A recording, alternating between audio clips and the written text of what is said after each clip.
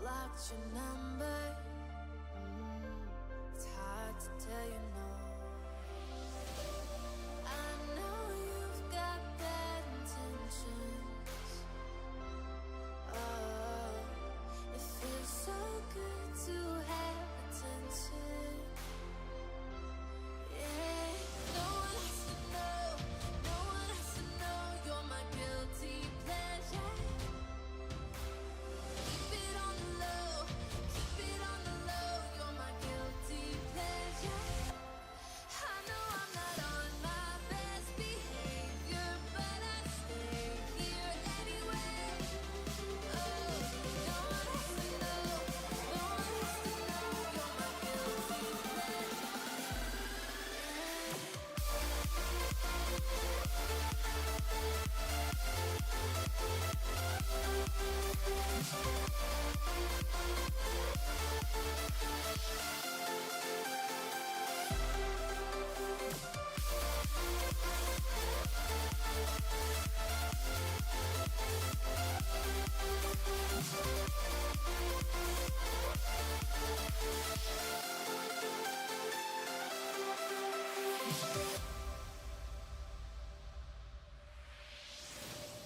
You're the seduction. I finally reached a point. I'm the dysfunction. Just trying to fill a void. I know you've got bad intentions. Give me a sec, boys and girls. Got to send a quick message. Very important stuff.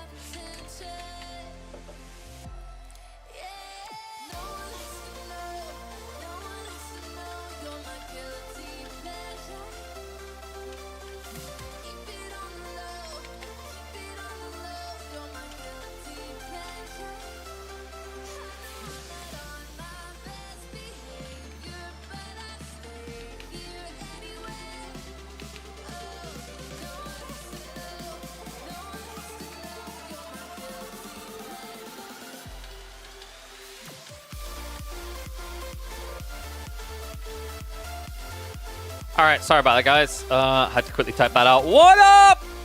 Happy Monday. Hopefully you all are having a good, fine beginning to the week. If not, hopefully this makes it a little bit better. We are back with more tourney games. That's right, round of 16s underway. Some of them live, some of them from recordings, but who cares? You're seeing them here first, or you should see them here first. This should be your marked place to go, really. But we are going to have some live series as well. So we're opening up with Krakity versus Killjadi. And then after that, we have Vortex versus Miyamaika starting in T-minus an hour and 25 minutes. So we better get into this series ASAP. In fact, I'm going to start my game up already. Have a look at the brackets. You can see how the round of 32s went. These are our round of 16 participants. Piper versus Scatterbrain, Krakity versus Killjadi, Louis MT versus Mahodo. Mahodo, of course, able to take down Voldemort 2-1 in a dirty fashion. Oh, that Byzantine game. Still need a shower after that. Anasan going up against Elyona, Wham against Core, Dumi versus Cat, Vortex versus Miyamaika, and finally B versus Sassy. Be careful when checking the brackets. Some of those series would have already resolved, but with the potential option for us to cover them live here, I didn't want you guys to have to worry about, oh my god, I already know the outcome of that. So, we'll see how the day goes. I imagine we're probably going to be looking at 5, maybe 6 series. Probably like a 5 to 6 hour stream. But let me get the details up. So, Krakity versus Killjadi. Interesting draft, actually. French really starting to come through more and more as a pick at the moment. How's your tech conference? Did you seal the next big deal? I mean, dude, like, I host the tech conference. It's not me going to a tech conference and making loads of money from selling the earpod. Wait, no, sorry, the earphone. Yep, I don't know why no one's ever used that name, actually. It went all right, though. You know, it was pretty much as intended. I mean, you would have seen me afterwards anyway. It was on Friday. Last day was Friday, so I think they were happy. I need to remember to send my invoices, though. Oops. We'll do that at some point. But for now, we focus on the games. Let me open up Killjadi's data. Opening map, of course, is always going to be Himiyama. Remember, that is the home map for the week. Every single series will begin with Himiyama. And it looks like we've got a lot of Scarguard coming through. It's quite funny, actually, just how much Scarguard is getting picked. So, I mean, clearly that map is intriguing and desirable, considering how often it is coming up. So, opening map on Himiyama, we're actually going to have Ayyubids versus English. I thought maybe we'd see French out of Krakity. Kind of intriguing he went the Ayyubids route here. Was he suspecting English, or was he maybe more worried about something like, what, HRE you could flex to this map? We know Killjadi loves Mongols. Mongols probably makes a decent amount of sense here. Not a crazy amount, but like there's no dominant map where it'd be like checkmate, maybe Lipany. But I imagine that's going to be Abassids for Killjadi, considering how many berries there are on that map. Anyway, let's get underway. We got no time to waste. We've got a schedule to keep to. Oh, by the way, actually, before we begin, one more reminder, guys. We are pushing for renewal, as they are also pushing for renewal with Protein Works for 2025. If you guys have liked these products, you have been thinking about them, whatever, I want to know. Like, do you guys like these products? What have you been ordering? What has been slapping for you? And are you going to be reordering? Because we have deals going on right now. Black Friday deals running up to the end of the month. Now is the time to start spending, folks, as the final days of that closes in. And that will be when we know roughly whether we're going to see a renewal again. I, by the way, am swigging the chocolate bueno today. Very chocolate milkshakey. All right.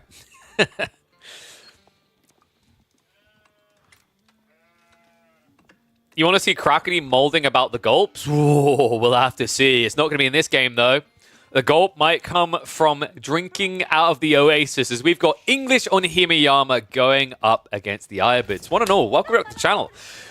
Himiyama, of course, our opening map, and this one looking a bit more flush with trees compared to the last ones. I actually kind of like this improved version of Himiyama Central, where you don't have to worry about just getting ruined by the spawn. Like, let me know in the chat, have you had those games where you're like, I'm going to make a fishing play, and you go to place a dock, and there's just a huge tree line in the way? This pond style doesn't do that. Admittedly, I would like to see the pump be a little bit bigger in general because I think it loses some of its character, but at least it's still one of the RNG components. So yeah, Killjadi, kind of infamous for his English, right? We've seen him play this Civ so much historically. I feel like in competitive, it's his gravitate go-to by default. Ayyubids a kind of interesting one here coming out from Crackety. I'm wondering what route he wants to go here. Is this going to be kind of aggression in the feudal age? Can you actually get away with that? He has got a decent spawn for gathering berries behind his base, but obviously on a map like this against English, it's very hard to get that online. English are quite oppressive on Himiyama, folks. Step one is the fact that they're able to go for the fish and you can't, because if you go for the fish, you're going to get shortbird in the face. Step two that makes them very dominant here is the play into lombos while circling your base. The tree lines are not thick, which means English lombos, if they get in position, they will just circle around your base, denying resources consistently. It's not as good as, say, HRE are on this map, and I actually think Japanese Yumi have some viability there as well. But the lombos, of course, have the oppressive element of being more dominant per unit compared to those other two. At the sacrifice of movement speed. So, House of Wisdom, almost the moment of truth. I mean, this has to be Growth Wing, right? Because if it's Growth, then you can go for a fast castle if you see your opponent's being greedy and trying to play 2 TC, or you can play Present in the Age with a comparable economy, even though he's got the fishing going on right now, right? So, other side of it, like, what's the spawn looking like? Killjadi got a back goal, stone. Okay, mate, this is a delicious tree line. I mean, this is the type of tree line you wish you probably had if you were against lombos, because you can kind of munch in a little bit and hide yourself there for longer. But Killjadi, the one getting the beneficial outlier here. And then the council hall in the center of the map. Okay, it's been a hot second since we've seen this. This is very dangerous, guys. There's a reason why players stop doing Fort Council Halls, and do you know why? Come on, take some guesses in chat. While you take the guesses, we'll confirm it's... Oh, God, it's spreading. I mean, first the Canadians, now we've got the Crackety boy joining in. Everyone's joining in.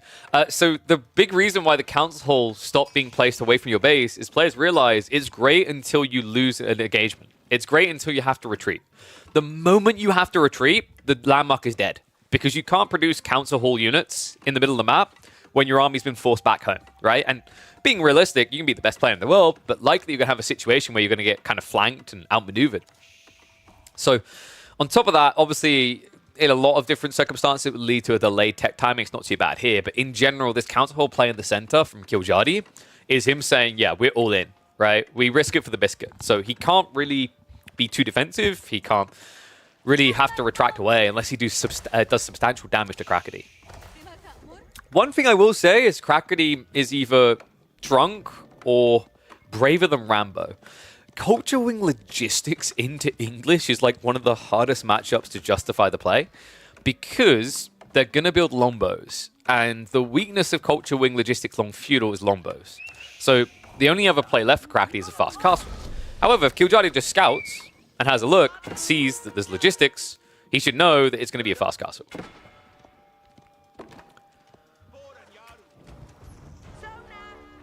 So, Scout reveals what's happening in the center for Crackety.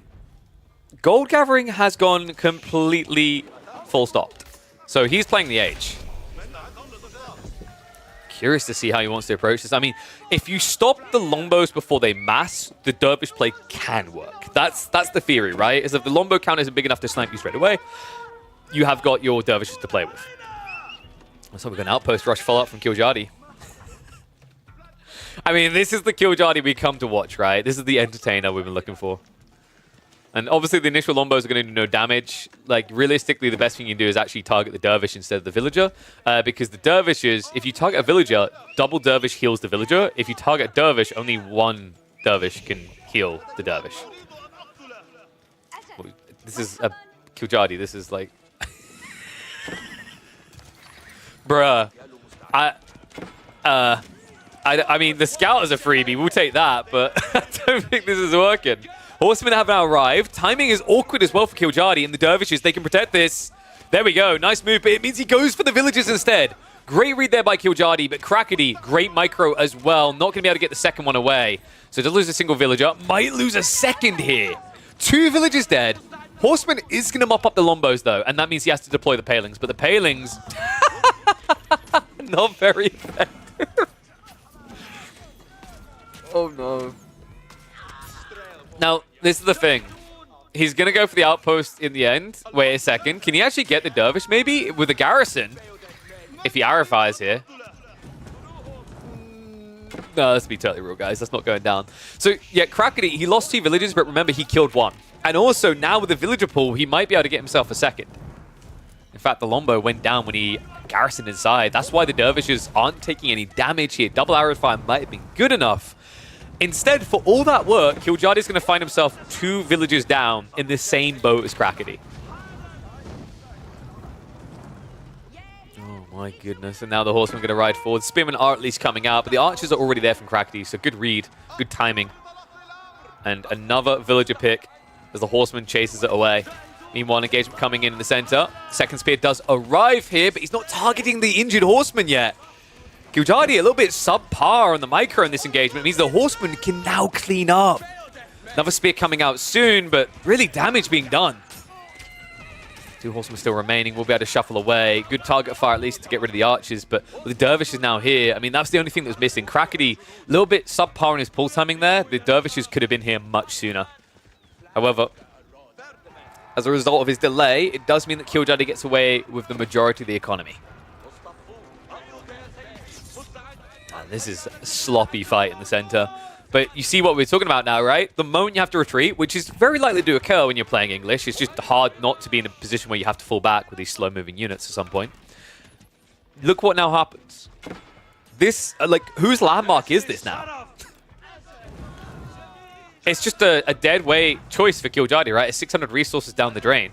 You might as well have had an army of kings at home or the council hall at home where you could actually fall back and build more longbos. So Kiljadi now has to add in archery ranges. So the whole point of this landmark is completely removed.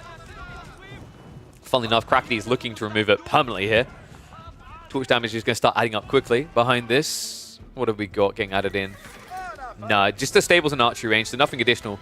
We might see Crackety transition for castle though. Yeah, 7 villagers on the gold confirms that. He's already got half the food required.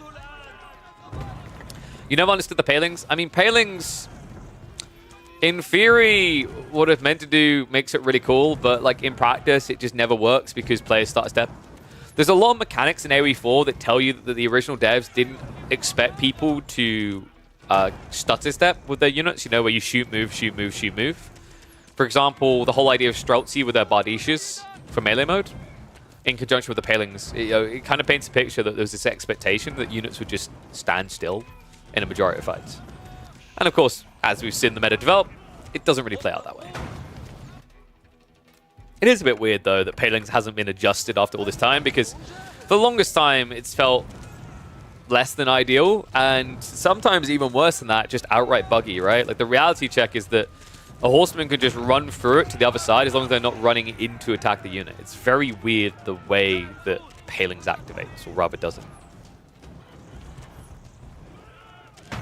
Council Hall's now going to be torched off the racks. Behind this, Kiljadi. Is he going to have to play the Age? I mean, his gold is really far out there, so I feel like there's going to be some pressure coming in. The problem here as well is, like, Crackety has a decent number of horsemen. If Kiljadi tries to rush Age up, he's going to die. So Crackety now gets to pull the trigger, while Kiljadi is stuck in the old school lands of feudal. Nothing to really call his own, right? Like, he hasn't benefited from this play. Man, great read by Crackety. We talked about like the Dervish play. Long feudal is really bad, but this is the difference, right? If Kiljadi hadn't built the council in the center, these Dervishes would eventually have to fall back home and wait for castle. They wouldn't be able to heal, right? Because Kiljadi would be up to 10, 12, 15 lombos, at which point these Dervishes just melt. But because Kiljadi decided to be insanely greedy with his council hall placement, this is the result. Maybe if the palings had a 360 of archers, then we have a conversation. I mean, what, like 360 palings on themselves, but then they don't have really a counter. Then it's kind of moot because then the only counter is actually using range units, which makes lombos OP. Maybe if palings was just like...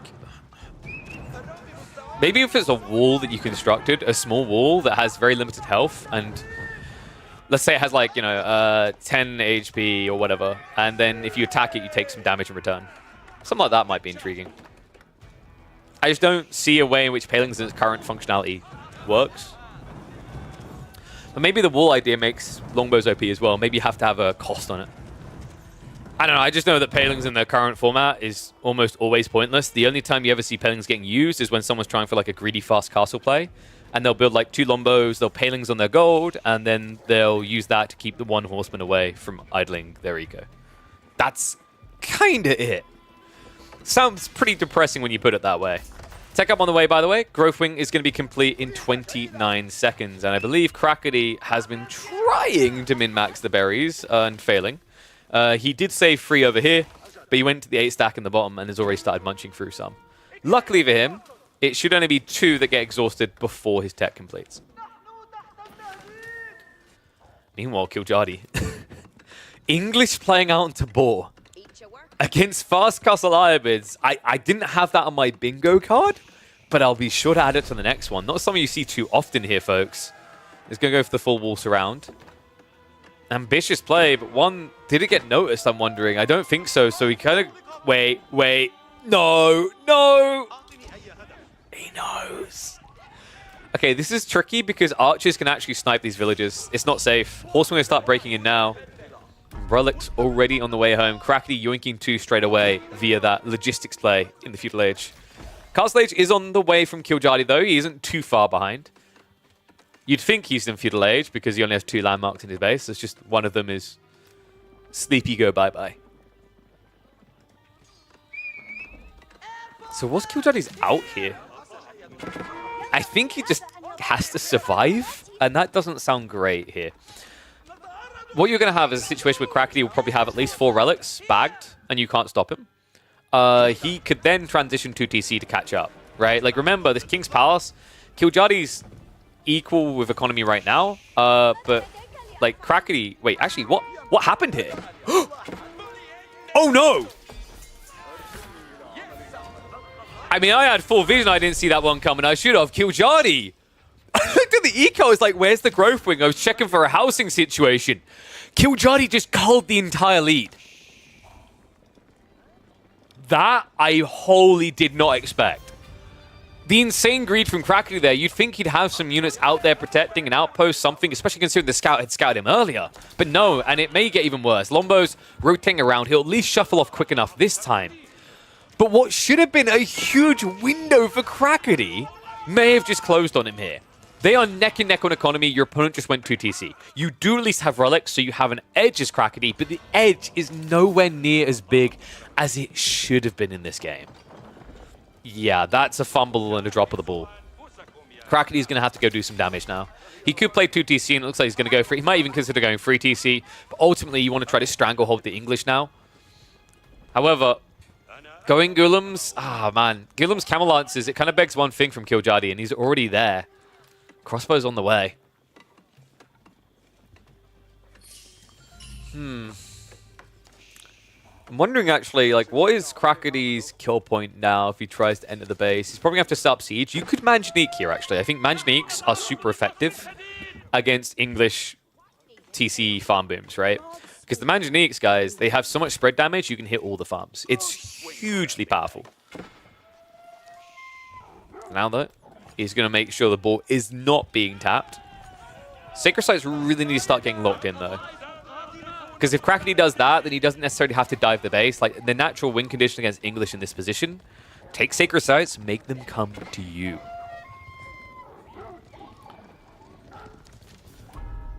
There we go. Capture on the south side underway. North side needs to be leaned into, and it should be now that the 5th relic has been dropped off. There you go. Officially, 5 relics and a second TC, so Crackety not going to fall far behind here. He does have to kind of lean on the timing here, though, because remember, his food will eventually exhaust, so he'll need either a farm transition down the line, or need to do some damage now. I'm a bigger fan of the latter. Just you don't want to dive too deep against English. We've seen how obnoxious that attack speed buff can be when defending in their base. A bit of poke coming in. Gold is going to get blocked out. That's important, actually. Killjadi, remember, he has got reserves, but Crackety doesn't know that. So he sees crossbows. He assumes it's a good pressure point. He's going to have to leave, though. More Gulam's being pumped. I think Crackety at this stage actually just needs a bulk of archers. It doesn't really feel good to build archers that often in Castle. This might be the situation that begs for it, though. Either that, or you have to go for the Manjaniques. Looks like instead Kiljadi is going to get the space to start walling up. Wow, I've never seen an English player do this before. What a unique strategy from the English. Don't you all love when English... No, I'm going to stop. This is pretty much the bread and butter of so many English games that I watch these days. Attempted pressure into walling yourself in. Third TC now from Krakeny. So he says, okay, if you're not going to come out, I'm just going to outboom you. I mean, Ayyubids are decent, actually, in the late game, guys. I mean, Imperial Age, this is the thing. While other civs got nerfed dramatically with the university techs, some that did not get touched, which is a percentile scaler for Ayu, is the Mamluk's Bravery, right? That gives the 20% damage buff when you kill units. So really impactful in that late game. Always has been, really, for Ayyubids with hand cannoneers and Gulums. Even more so now when you consider that, you know, other civs don't have, for example, chemistry to mirror you out. Of course, Gulums. Much more chunky than the Men-at-Arms anyway. Then again, I don't really know how many Gulums you want to build here. Like, your opponent has built crossbows, he can go Men-at-Arms. I'm a little bit perplexed by the Gulum choice, actually. Because I'm trying to think if there's a worse civ to build Gulums against. I feel like English is quite high up there. Sure, it's not a knight civ too often these days, right? Not since the nerfs, people are moving back towards infantry comps and static play. But the static play usually leans itself around Gulum counters, right? You've got the crossbows, but then also the Men-at-Arms of English get the double extra armor. That's huge. Remember, because Gulums, they have the double strike, so they benefit more against units that have no armor. Well, TikTok goes the clock. Kiljadi is going to have to come out soon, which is why he's now prepping the Men-at-Arms. Countdown is at about 8 minutes. Outposts are going up, so we are going to get some sprinkled emplacements. A pretty smart call here. And a siege workshop next to one of these sacred sites too. All right, what do you think, guys? Ones if you think Kiljadi is going to win this game. Twos if you think Krakeny is.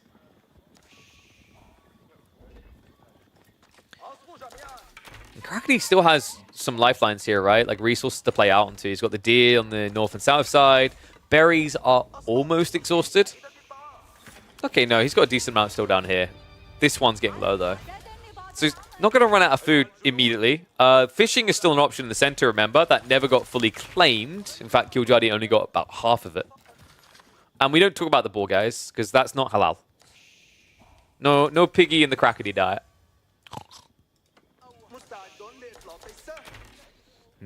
So we've got a balance of ones and twos here. That's what I like to see. I mean, the game is kind of still a coin flip in some ways, in that, like, Krakeny has an edge, right? But we've seen what English can do when they get to hunker down like this. I think this is heading towards an Ayyubid win, though. I'd say it's like 65-35 right now. Kiljadi needs to make a move. He's running out of time fast, and the closer he waits until the end, the more risk he has that he runs into the wrong comp and just gets demolished straight away. In fact, every single 20 seconds that pass, that percentage moves up. Actually, maybe every 15 seconds. I'm wondering, though, is Kiljadi trying to move up in age or something? I'm glad he's adding in more production. I don't think you can age up here. It doesn't really save you. You don't really have the economy to justify it quick enough. This looks really awkward for him. I mean, he has at least got the second gold reserve, right? So he will be able to mass an army safely. But he's behind on the count. Krakeny is dominating there. And sure, a lot of these are archers, but guys, archers are perfect against these crossbows. Age 4, who's stronger? I think Ayu have a pretty cool potency about them. English farms can't be denied, though, right? Very powerful. It really comes down to the order that you do your wings. In this game, with Desert Raiders left over, Desert Raiders are kind of cumbersome against English, I find, often. Maybe if you do something creative like Ayyubids. Ayyubids would be sick. Ayyubids with mass Gulums could maybe be justifiable. Hand Cannoneers getting the 20% extra health. I think that would give the Ayyubids an edge here, especially when you consider that Krakeny has most of the gold access. So if this does go into Imp somehow, if Kiljadi somehow gets a decap, I think there's a good shot that Ayyubids just still take it. Especially considering the trade is feasible here, right? It's not like you getting into Imperial, this is a map with no trade, so you have farms with English and just win. Your opponent would have a backup plan to get gold. No keep drop coming in on the south side. A little bit intriguing that Krakeny has stationed his army here. But as long as he keeps eyeballs on, which he's doing right now with these outpost drops on the flanks, he can see the attack coming, if it's going to happen. Yeah, this is really smart, guys. I mean, it's a coin flip which way your opponent's going to go, right?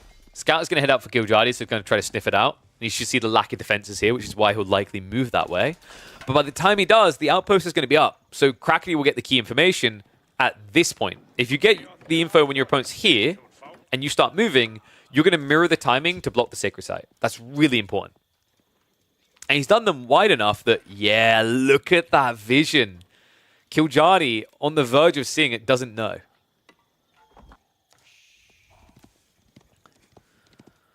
4.5 minutes to go. I mean, this is looking pretty done. I don't feel like Killjardy has moved with enough urgency. English players, right, when things don't go well, they fall back to the classic, which is just hunker down and wait and wait and wait. But I feel like those days are starting to disappear a bit. It can still happen with the right map, but players have gotten a lot better at punishing that by going for Sacred Sites earlier. And here we go, the villager pool. Killjardy is going to be heading north side. Get scouted early. He has got villagers on the way, so it's going to be a keep drop attempt right next to Crackety's. Villagers need to shuffle around the side, though. This is going to be a slog. Military mass is about even. Crackety does have the clear eco lead, though. We'll be able to torch down that outpost, so another weird backstab's coming. We'll be able to gather the stone afterwards, which would allow him to get another keep drop. But the dive comes in. Camel Lance is on the way. Killjardy spent a little bit too much time on the outpost there. And right now, Crackety can start burning this. Doesn't even attempt it, though. Just goes for the clash. Mangoes are on the way for Crackety here. Keep has to be cancelled. Killjardy, he just opened the way. Villagers are actually on the front line right now. What is going on here? Killjardy, an unideal shuffle, cost him about 10 villies. And now he's starting to fall behind. 79 to 115. Crackety has to back up a little bit, though. Those men-at-arms a bit too formidable as the front line. Crossbow count not looking good enough, but the Sacred Site timer is under 3 minutes here. Crackety, a little bit too focused on the fight. He needs to start getting his farm set up so he has that late-game economy. However, Killjardy, most of his military force, his front line has been reduced, which means he doesn't have anything to stand on this Sacred Site and survive. Damn.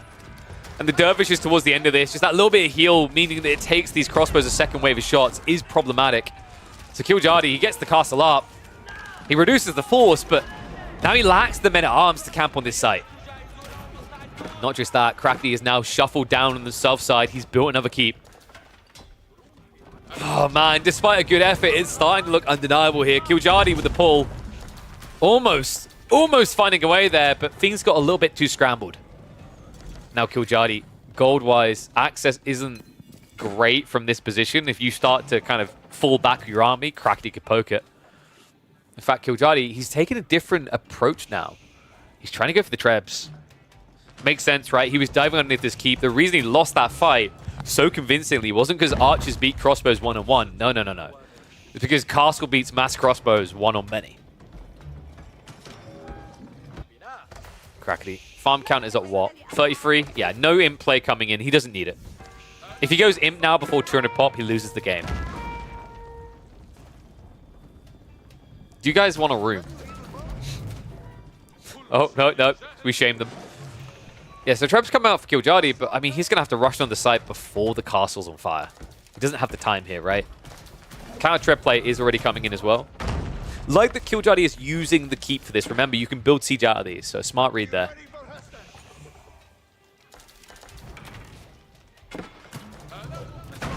What could Killjardy have done different in this game? I mean, step one would be don't build your council in the center of the map.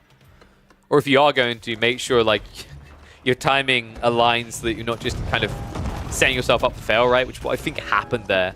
The Spinman transition came in way too late. But outside that, maybe just go for a few knights and try to raid. After you wall yourself in, it makes sense, right? Because you need to chip damage. If you don't, you're just behind on economy. It's just a good read by Crackety. When he was ahead, he just got more ahead. Classic in RTSs. You don't get much more ahead than this. Sacred Site victory imminent. Killjardy is going to have to pull the troops. The last Ura onto the site. Crackety, he doesn't have that much of a front line, but he's backline heavy this time. Realizes he doesn't need it. Killjardy's the one who has to pile onto a site. Moves in. Keep being brought low. Bullin always going to chuck a bunch of damage into this though. The Mangonel shooting out. The villagers are repairing quick enough that a second flurry of the oil is going to come through here. Burn damage definitely adding up. Frontline is starting to fail Crackety a bit, but not enough. Killjadi has simply lost too much here. Game 1 will be going to Crackety. Looking to make it a repeat of the first week when he upset Killjadi there. The question now is, can he do it in the rest of the series? What do you think, guys? Are we going to get a Crackety win overall? Or does it end up being a Killjadi one? And what would you have done? Would you have been as ballsy to have done what Killjadi did with the council in the center? Have you tried this recently in your games and did it work? Let me know in the comments down below, and I'll catch you all in the next chapter. Oof. Yeah, quite decisive game 1 in the end. I don't know if that actually is uploadable, maybe. I mean, the beginning of that felt uploadable. The later part of the game, less so. I don't know, I think the problem there is Killjadi literally after like losing the opening just fell back to the classic I hope he makes a mistake strategy, you know? Like that's kind of how that felt. So put the civs up. Ayyu versus English, a win for the left. And then we'll get ready for game number 2.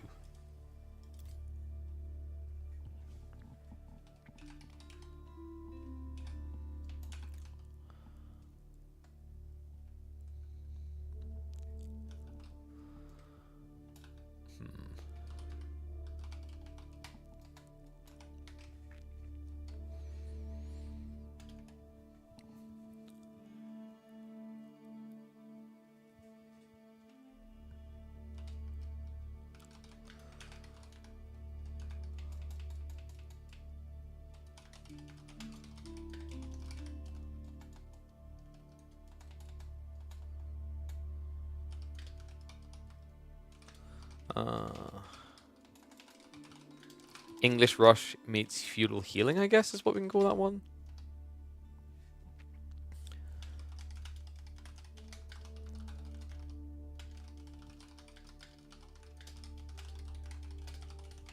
Alright, there we go. So, let's see. Where are we going to go for game number 2?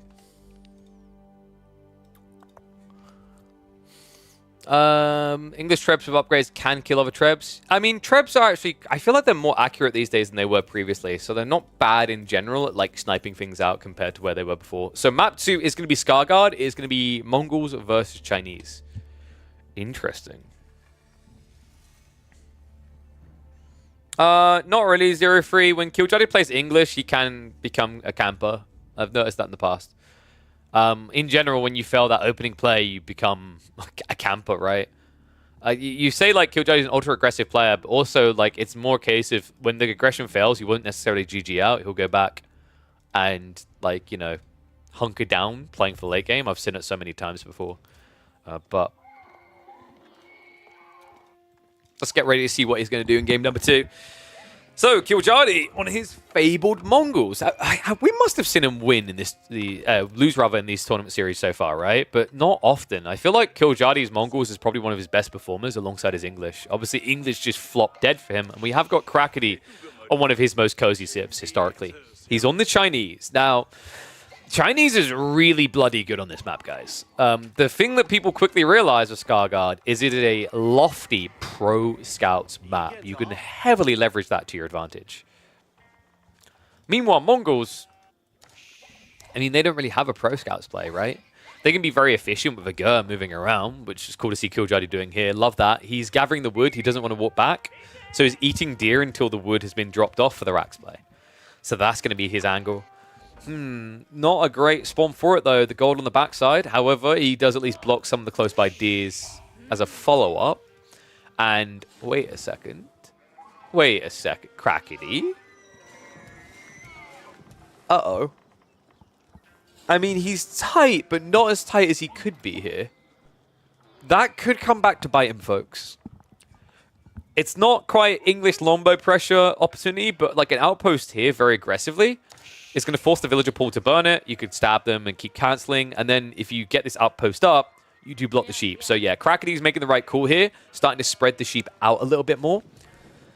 What he's doing this for, by the way, the reason why he's not building this closer, or rather why he's not bringing the sheep closer, is because he doesn't want to risk a drop-off on the TC.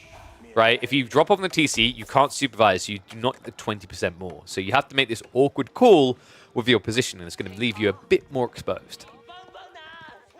Upside, spears have come out. Krakeny should be happy with that, actually. Just delaying the spears a little bit with the scout is really important to try and deny that timing. And damn right we're here for the content. Whoop, whoop. Falcon already coming through, so everything's seen for Killjardy. He doesn't know about the gold yet, folks. I wonder if he gets tempted by the wood instead. I mean, it's double tree line. If you outpost here, Killjardy just strangleholds Krakeny, right? But the gold should be more obvious, and he did just scout that. What do you think, guys? Are we going to get a game 3 with this type of spawn? 1s, if you think Krakeny's going to dunk it in 2. 2s, if you think we're going game 3. It's very early, but it's all about reading the map, reading the positioning, and he's going for the wood denial. Racks being built by Krakeny, though. Now, this is the thing, guys. The Mongols usually lose this matchup because of this play.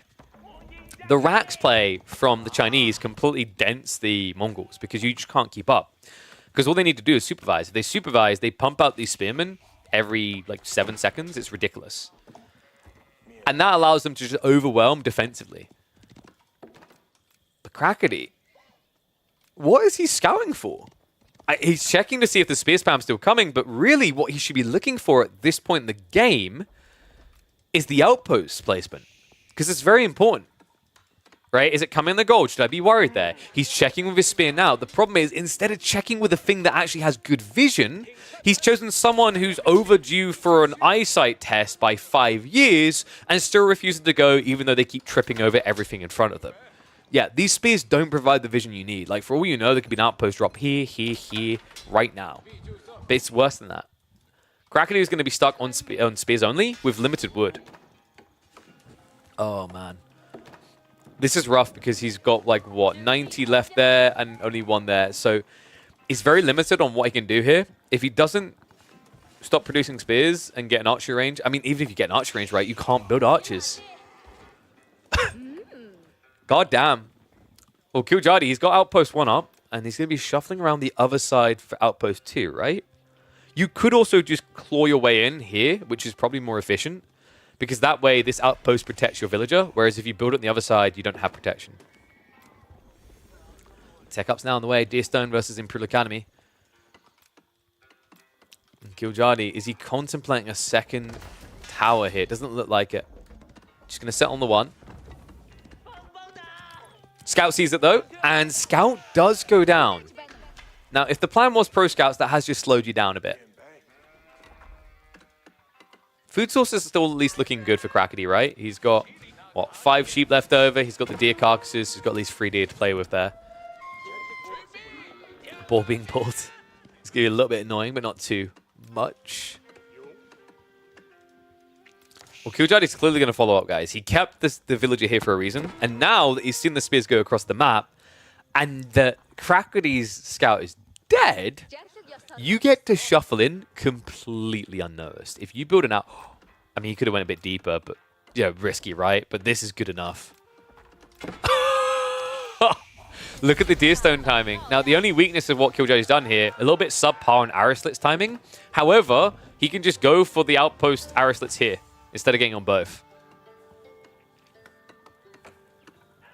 Deerstone about to complete. Krakeny, in the meantime, is going to pressure onto the Uvu. Killjardy did prep more spears at home, though. Outpost is half complete. Are you kidding me? He still doesn't know.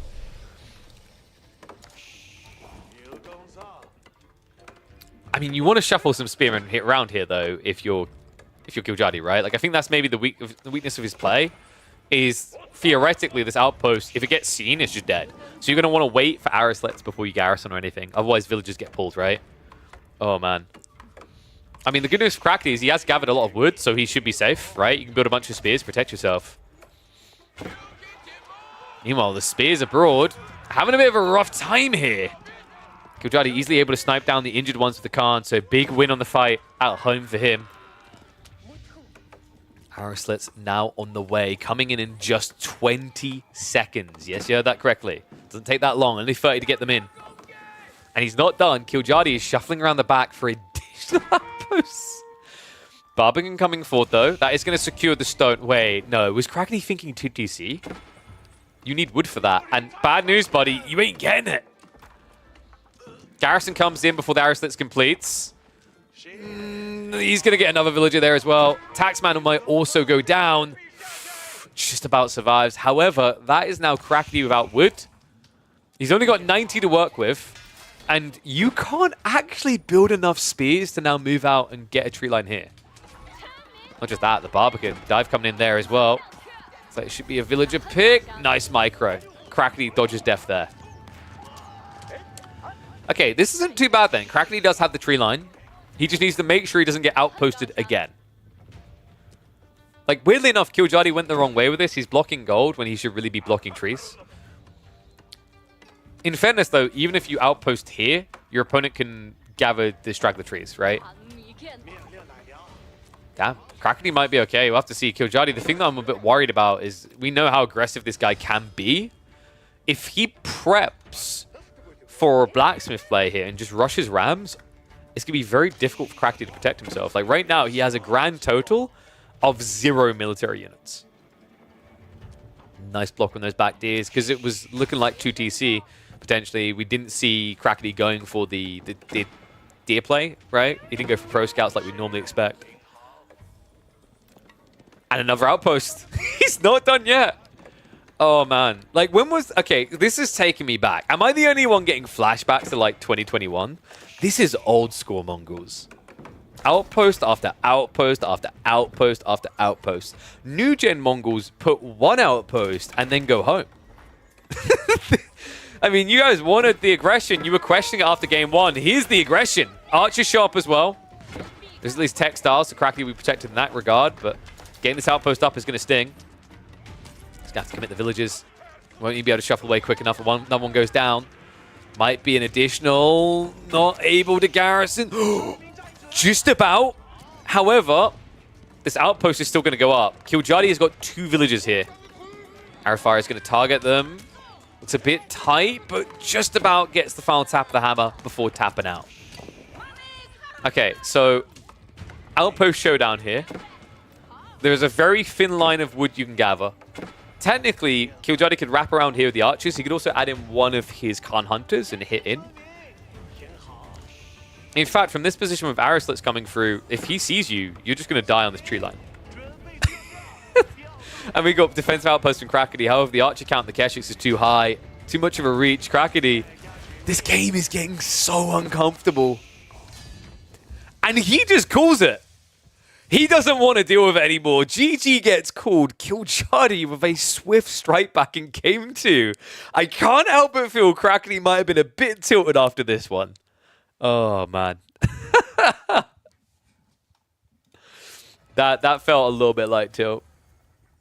That reminded me of the BC versus Krakeny game, where apparently BC was just like, I can't be arsed, it's not worth it. And then you just GG'd, right? Not tilt, I just screwed up a big way. Yeah. Well, in what regard? What would you say was the biggest screw up? I'm curious. Did it feel like one of those, it's not worth the effort it would be to try and like get out of this position type feeling as well? Because it kind of looked like one of those, it's really not worth the crawl out of hell. Sent spears forward, true. I think the bigger issue is your scout timing. Oh, you kept rallying Vils. Oh, I didn't see that. Okay, yeah. I think that for me, one of the big things I noticed was it was a bit questionable. Like, I get why you kept your scout on the enemy side to see what they were doing. But the weird thing about Scarguard is it has a very different flow to other maps with your scouting, right? Like, normally you'd be bringing sheep home, so you would have seen the outpost play. But... Oh, you never played it before? Oh, that's right. You sat it out. So, Krakeny, you know what I just heard there? The importance of rendering a map before hopping into a tournament series. Yeah. Oh, for fuck, Krakeny, Jesus Christ. Yeah, there's only 5 sheep per player on that map. There is 74 deer in total, if you include the ones underneath people's TCs.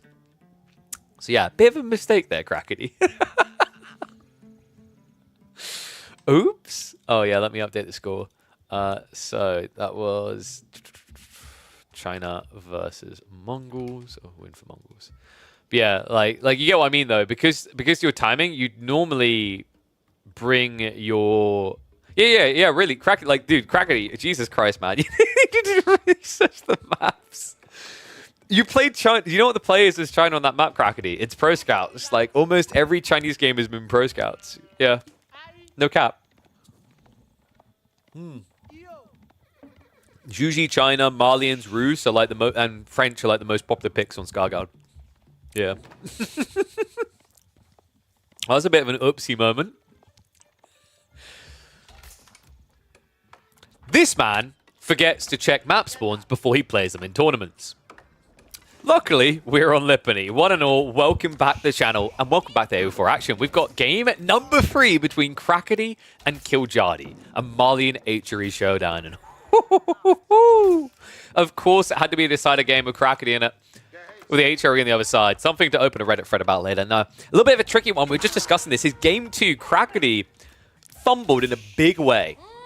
He didn't check the map beforehand, so found himself at the mercy of KillerPigeon's Mongols. Maybe he has a better shot here with Malians. We'll have to see. Malians definitely a very frustrating civ, capable of some big things, but it's always hard to bank against the HRE. Look at the spawn. I mean, people saying not the worst spawn. Debatable. You don't really have any safe retracted gold, and if this is a Rax opening, which we can see it is from KillerPigeon, all he has to do is camp here. Yeah, this is pretty brutal, actually. I think overall, Crackety's ideal situation is 1 gold here, 1 gold here, opposite sides of his base, right? We've been seeing a lot of HRE just dumping on Malians at the moment because this feudal Dark Age rather opening. You just open with spears, you follow up with archers, your opponent doesn't have the gold to start massing javelins, and your better economy with the Archon allows you to dominate them. We'll see if KillerPigeon wants to do something frisky like a Mindwork play. I'm not really expecting out of him here. In fact, just realized, let's hit the 2 times on this slight opening so we get a little bit deeper into the game. Outside that, I mean, spawn looking pretty decent for KillerPigeon. He's got the big tree line with the berries. That's nice. You can get the double buff. You can even look to shove these deer past the tree line afterwards.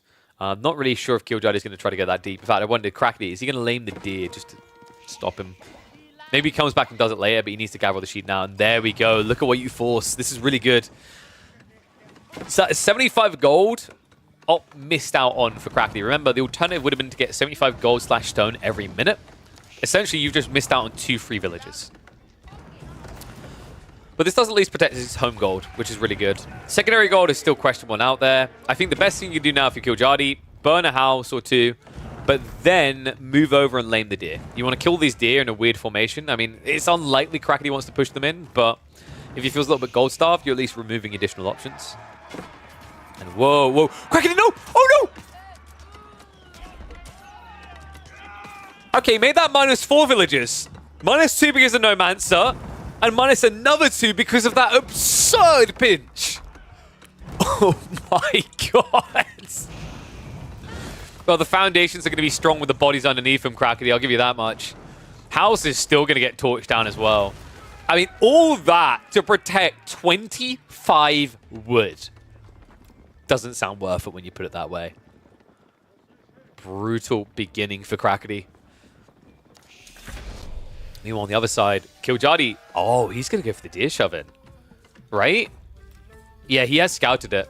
So his scout should be coming home eventually. Shove this in. You get the deer gathering rate buff. You got double tree line buff. This is incredible.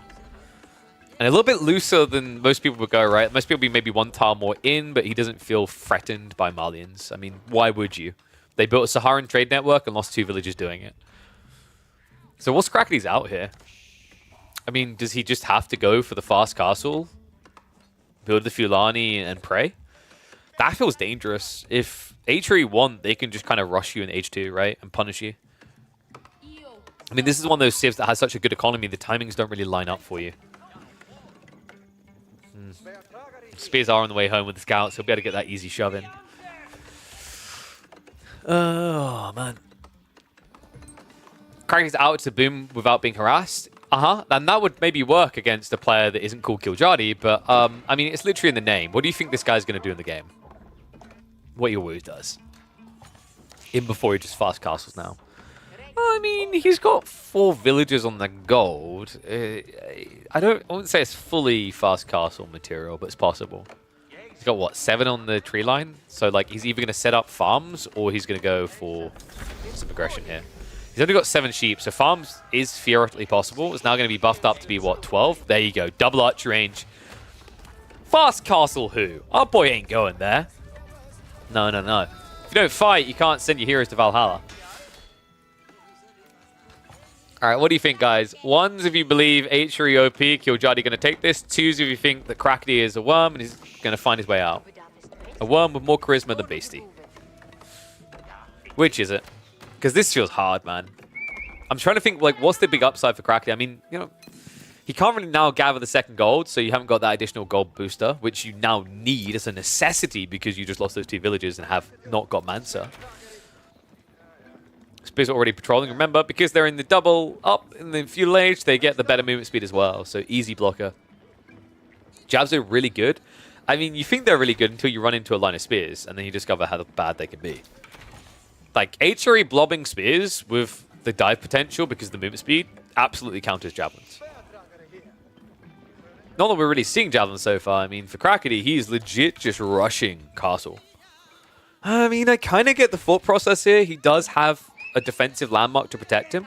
Javelin placement's pretty good, especially against diving archers. However, if Killjadi just reads this and gets a blacksmith ready, he could be going in for a ram timing to delete all this.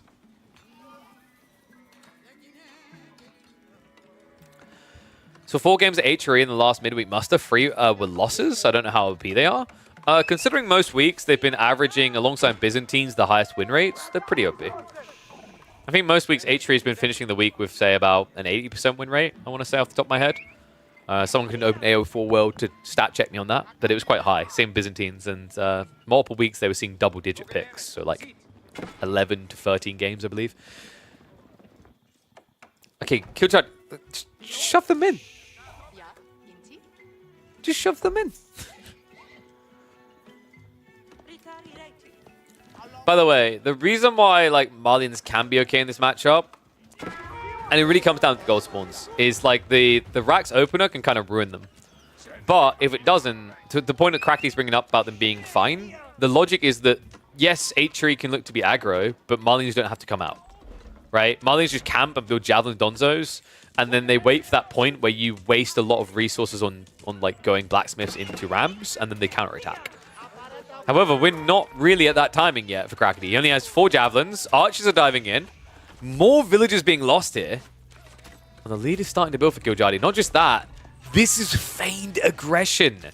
Behind this, he's going Castle Age. Gets another villager pick on top of it. Absolute jackpot for him. And Krakody...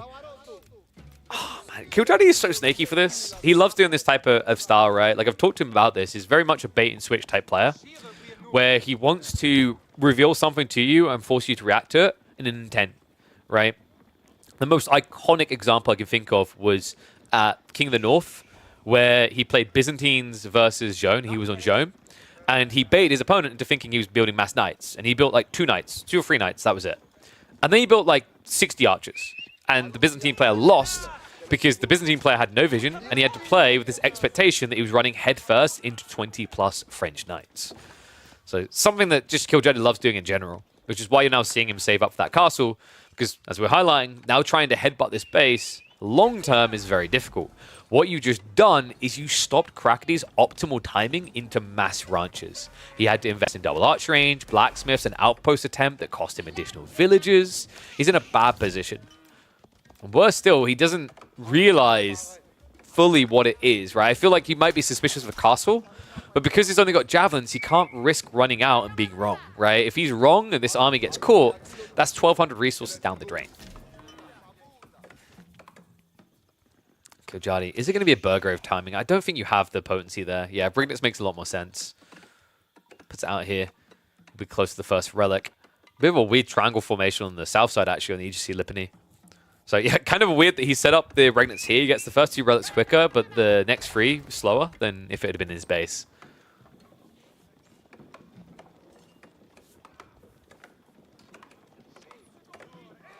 Are you guys talking about the Javelineer thing, where you can list it? I mean, so I can give my insights on why we didn't ban this. We didn't ban it because we thought it'd be very hard to police in like a genuine fashion. And what I mean by that is like, it is not an elegant, like it's not complicated exploit, right? It's not complicated like bug where you have to replicate it, do like 12 different actions. You could be like coming through and just accidentally thumb X, and that could be it. You could have done it, built Javelineers. So then what happens, right? Like you're a mile ahead, but then you need to remake or something like that. And it just didn't feel right to enforce that. I'd rather the devs just fix it. So the thing I said is, I mean, I'm not crazy about gentlemen's agreements, but if players want to have gentlemen's agreements, which considering like most of the top players know each other, they can come to that agreement. I think they can honor that agreement. That's on them. We weren't going to enforce it because we thought, especially with a rotating list of players each week, it was going to be far too hard and far too harsh to police. And just extra big work for like what is clearly a bug. I wouldn't go as far to call it like an outright exploit. It's a bug. It's a very easily clickable bug. It's high as a button. This is high level. Yeah, but like, dude, I mean, how many times have you in your life accidentally thumbed like C, like X when you went to press C or something like that, or Z or whatever, right? Like whatever someone's key bindings are, it could happen. That's the reality check of it. Like, here you go. Here's a perfect example, actually, within Malians. If I'm playing, like, H2 and I'm building Mustafadi, a situation where I'm building Mustafadi and Javelins, whatever the situation is, let's say it happens. I could press this to go local knowledge and accidentally have, like, tabbed into my, like, archery range. Like, there are examples where this can occur. Trust me, as someone who, like, plays FPS at a very high level, and I play things like Apex Legends and Call of Duty, right, where you slide a lot, I had to unbind the Windows key when I was in-game because of how often I'd thumb that or I'd like pinky that instead of control. Fat finger it, cancel it. Dude, it's 10 seconds, you might not notice. Like, be real about this, dude. So, tech up on the way. It's not a full... I'm not going to make that joke again. Fulani. But we are talking about 2 relics already soon to be home for Kiljadi. He's 5 villages ahead. Krakeny needs to start applying some pressure, and he needs to do it fast.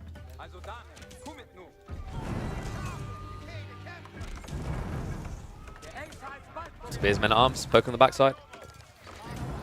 Okay, and now you're just like flaming people for having weird hotkeys. Like legit, Krakeny. Like, trust me, it's... I'm not... Let's put it this way. If I was in a confident position where every player could do the simple thing of scheduling their games on time and not having to be pestered by my admin about 5 times a week, maybe I would have been like, we enforce this as well. We're not at that point yet with Midweek Master, so I didn't enforce it. Warlord coming in. It's like it's at least going to be a deny on the south side. More products are shuffling down. I mean, he's at least got 2 relics already, so you should have a really good surge here. Horsemen are already on the way as well. We've got Sofas coming through, but it's Spearman plus Horseman. This is a really good comp for Kiljadi. It essentially counters everything Krakeny is currently doing.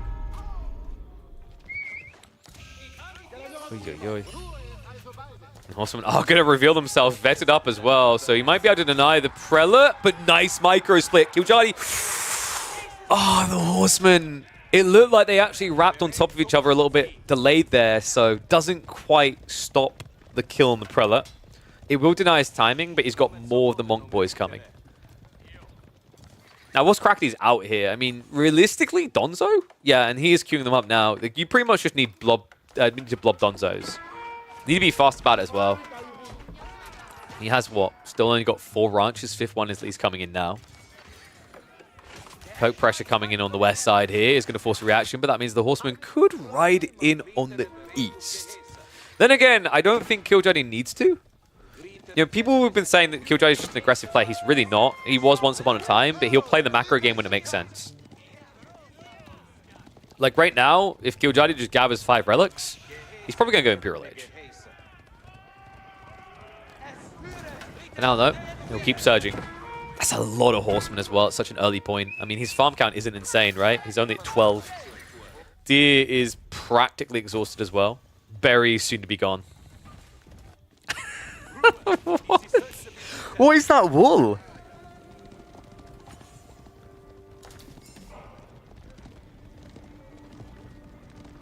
I mean, that is ambitious.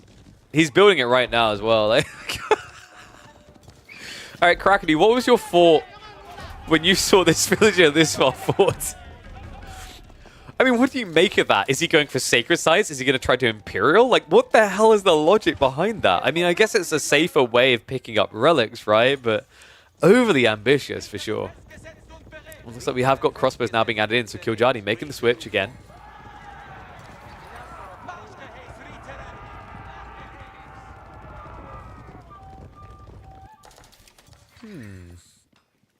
How does this one play out? I mean, Donzo's blobbing up. Donzo plus Sofa can actually brawl quite well. Just have to be very careful if the crossbow massing continues. I think Killjardy is going Imperial, though. Right? Like, it looks like he's stockpiling up. He's even going to the stone, which is usually an indication that you're getting ready to put cannon placements in. A few more spears and crossbows being added in for now, because we have got Sofas marching forward here.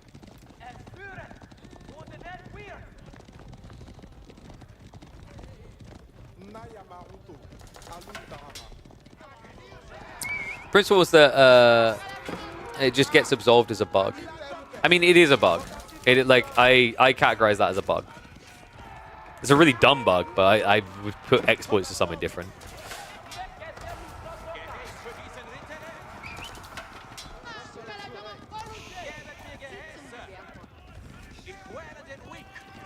We'll push come around the back for Sofas. And I think, by the way, like, the other reason me and Chum came to the decision that Malians, like, the Javelin thing wasn't going to, like, get you DQ'd if it got pressed.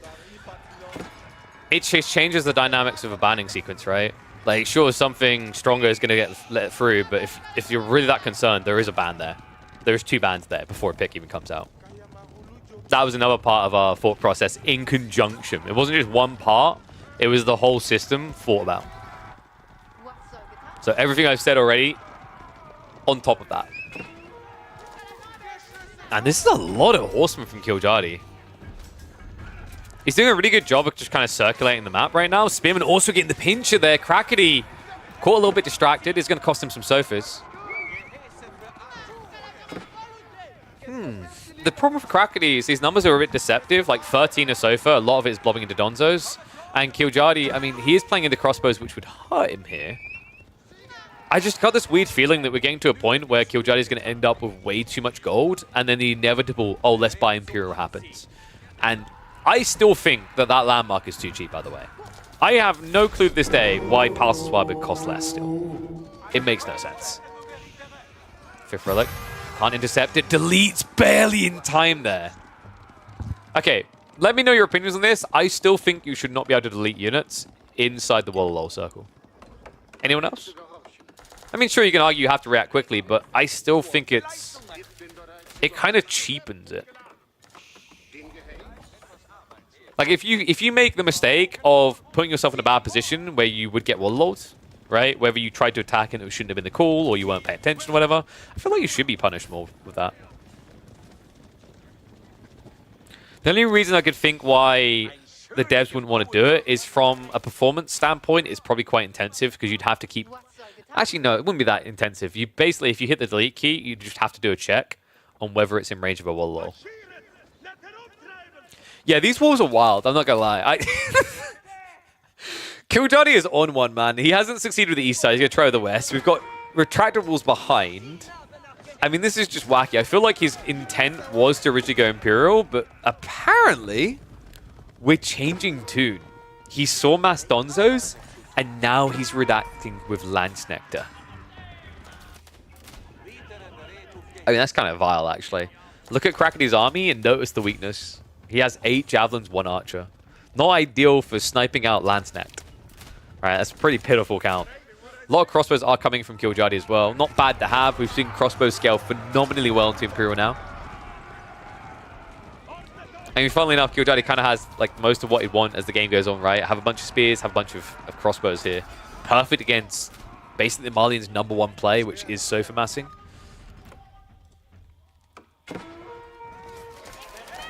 Sofa Race just not really able to do enough damage. I mean, marching drills is crazy sometimes, guys.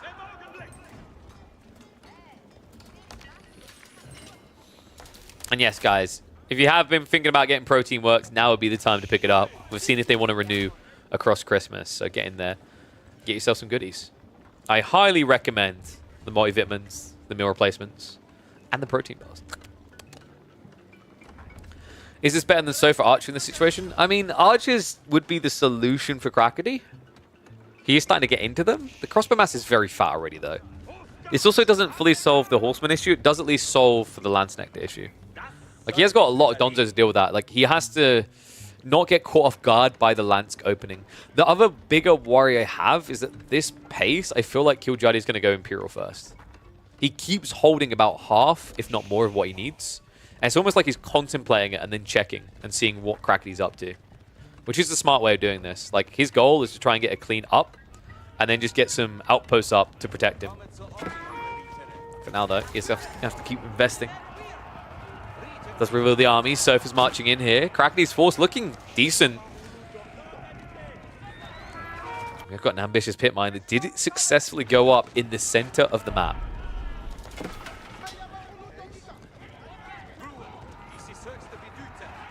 Killjadi is going to fall back. Smart choice here. He's got a mass crossbow advantage. He wants to play into choke points where he can't be surrounded by the melee.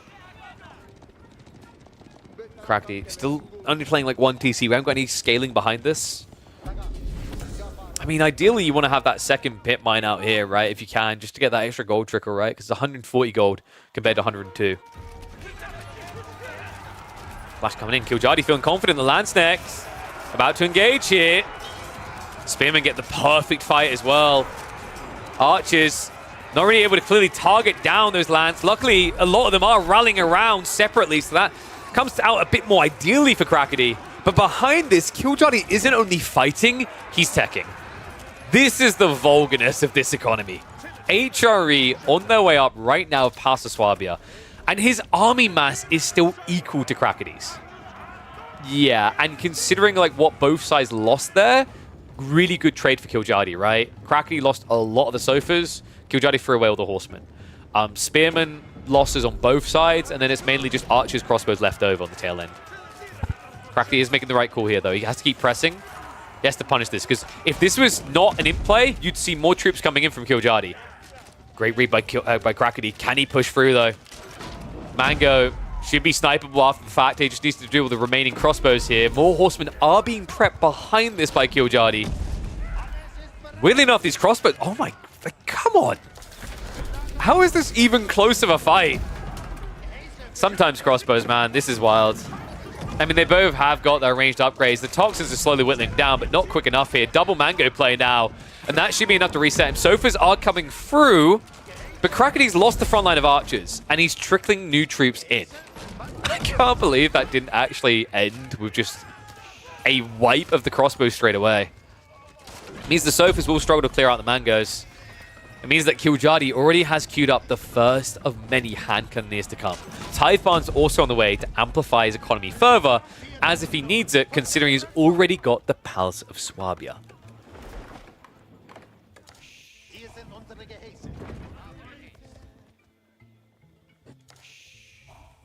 Well, Crackety has to play Age up now, right? I think his window of op is there if he wants to take it for like 2 more minutes, right? Because remember, the way you can try to kind of beat Palace of Swabia is at its inception before it has scaled a lead.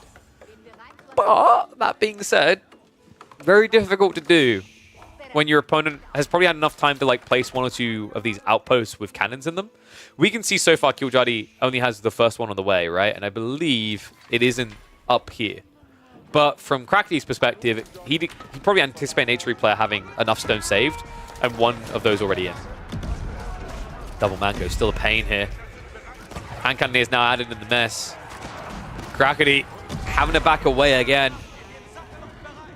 So you can try this like maybe 2 more times, and then it's too late, because then the eco lead's going to be too big. Crackety has got a lot of gold. I mean, theoretically, he could buy his way into Imperial quite quickly here. The worry is, like, do you feel like you're stronger than HRE there, right? So that's what he's got to decide.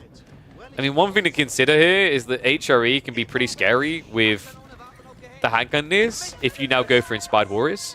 Inspired Warriors didn't get buffed, but hand cannoneers did, guys. They're at 38 damage now, so adding a 10% buff to their damage output, or sorry, 15%, is substantial.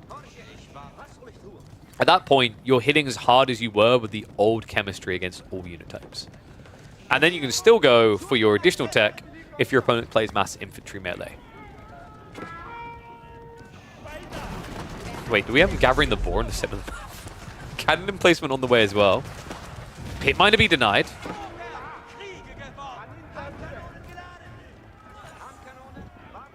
And I believe all gunners got the buff, to answer that question in chat. In fact, even gilded hand cannoneers received a damage buff. Dive coming to the base. Smart read here. It's going to force a retreat from Killjadi. A bit slow with the Mangoes in tow.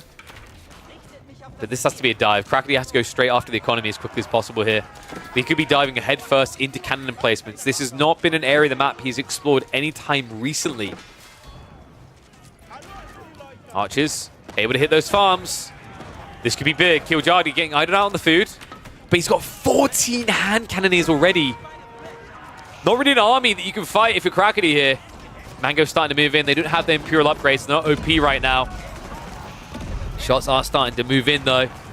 Hand cannoneers essentially frontline against the sofas. Starting to wipe through the forces. A second wave of horsemen are coming, and Crackety, he finds himself deep out of position here. A retreat is not going to be easy. Going to have a sprint on placement. Luckily, it's not a cannon. But villagers, not enough died here. I mean, he almost reduced him to equal count. He's going to try now with the gold here.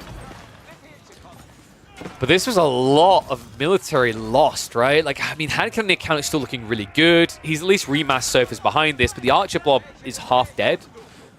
Crackety, we talked about the count of hits you have to try and make this work. I think he's realized he's reached his limit. Imperial Age is about to be on the way for the Malians. Is it gonna be the key? Of course, yeah. For the Huntress coming down. Bloody good secure as well, by the way.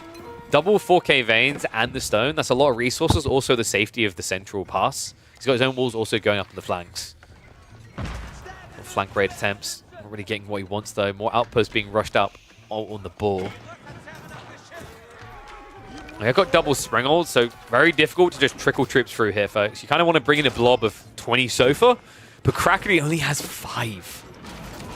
Now the backstab coming through as well. So that's going to be a wipe of the army. Crackety has no military left whatsoever. He needs time. And the worrisome part about this is now, when that tech up completes, Crackety's not going to get that time, right? Killjadi's not going to stand still. He's not going to wait. He already has 50 military, actually 60. He's going to plow forward. We might be looking at an abrupt curtains closed here.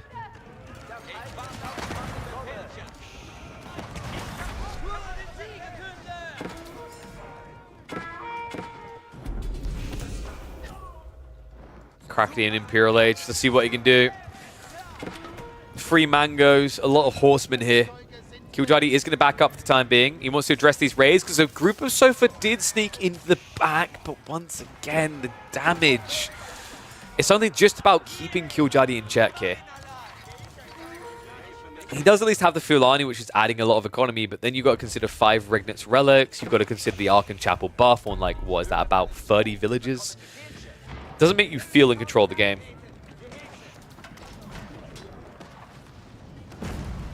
Denial on the big golds on the flank. We're kind of approaching a point where Killjadi could just zerg the horseman into the fort, the Huntress. There's no boiling oil there. But he's going to take a more strategic approach. No monkey noises needed in this one. We've got culverins on the way instead.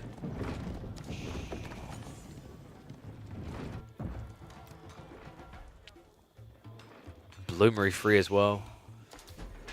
It's pretty much just getting every little bit of DPS you can, milking it for all it's worth here. Crackety, what are we saving for here? I guess the veterancy into elite techs is what he needs, yeah. And that's going to slow down his timing entirely, right? Sofa's only just got queued up again. Archers as well. And the culverins already begin the siege.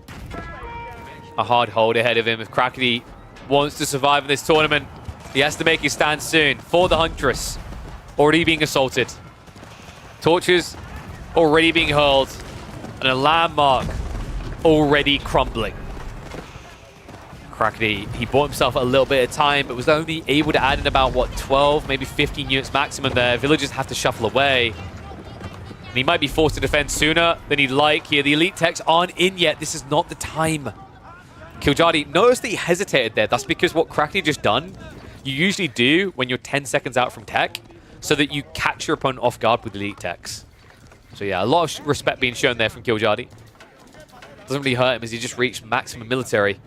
But also has the spearman upgrades coming through. Crackety just trying to back up and buy additional time here. Outposts were at least denied from being rushed up on the gold in the center, so he still has some additional gold access. In fact, he needs it right now. The problem is he doesn't have enough villagers out there yet. He's rushing them now, but currently the gathering isn't there, which means he can only build archers.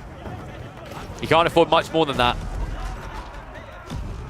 No Unitechs coming through so far. Clash is going to be coming in. Sofa's trying to hold. The Mango's splashing into the backside. They're still not upgraded, but they're still doing plenty of damage in this engagement. And the Horsemen are about to swipe through.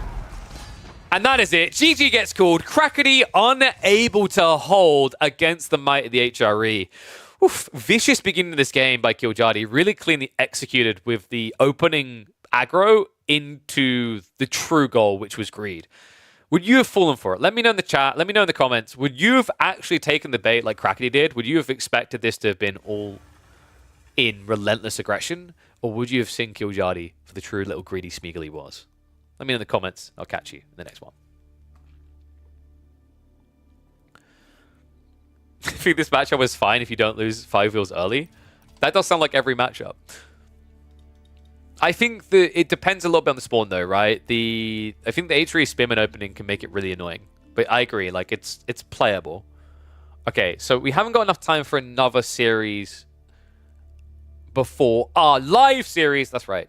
We have got a live series coming up, guys. So have a look at the brackets. We're going to be hopping in live for Vortex versus Mia Micah, which kicks off in, I believe, 8 minutes. Actually, 7 minutes. So we're going to go a few minutes. What I'll do is I'll run 3 minutes ads now, which should protect us for at least the first game, maybe first 2 games of the series. I think Vortex versus Mia Micah is going to be a really interesting one because they're both very aggressive players. So actually, do I do 3 minutes of ads or... I'll do 3 minutes. You guys can like stretch your legs. Don't need to go anywhere because in about 5 minutes, we should be underway with the draft. Just make an outpost on gold and then I get confronted by it and I do it myself. Yeah, I've seen so many players know what they should do there and then not do it, right? Because like having to build the Saharan feels so bad. It feels so bad. At that early point, especially when you know how good the H3 economy is, you're losing out so much.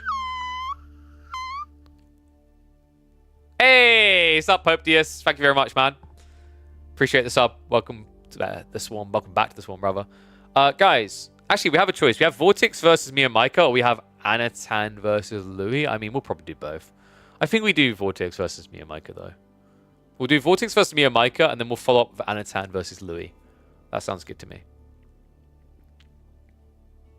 So, 1 second, actually. I just need to... I'll put the music on as well. Just need to quickly... A bit loud. Need to turn my radiator off because it's hot. Oh, well, actually, it's not that it's hot. Okay, am I weird for this? Basically, I get headaches from, like, radiator. Like, you know, hot air. Anyone else? Ads are the worst, but I'll push them through them for KP. He could subscribe. Do we tell him? Oh, blimey. Hot air too hot for you? I mean, dude, I like the hot air from the other perspective of it, right? It's very helpful, but like it gives me headaches. It literally can give me headaches. Dry hot air? I mean, it's like radiator hot air, right? So it's probably dry hot air, I guess. People on YouTube talking about they've been using cav archers and it's been working well. Damn. I mean, we saw... Yeah, that was the problem, wasn't it? We saw a Voldemort game where he'd done everything but built cav archers. That's what was missing. Knew it. So, let me mark that up. KillerPigeon win. Yeah, hopefully that provided some insights as to why we didn't ban out the... What was that? What was this slander? I wouldn't have slander in my chat.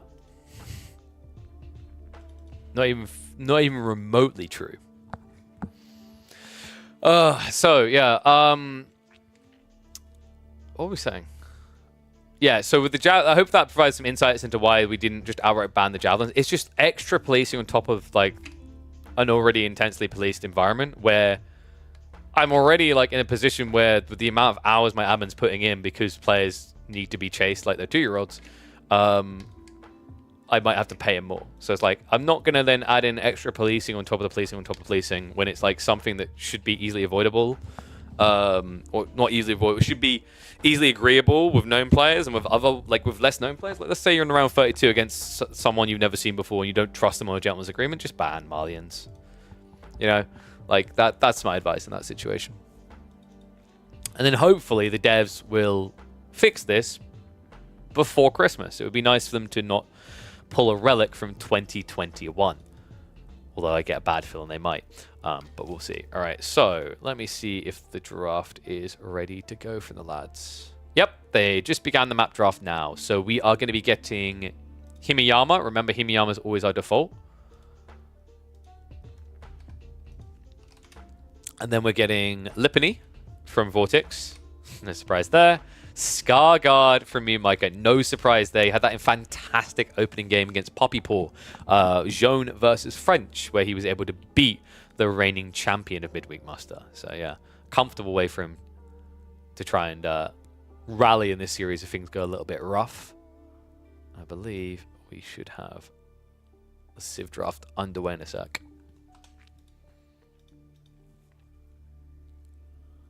Is it a best of 3? Yep, best of 3s. You can see based on the bracket here, we have best of 3s. Quarterfinals are also best of 3s, and then we get into best of 5s for our semi-finals. The finals on Thursday, which of course has the fixed time to begin at 4 p.m. GMT, will be a best of 7.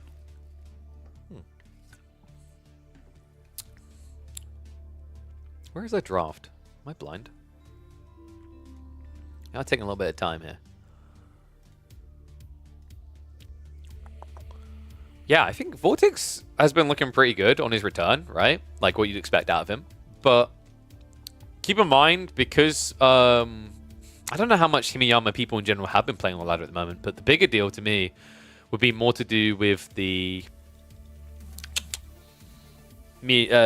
Scarguard side, right? I think Scarguard, is it going to be like a Crackety, where he hasn't even loaded the map? I would expect from someone like Vortex, he would have loaded the map at least once, right? To have a look. Oh, let's pull that up. Okay. Who makes the graphics or something like the brackets and all? I have Akame do those for me. So I have a professional graphic artist to do those.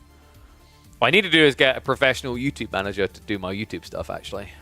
Thumbnails, titles, whatever. I've had 1 or 2 people reach out, and I appreciate it. Actually, I think there's one person I need to respond to.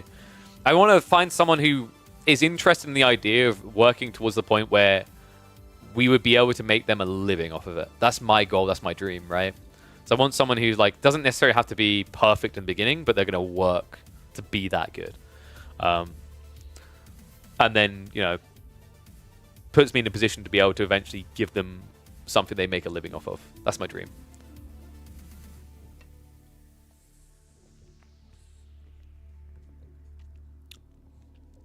Vortex went to Stormgate and AOM, still came back to AoE4 because there's no RTS better than AoE4. We'll have to see if he stays. Or if he's maybe looking for somewhere else still. I mean, you're saying these things, but didn't Warcraft 3 just have a really good patch for the first... Like, they finally got some dev support for the first time in a few years. I mean, Vortex is an OG Warcraft player, right? What's the chances he eventually goes back there?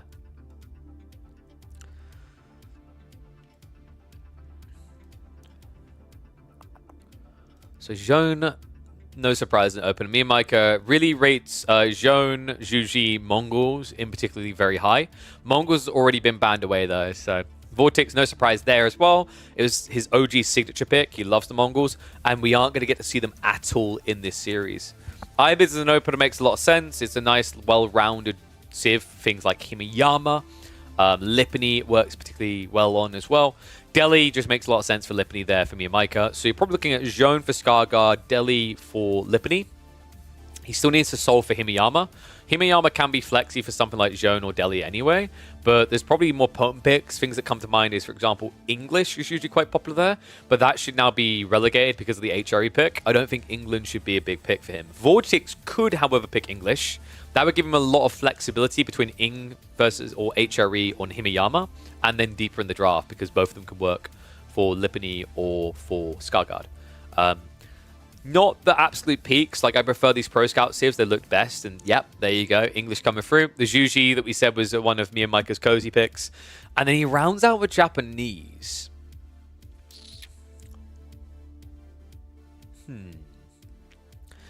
I think Japanese could make sense for, like, what, Lipany?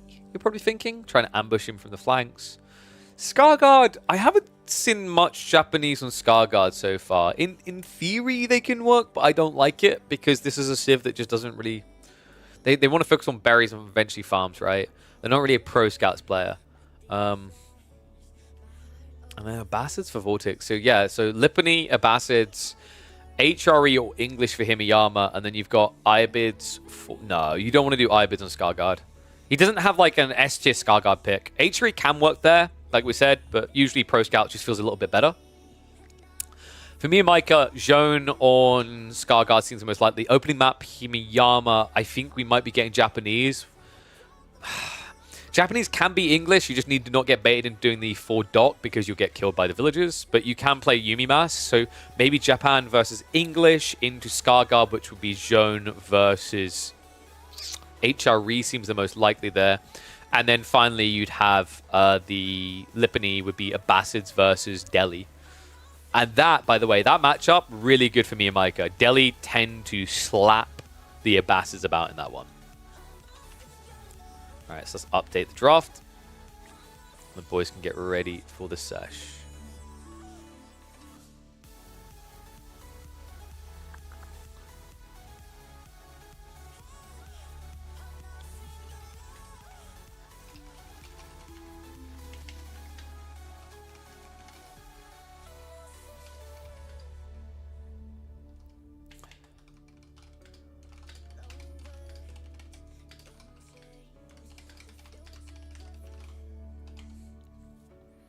Alright, just messaging the players to let them know I don't want to have one of these.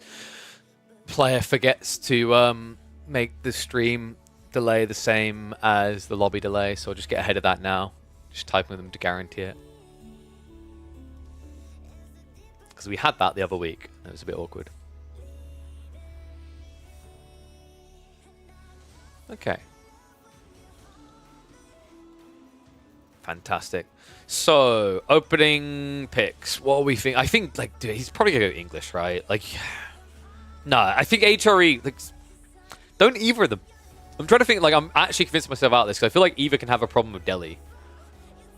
English just probably feels better to throw out here because HRE has more flex down the line. Oh. That's very different to what I was expecting. It's Ayyubids versus Japanese for map number 1. That's a very curious one. We've seen some Ayyub before on here. It's not too bad. Actually, we just saw it earlier today with Crackety. Japanese just made more sense for me and Micah. I had a feeling that was probably going to be the opening, but I feel like this could be decent for me and Micah, right? Like, for a while, people just felt like Ayyubids dumped on Japanese, but I think Japanese with the Umbano build opening can do some damage. If your opponent doesn't go for the Desert Raider, which a lot of people don't go for the Desert Raider option anymore, you can pressure him and then get ahead with your own fast castle. So yeah, I think this feels like more of a skill-based matchup than just a this civ beats this civ type one, which is always great to say. Vortex is probably the best player right now. I mean, that's very debatable because we don't have tournament data, right? We'll get a clearer picture at the end of this midweek muster, for sure. But how do you really make that call when you don't really see Marine Lord in 1v1s because he doesn't do them, right? And also Puppy Paw Rising, etc. So yeah, it's, you know, I mean, Marine Lord doesn't play right now that you know of because he scrims and actually, like, does scrimming properly where it's super private. So, like, a little bit of a controversial thing. And Puppy Paw and Wham are the reigning champions. They've been looking solid. So for him to prove that he's the best right now, to even be in like the contention of the idea, Vortex has to make that deep run and beat potentially both Wham and Puppy Paw. Like, look at the way that this bracket is lined up. He'd have to kill both of the Canadian bros if they make it all the way like they have been in previous weeks. So be a good start to proving it, but he's going to have to do it here. By the way, I'm checking statistics now because I'm curious on this Japanese match. I feel like Japan can play it. Ayyubids versus Japanese on ladder is a 57% win rate for the Ayu. Only 14 games, but it's tight enough that I think you can say that there's some wiggle outs for the Japanese, especially on a map like Himiyama, which is our opener. Because on Himiyama, remember, you have got the central pond, which you can fish for. Curious if he wants to do that, or if he just wants to go for a faster feudal. Then it'll come down to the spawn. If he gets one of those jackpot spawns with attractive berries for a start, like, things are going to look gorgeous for him. And then, oh yeah, I was going to show you guys, because I was talking about the previous midweek musters and the pick rates and whatnot. I can show you what I was talking about. So we'll open 3, 2, and 1. And if we go through to this one. So, statistics. Have a look at this. French, yeah, funnily enough. But look at this. Byzantine, 70% with 10 games. Atri actually did get a bit more chalk towards the end. But I believe week 2 was a bit more crazy from what I remember statistically. Atri, oh no, okay, they actually balanced out. Huh.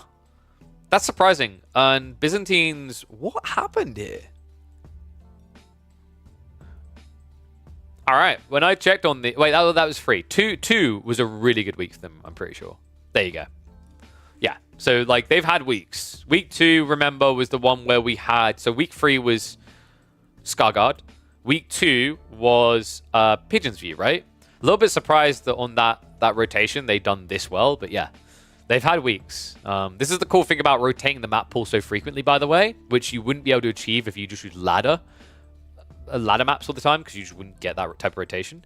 You're getting drastically different results time and time again, right? Like currently, statistically, Byzantine's 100% win rate, now H3 to 76, but with week 3, as you saw, they're more around the 50% win rate. So yeah, the switcheroo that you get. All right, so the boys are in game. Let's get ready to go.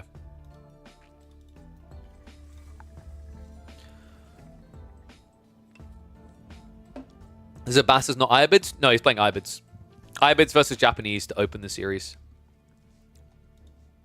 In fact, let's get predictions ready to go.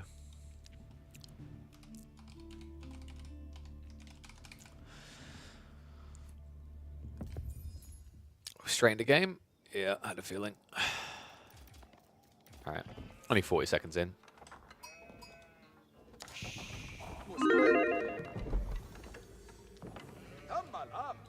No, on the draft UI, it showed Ayyubids and Abassids. He has both.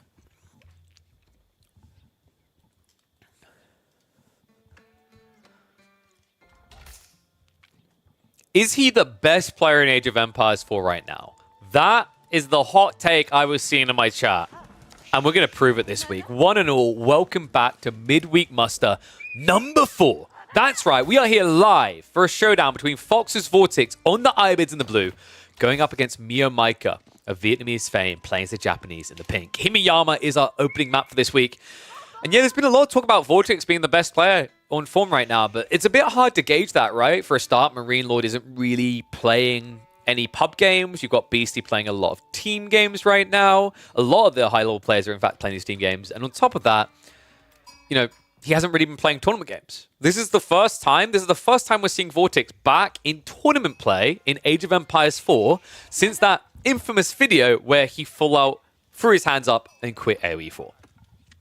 And this is going to be a good place to try and prove himself. The bracket, as it lines up right now, Vortex could be on a collision course towards Wham if he makes a great performance. Same with Wham. Puppy Paw, the reigning champion, on the opposite side of the bracket. So if you were to make a comeback into tournament play to prove just how good you are, these are 2 players to target to beat. Wham and Puppy Paw, second and third, really, when you look at the Wallalow performances. Man, this could be a fun one. Mio Maika, though, the thing I love about this series, very aggressive player. We've seen the way he likes to play. We've seen the CFC prioritizers, right? Things like Mongols and Zhuji, absolute peak top of his list here because he likes to send it onto his opponents. Vortex on the other side, prolific for his aggression. One of the most aggressive players, if not the most aggressive player we've ever had in AoE 4. I think the only one we've seen in 2024 eclipse that aggression consistently would be Killjadi. And this reeks of an old school build like before he retired from AoE 4. Military wing reinforcement coming in, but this is really cool The reason he's doing this is because he's against the Japanese. Japanese that traditionally will set up their outposts and just try to tech.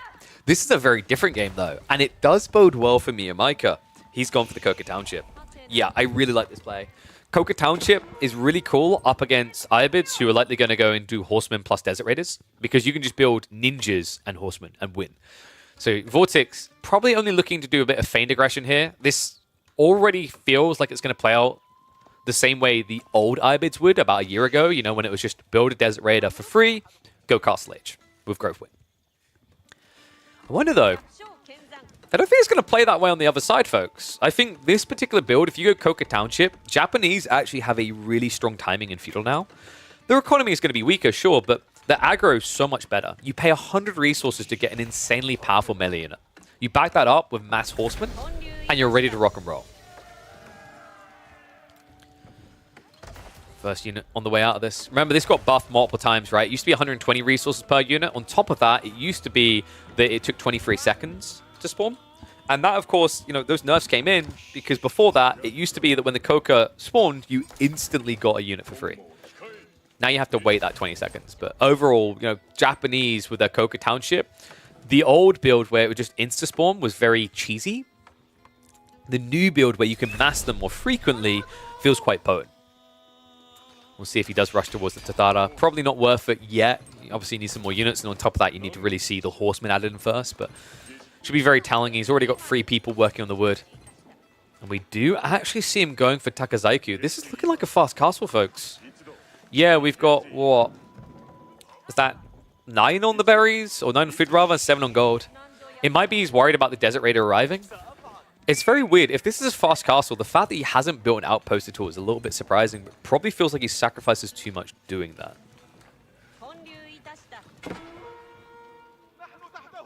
Shinobi does reveal the play on the other side. You need to be a bit careful, Vortex, if he isn't looking. Yeah, he's paying attention. Because, like, this is the thing. You can Shunshin in when he's not looking, get a stab. And remember, this guy will take a lofty 25 damage. I.e. 20 damage. So it only takes 6 hits for you to kill. Looks like Miyamaika will have to run home. He should have the Shunshin available on this ninja, so you can always just break away so that he doesn't lose it. But behind this, this is looking very much like a fast castle build. I'm a little bit surprised, actually. He has gone for a third ninja, which is quite crafty. He's already sneaking around the flank, and it's unnoticed. He will make it all the way back home safely. So Vortex, at this point, you'd expect him to wrap around the back and harass a little.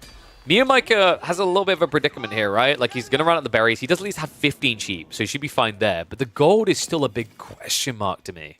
I feel like Vortex could very freely harass that. Meanwhile, gold on the other side is going to be attempted to be harassed. Miyamaika in with the shiv. Villager a little bit late on the... What? Okay, I'm going to say it. Miyamaika just got scammed. How? He did kill, right? Yeah, he did. It looked like he didn't get the kill. The body died inside. So yeah, as expected, the stab does come through. That means Miyamaika draws first blood. Does lose the ninja for it, but worthwhile to slow down your opponent's timing because this is very clearly a castle race. And thank you, Cal. Yes, you are correct. Aimu doesn't target disguised villages. A fair point. Although, you know, at this level, you wouldn't expect Vortex to kind of like, oh, wait, what? He did react accordingly. So, yeah, good catch. Chin in. Nice stab. Decent damage done there. And he is going to pull across to deal with the scout. Now, you need to pull away fast if you're Vortex. So the cool thing about this, folks, you might be going, oh my god, this is really bad. Me and Michael almost lost a second Shinobi. Yeah, except for the fact these guys have nanite healing. It's really outdated nanite healing. It's like being on a flip phone from 2004 when everyone's on the latest smartphones. But you do heal. You do have the technology. So if the Desert Raiders don't get a kill, over time, they're never going to get it. Not this time. Damn it, that song's in my head now. Tech up should be coming through, though. Flowing Gate seems the most likely here for Miyamaika, unless he wants to go curious with something different. But no, there you go. Coming in. Also lines up perfectly with the Daimyo mana timing. Desert Raider goes down. So Shinobi is going to be sacrificed for it, but you want to say worth. In fairness, though, Vortex got that unit for free. You paid 100 resources. Then again, you have killed a worker, so you can kind of afford those type of losses. Other side, it is going to be the Growth Wing, so Very old school build from Vortex here. And we are going to get the stables drop. Even Bannerman already in the way. Remember, this one only takes 15 seconds to build. Really smart build here, actually, for me and Micah. It's going to give him the initial Uman Bannerman to chase down and kill the Desert Raider. And on top of that, he's almost going to be perfectly aligned to drop off the Floating Gate Yorishiro to then start fast pumping these Mad Samurai every 17 seconds. Sorry, 14. Uma. It won't be a quick, rapid insta-kill, but it is good enough to beat this Desert Raider, which is why Vortex doesn't want the fight now. And Uma Bannerman are as quick as a knight, not a horseman. The value really is that you can get him an age early. Which is why me and Mike had done it. Like, he had surplus resources. In hindsight, that may have been a mistake, because you can see he hasn't balanced his eco in the follow-up to immediately get into additional knight production. He only pumped one. First Mount Samurai is already on the way, though. Ninja's also moving out into the field. Looks like the Wolves are going to distract for a little bit, so it's going to slow down the timing. And tech up is now complete. Vortex, first Camel Lancer on the way. Now, this is a bit tricky what me and Micah has chosen to do here. He went Mount Samurai, and it kind of makes sense because he's quicker. However, the negative element of his play is that usually you'll feel better with Onimusha up against Camel play. The Desert Raiders probably deterred him because that's where like Onimusha can lose to Desert Raiders is not pretty. But also these initial Mount Samurai are going to damage. What I'm looking for from Miyamika is the conversion point. When he moves away from this unit comp and into the ranged ladies. And Vortex, wait. Okay, surprised he got away with that. Mount Samurai is just going to get chased to the south side. Bannerman now arriving towards the gold, but of course there is that outpost that's going to make it a bit tricky here. Well, Mount Samurai are coming, and also remember he has got that Shinto to play towards the relics. However, did he forget? Oh no, yeah, he got a bit distracted, so he's just sitting, not even capturing the sacred site right now. Yeah, big mistake there. Because remember, Vortex, he built that eco lead off the growth wing. You really need to start yielding these relics and getting your hands on these sacred sites. Otherwise, you're just going to fall behind. There we go. First sacred site starts to ring the bell. Capture is on the way. Shinobi is guarding the closest relic to Vortex's base. He's looking for that conversion point into mosques. We're now seeing that come through. Human Bannerman did get flopped on the backside. Didn't manage to find any villages. Shinobi. I'm going to play with the Camel Lancer. And yes, you are seeing that correctly. A Shinobi just almost beat a Camel Lancer.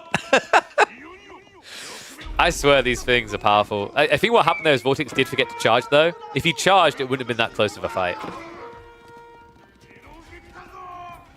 Well, Samurai at least distracting the bulk of the camels. The relics... Wait, what is going on here? Miyamika, he's fumbling right now. He didn't pick up the relic right in front of him. Second Yorishiro did just arrive as well. And he hasn't dropped it off. Okay, there are some gaps in the build for Miyamika. This is pretty bad.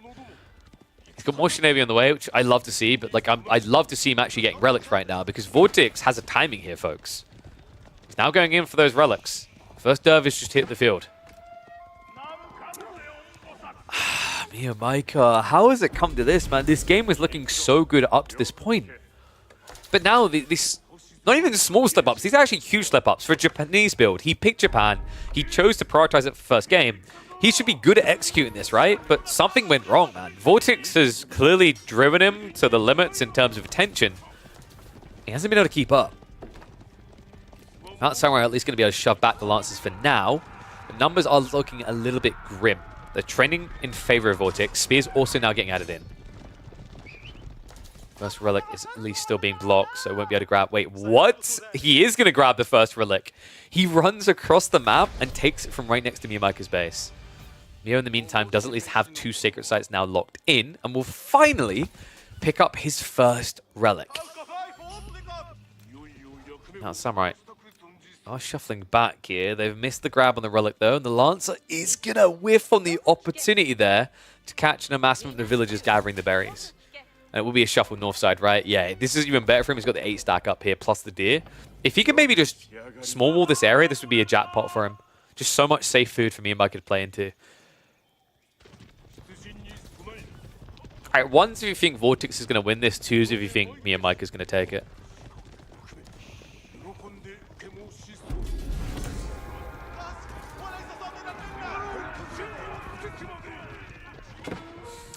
There's all the Vortex fans coming for OC. I mean, it has been a bit sloppy from Mio. It's not ideal. He's got 2 relics on the way home, though. 2 Sacred Sites still locked in. He should be able to keep pressure over here, but the problem is now the spears make it a bit uglier. And also, Miyamaika, what? Not the fight you want. Ambitious, to say the least. He's at least now distracting the enemy army. Doesn't have extras clawing their way in, though, is the problem here. We did have textiles from Vortex. That's why the eco lead isn't the full 7 it should be. Plus he lost 1, so that's a 2-gapper. So still, actually, I think Vortex missed a villager. Right? There's no Daimyo drop in the TC. He should be... Because Growth Wing is 7, right? And he's only 4 ahead. So he missed a villager. Actually, more than that, by the looks of it.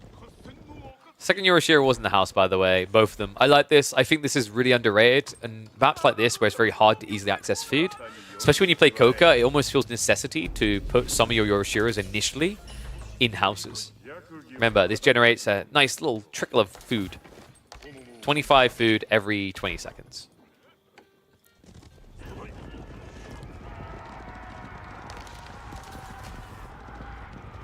You know, a lot of ninjas here. Cool in theory, but you can't frontline with them, is the issue. Gotta be careful on those retreats. Gonna start stabbing into the spearmen. Lines are gonna spread out here, so full engagement. Neither side willing to pull away here. But it looks like it's a win for Miyamaika. Starting to push forward a little bit. The spearman count still looking healthy. In theory, Vortex should be able to win this fight, but the spears aren't here right now. Which is why he's struggling to hold on to this area. A little bit of a misconception on timing there. Vortex needed to wait longer than this. He did not respect the Shinobi. He did not respect the initial hit where the Mounted Samurai absorbed the blow. And that's why he ends up getting wiped like that. Adding the fact these Uma Bannermen are making these Mounted Samurai slap. He's hitting over 30 damage on a standard katana strike. 45 damage with that initial big hit on the charge. That's why that fight was such a rout.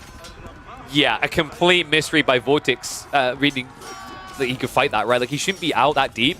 Not unless you've got ample spears. And in theory, he did when you looked at the cap at the top, but he didn't in practice here because a lot of those spearmen were sitting at home. And now Miyamaika is able to dive in, idle, and kill. That eco lead, not going to exist anymore. Villagers will be able to make it safely to the TC, but not all of them. There isn't room for all of them. You have 52 economy and room to keep 20 safe. Yeah, we may be seeing Vortex in the middle of a death spiral here. And that's it. He calls it. GG comes out. Vortex loses the opening game. Miyamaika last week, he took that opening game from the reigning champion. This week, he takes the opening game from the expected champion by a lot of people in the community. Let me know what you thought about this game. Miyamaika, a little bit slippery. There was a hesitation. Let me know if you thought Miyamaika was going to lose this when you saw the idle Shintos, or if you believed in the power of the Japanese. Drop that down in the comments below, and I'll catch you all in the next one. Damn. I'm telling you guys. Like, I saw someone like, Mio hasn't been a pro player in SC2 for years. Like, we ain't SC2. This is AoE 4. The boys performing. What a performance in that opening game.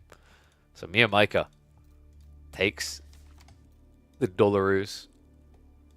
And then we'll open that with a win. So Ayyu versus Japanese. I still like Vortex's draft as we go a little bit deeper, but this makes things tricky, man. So you kind of need a safe win to thin the draft more now. I mean, like, you could do HRE or Abassids on Lipany, so maybe you want to keep that open. Do you really want to do English on Skarsgård, though? I don't rate that very highly. Especially into likely Delhi. If it's Zhone, it's a jackpot. Like, it almost feels like if you go Skarsgård right now, it's a coin flip. If Miyamaika plays Zhone like he historically has, really good for Vortex. If he plays Delhi, you're up Craps Creek without a paddle, right? So I think, like, likely you should be leaning towards Miyamaika playing Zhone on that map, just because Delhi can be decent, but I don't think they're OP because of how hard it is to get the third Sacred Site.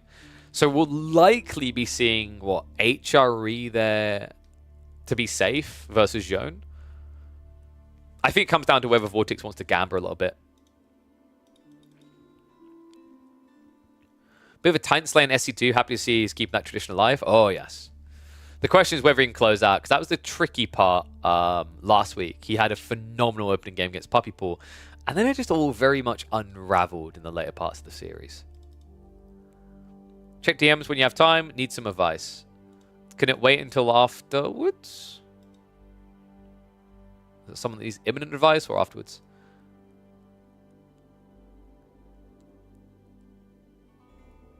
Okay, yeah. Remind me towards the end of the stream. I'll probably see it when I hop off anyway. But yeah. Gotcha. I'll be sure to charge my esports consultancy rates, which is $2,000 an hour. I mean, I laugh, but there's probably people that do that. Yeah, the term esports consultant is kind of memeful within the ecosystem chat, because like sometimes the people who would get jobs as esports consultants they didn't have the knowledge to back up what they were asking for. It's kind of like when you hire a contractor for certain dev projects, right?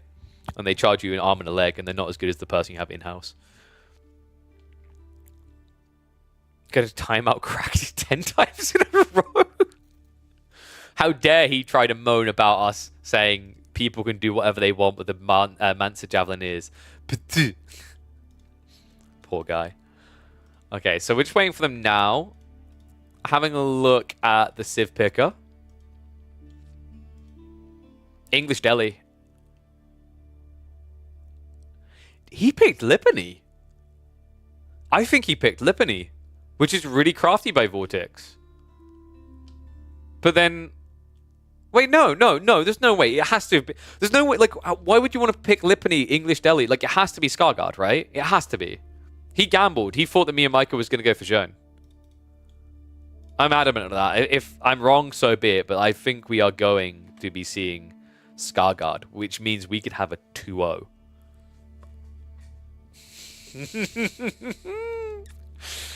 Who saw that one coming? Oh my, oh my. Oh me, oh my. Car?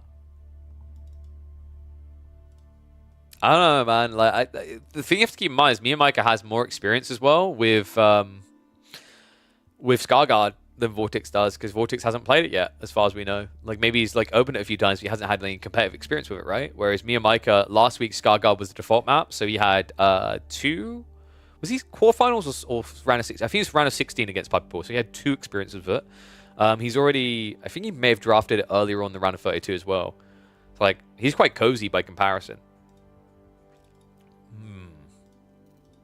What do you do here as English on this map? I think the only way you can play English on this map is you shove as many initial deer in as possible and go for fast castle. You have to go fast castle, and you might even have to do... I think you have to do white tower to protect yourself against like a Ghazi dive, right? So you're gonna have to do white tower and maybe a delayed second TC.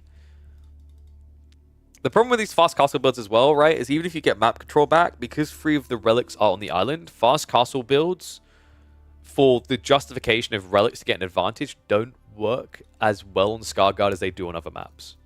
Alright, moment of truth, we're loading in. Oh my god, he actually chose Lipany.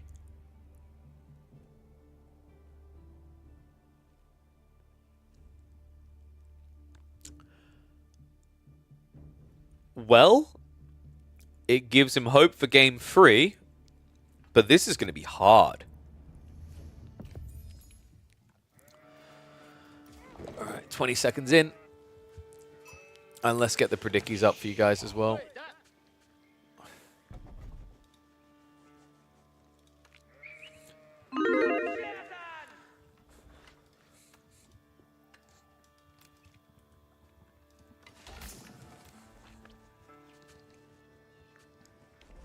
The big boy back on the block, and his block is already on the chopping block in this one. One and all, welcome back to the channel, and welcome back to the Midweek Muster. This is Vortex, fabled Spaniard, legend of RTSs, as the English going up against a hard pick.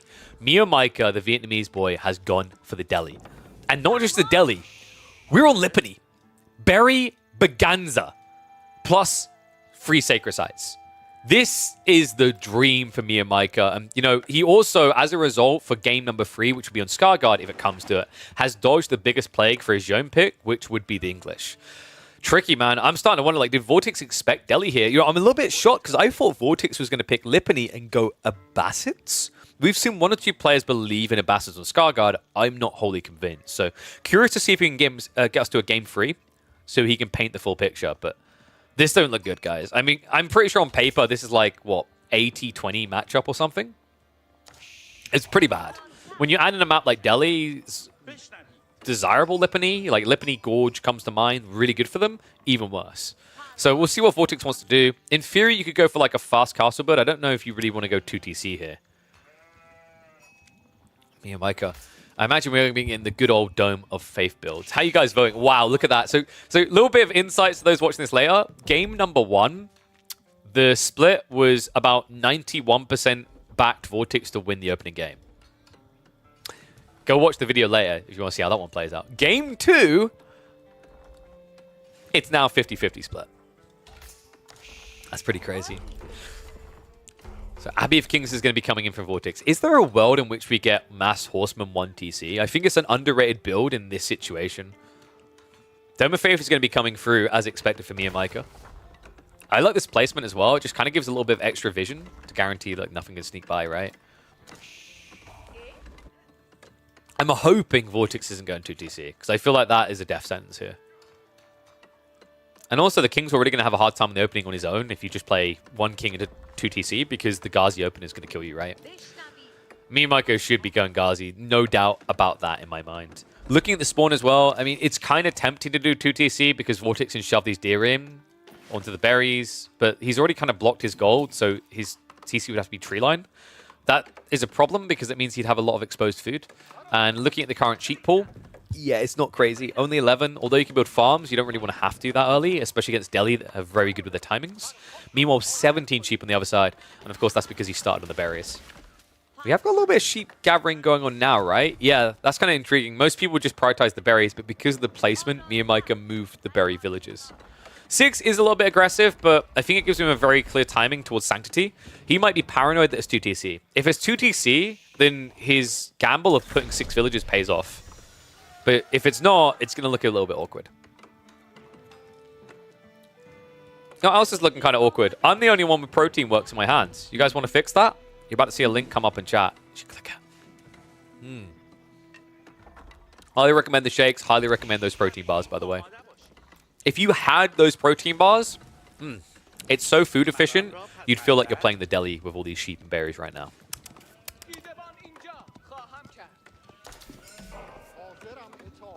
So sheep drop off final tally 17 versus 9. I don't think there's anything left on the map. They've pretty much tapped it dry.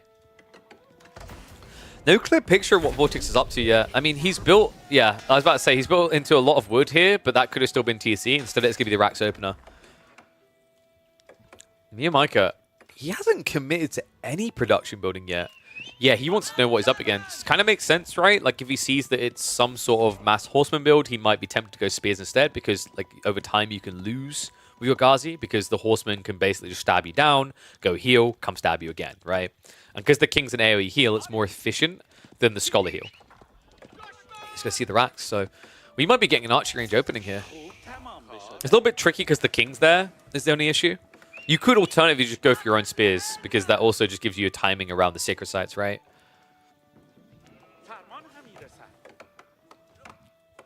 Let's see, what was the final tally? I'm kind of curious now. So final tally, 50-50 split.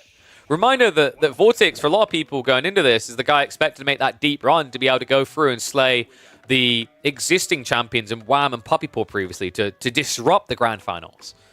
But already here, in the round of 16, he's at risk of elimination. And he's giving the Ghazi opening. Yeah, because, funnily enough, Delhi players usually don't give a duck if you go for for spears, because the Ghazi can raid, the spears cannot, right? This also gives a blocker to the King. And me and Micah likely could just follow up now with archery range. Easy peasy.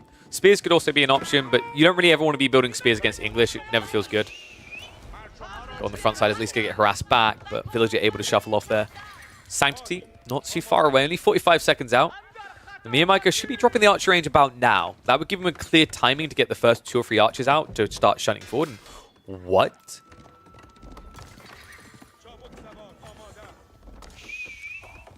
this is an unexpected turn from Miyamika. We said he used to be a Zerg player, and Zerg people like to select a giant army in A-click. Sorry, that's generalizing, but that's where we're going here. It's the classic melee, easy A-click build. Problem with this is you're now building spears against the worst civ in the game to do it against. Lombo's already on the way for Vortex. Is this a bait? I mean, it's cool if it's a bait, but it only works as a bait if your opponent sees it. And right now, the scout isn't looking. Scholar is at least getting intercepted, so good start there. Ghazi are rallying, though. The King needs to be a little bit careful, because he could easily get pinched here. Scout needs to hit it again for him to get the kill. Does do so. We'll be able to get away with the Scout and the King, so nicely done there. Vortex finding a juicy initial hit. Spear mass looking good. Miyamika, of course, can't chase this too far, and we have got active spear reduction now. Second Scholar intercepted. This is falling apart quickly. Miyamika, this is not the edge he was looking for in this game. Vortex, has that happened again? We had this last game where he just seemingly missed a villager. He's almost a full villager behind again. And Archery is now coming. I mean, Miyamika, he's a step behind the process, right? This is already pretty bad. Adding 3 Spearmen in like this. I mean, even if he didn't scout it correctly, the problem is you're building spears against English. It's like the worst civ to build it against. I think he saw the Abbey of Kings and assumed that it was going to be a mass horseman build. He was wrong. Not just that, this King has now killed 3 Scholars. Oh my god, dude. We might have a quick move into a game 3 here. And remember, like after this, the road is much easier for Vortex. He has HRE for game 3 or Abassids on Scarguard. His opponent has Zhuji or Zhone. I think you just go HRE against either and feel very cozy. Ghazi finally found something, kill a single Spearman. The King won't be quick enough to kill another Scholar, but those are Ghazi losses you can't really afford from this position as Miyamika. He has at least secured 1 Sacred Site, so the gold trickle has begun.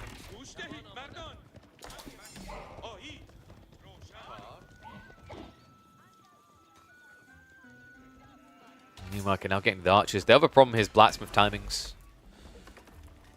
He went Bloomery first. He actually thought he was going to get away with a melee mosh pit. Vortex has an overwhelming edge kill with Steeled Arrow. 10 Lombos, which are not counted in any way, because the other weird part is that Miyamika went 1 Blacksmiths and prioritized Undermesh 3rd against English. Folks, that's a big no-no.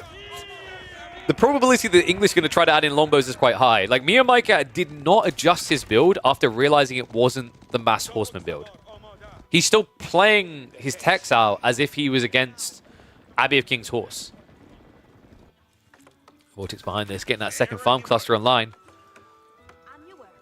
Also has his own melee defense coming in. Love this priority. He hasn't seen a reason to go for Undermesh yet. Of course, we can see Miyamika has started to build archers, but they'll struggle in the initial engagement because of the Lombos. Vortex has backed up quite a bit, though. King is going to go for the decap at least, and he should be able to get that in time. Right? This is going to be tight. Unfortunately for Miyamika, because he didn't peel the scout off of the group, I don't think he's quick enough here. Oh, no. Yeah, so the difference really was pulling the scout along with the group there. That hurts.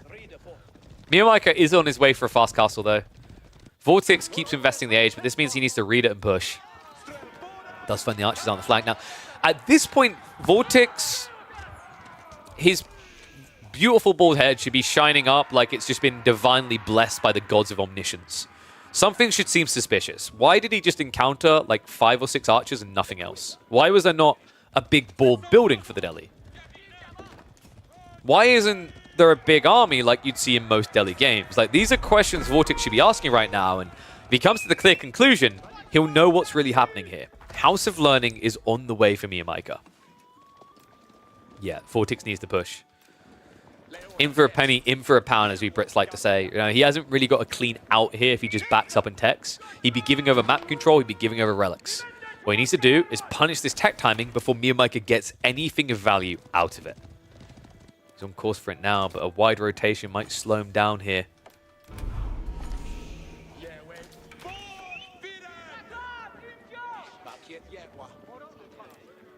Longbow Spearman shuffling in, moving towards the gold here. Miyamike has plenty of that in reserve. The food is the big issue. He's moving out for the deer now.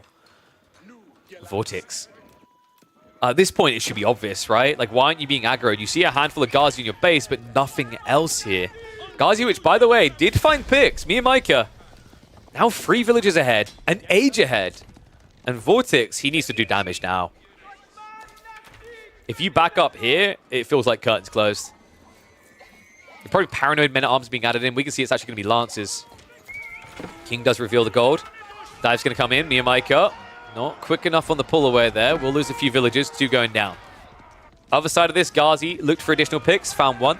It's still a 3-villager lead, but now Vortex, he's very good at sniffing these type of plays out. He knows that Delhi cannot be going farms. They have to have some extra food.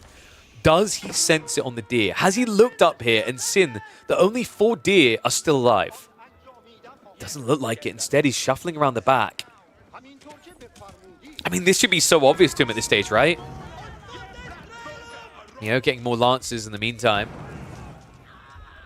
Spears are going to start burning into the stables. We aren't using the axes at all, which is a little bit surprising here. Hasn't even queued up the veterancy for archers for down the line, and finally the first men-at-arms start to come out. I can't believe this. Miyamike, is he really getting away with this in this game? Does Vortex know about this? Like, is it that he knows and he's prioritizing blocking production is what I'm wondering. Because it has to be obvious to you that your opponent's out on the pocket resources, right? Of course, you're taking a gamble, whether it's the deer or the berries, but as we said, you can see the lack of a live deer here. It should be shining out upon you like a lighthouse at midnight. He just doesn't seem to be noticing still. Skulls in the meantime. 1 relic is on the way home. Villagers are gathering to the south side. We do have troops rallied there. However, there's already a few archers here to slow that down. It will buy time for lancers to react. Warlow coming through, but good luck with that against longbows. Fair point, actually, from Krakody. He might be assuming that it's pro scouts. Funnily enough, that would involve Miyamike remembering to use his techs, which, in general, we haven't been seeing. Also, like, it would maybe feel a bit off on the timings, considering your opponent has been gold staffed. But then again, you did see him gathering 600 surplus at the front of his base. I think the way Miyamike is playing this is weird, but it's weird not to a fault. It's weird to a benefit. Like, Vortex might be giving a lot more runway to Mio than he should. That might be coming to an end, though. Longbow Spearmass looking good. Vortex not far away from his own castle timing here. He's starting to have a stranglehold on that food. Lancers, in the meantime, have dove in, though. Vortex, he has nothing at home to defend him. Miyamike may have found the timing with the 5 musketeers here. Remember, Vortex, he can't begin that tech up. Not with 5 lancers in his base like this. Undermesh just came in. There's no Undermesh 2, though. The villagers in a pickle, and now Vortex behind by almost 10 economy. He still hasn't checked the flanks. He knew about the berries. He didn't check anything else. At this point, you've dove in. You can't see any deer, but it's always tricky. One thing I hate with Abbeyfall's TCs is that you can almost hide deer, no clipping in the walls, which makes it very difficult to gauge. That's probably making it a lot harder for Vortex to make the call. Finally, the White Tower now in the way. He does it in the choke point. Good read there. He couldn't build it on the farms because the Lancers would have went in. But here, because he's got so many funnel points, a handful of spears can protect him. And oh my... No, no. This hurts me so deeply. Mio, please. Well, now, you guys are probably like, haha, why would you do that? It's smart, guys, because if you place a mill and he comes by, he's like, oh, he's gathering here. But now, unless he comes when you're gathering the food actively, he'll never know. Miyamike is just next level, boys and girls. Lancers. Actually catching Vortex trying to go for the next level. We're going to dive in. Spearman nicely positioned to pinch him, though. He's going to commit. I mean, makes sense, right? Like, your opponent is going White Tower. He only has 1 TC. If you can kill a few villagers, great. But terrible micro there. Miyamike fails to get those 2 worker kills.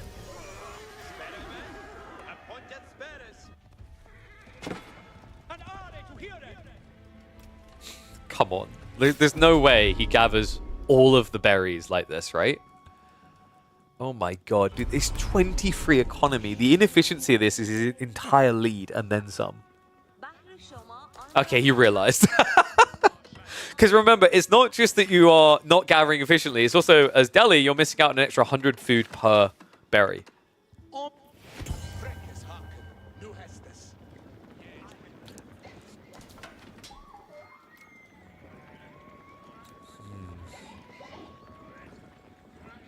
Oh, Men-at-Arms have bulked up to 15. Lombo upgrade is coming in, though. And remember, this is higher base damage Lombos, right?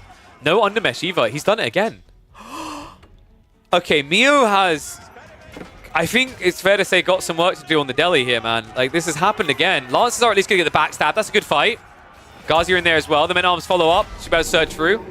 Well, lol. We'll be able to scare off the Spearman to buy time to retreat. But this is ridiculous. He should have the ranged armor too. Oi, oi, oi. Men-at-Arms are at least going to buy time, but they're going to be buying so much more. Remember, these guys do 9 damage. Meanwhile, you only got 5 ranged damage to the 6. He has at least got Hone Blades on the way, which is great. But Miyamaika has been slipping when it comes to techs, right? He didn't have Pro Scouts being prepped, even though he could have. He hasn't been utilizing the Blacksmiths. He never pivoted his build in Feudal Age. There's a lot of areas of discrepancy here with his Delhi execution. It's crazy because if it wasn't for those details, I feel like this game would already be over.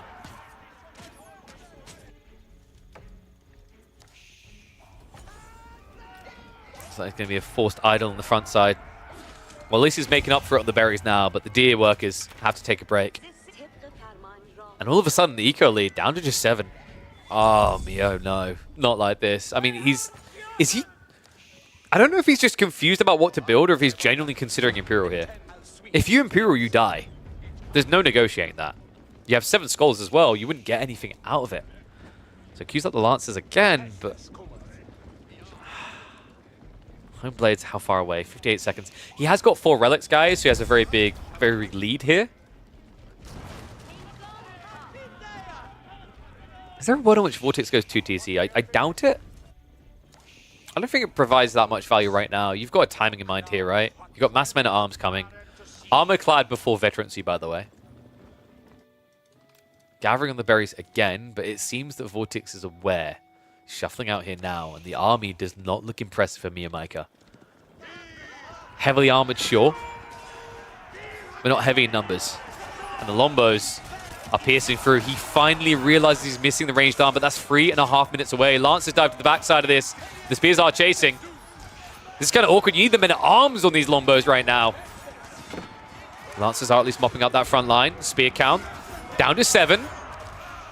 Miyamaika has got the pump on his side as well. We're right next to his base here. But this Lombo mass is big and scary. He needs to start culling it now. Food gathering really at risk as well. He just expired here. He needs to move to a new source. Front line is at least dead. It's just Lombos left over. So Miyamaika should be able to now shove this back. But it has been pricey to do so. Not just that. He gets seen! The Lombos know.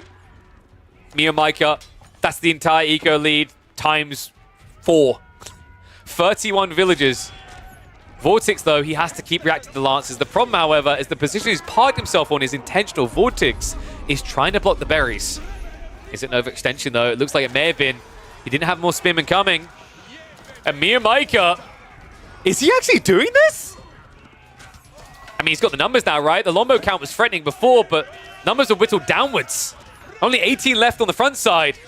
Gathering now accessible for Miyamaika. He had a gap in his economy temporarily, but that was made up for by the north side. Berries gathered here as well is what kept that burst coming in terms of units. However, he didn't get enough. No textiles either. Are you kidding me with this game? Mio now in retreat, but you already see the cutoff coming. Vortex knows where he's heading. Lombo's already on an interception course here. Even if they survive, it's half his economy that cannot gather. It won't be half his economy for long. Lombos do get in front of it. And they have 10 damage here. He's targeting all the injured villagers. Actually, he doesn't even need to, right? He's got 6, so he can just take down a full HP villager. Perfectly execute there. Vortex now with an 8 eco lead. Spearman also just trying to decap the sites, take any small edge away from Miyamaika. How did this game come to this? Mio on the verge of 2-0ing one of the favorites in midweek muster number 4. now finds himself in a precarious situation if he has to go to that map free.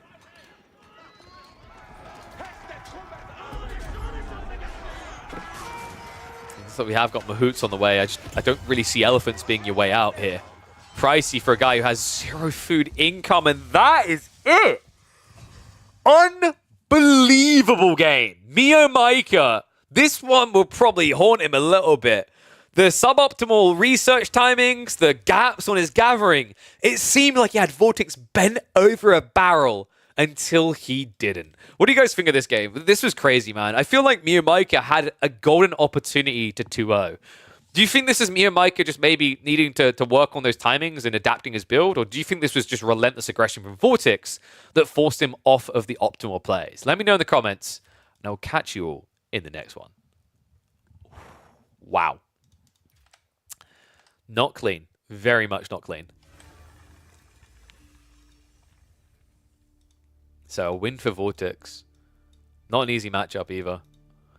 Is that one uploadable? Maybe? Game 1 was kind of wild but short, right? Maybe I bundle them. Yeah, but then if I don't have Game 3 in there, it's weird.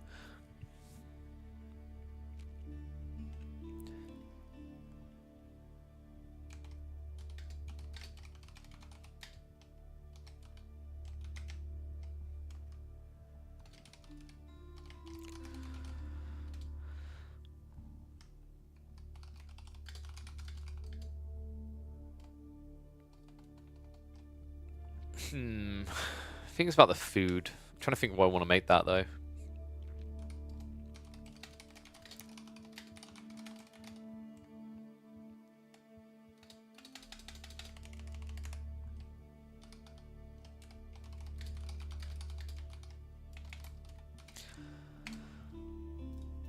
Okay, so that means we go to map 3. What's the matchup looking like? So let me just mark that one off. Yeah, England, dude. Picking English there, that was wild. I feel like Mio Micah. Do you really want to do Zhone into HRE? Do you really want to do Zhone into Abassids? He's probably going Zhuji, right? Zhuji gives you a ram rush timing against Aber at least. Gives you pro scouts play as well, so you have safe economy at home. I think we're likely going to be seeing Zhuji versus HRE for game 3 here. That's wild, though. I can't believe the way that one played out.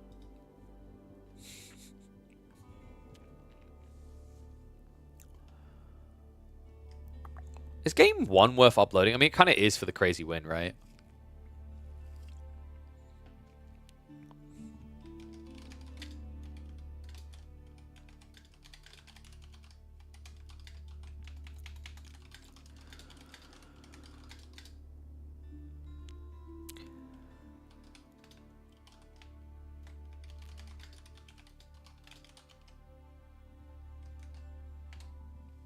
I need to get someone to manage that. I don't know what to do with the thumbnails on that one. Oh, who wants the job? All right, let's get ready to go. Looks like they're hopping into the deciding game. Should be ready to load into in just a second. In fact, let me pay out. Oh, let me start prediction as well. I'm hoping you remembered to make it viewable. Otherwise, I'm going to mold. Yeah. They just haven't loaded yet. And then we'll put a new prediction up. It's true as an upset. It's true as trying to figure out how to upload it. Who is Mio Micah? What is up, Mr. Kame? Thank you very much for the Prime sub. Welcome back to Swan, buddy. Mio Micah is a very talented Vietnamese player. He made a living in StarCraft 2, or name for himself at least in StarCraft 2, playing competitively. He's been playing a decent amount of AoE 4 since. So yeah. Some very impressive games out of him as well.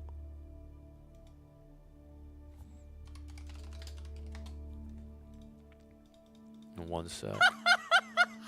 Hey! Thank you, as wholesalers. Appreciate the resub. Welcome back to Swarm. Yeah. Keep those subs coming. Let's see if we can get a sub train going. Choo-choo, mother duckets. Whoop, whoop. I'm just trying to think what the... Like, I'm kind of... Like, maybe I just go Vortex's back to competitive Age of Empires 4 for the opening game. Maybe. That second game was kind of wild. I don't know if the play is to bundle them. This is what I mean. Like, I want to get someone in place on the YouTube side. Like, this series is one that could be edited down to a really cool, like, a really cool upload, right? Like, you know, so far it's how long? About 36 minutes. So I'll probably be close to an hour. Like, if it could get trimmed down to like 35 minutes or something for a series, that would be sick. Oh, yeah. Need to get the person. I think we might be looking at... Do we look at Wham versus Core after this? Maybe. So, we've done Crackety versus Giljadi. I don't know if we'll be able to do all these today, but maybe Wham versus Core could be really cool. There's the Louis MT. I think, actually, yeah, we had that live today, so we might hop forward on the Louis one. Yes. So I reckon we'll probably be looking at a Louis MT series next, and then after that we can go for like Wham versus Core, I think. Didn't you find an editor? I've had one or two people reach out. It's a little bit tricky though. In that, like, I think one of the people, I need to respond to them, but like the feeling was they said they have a little bit of spare time and they just want to help out, which I love and I appreciate that. But what I want is to have someone who wants to try and get to a point where they make a living and then really succeed with it. Because basically what I want is I want to bring someone in that grows with the channel, and as a result, gets to be able to feed their family and live very comfortably, helping grow the channel. I love the fact that someone's like, I'm willing to just do some for free, which is cool. I want to be able to be in a position where I'm like, let's grow this so that I am able to make a living for my family and you're able to make a living for your family. So it's about finding the right fit in terms of like someone who's really looking to pound it out in that role. Obviously, don't expect them to do like full-time hours at first, but basically doing something that is consistent and building from it. So there's potential to work with one or two of the people that have said, like, I'd love to just help out a little bit. But what I want is for the person to feel encouraged to be like really committed to the channel. Obviously not at the cost of like how they make a living at first, but I'm hoping to find someone who's like, look, if we're able to grow this to the point I can make a living, I'd love that. That's what I want to hear from like someone who wants to be involved. Because the tricky part is if it's like someone who's part-time, or like, you know, they're not like they're not interested in getting to the point where it's like all the monies we make or whatever, right? If like whatever comes up with their real life gets too busy with their job, and they still see it as a hobby, even if it made enough money to not be a hobby, it then puts us in a like really weird position where it's like, the channel is AFK for like a week or whatever, right? Which I don't want to have. So we'll figure it out. It might be workable.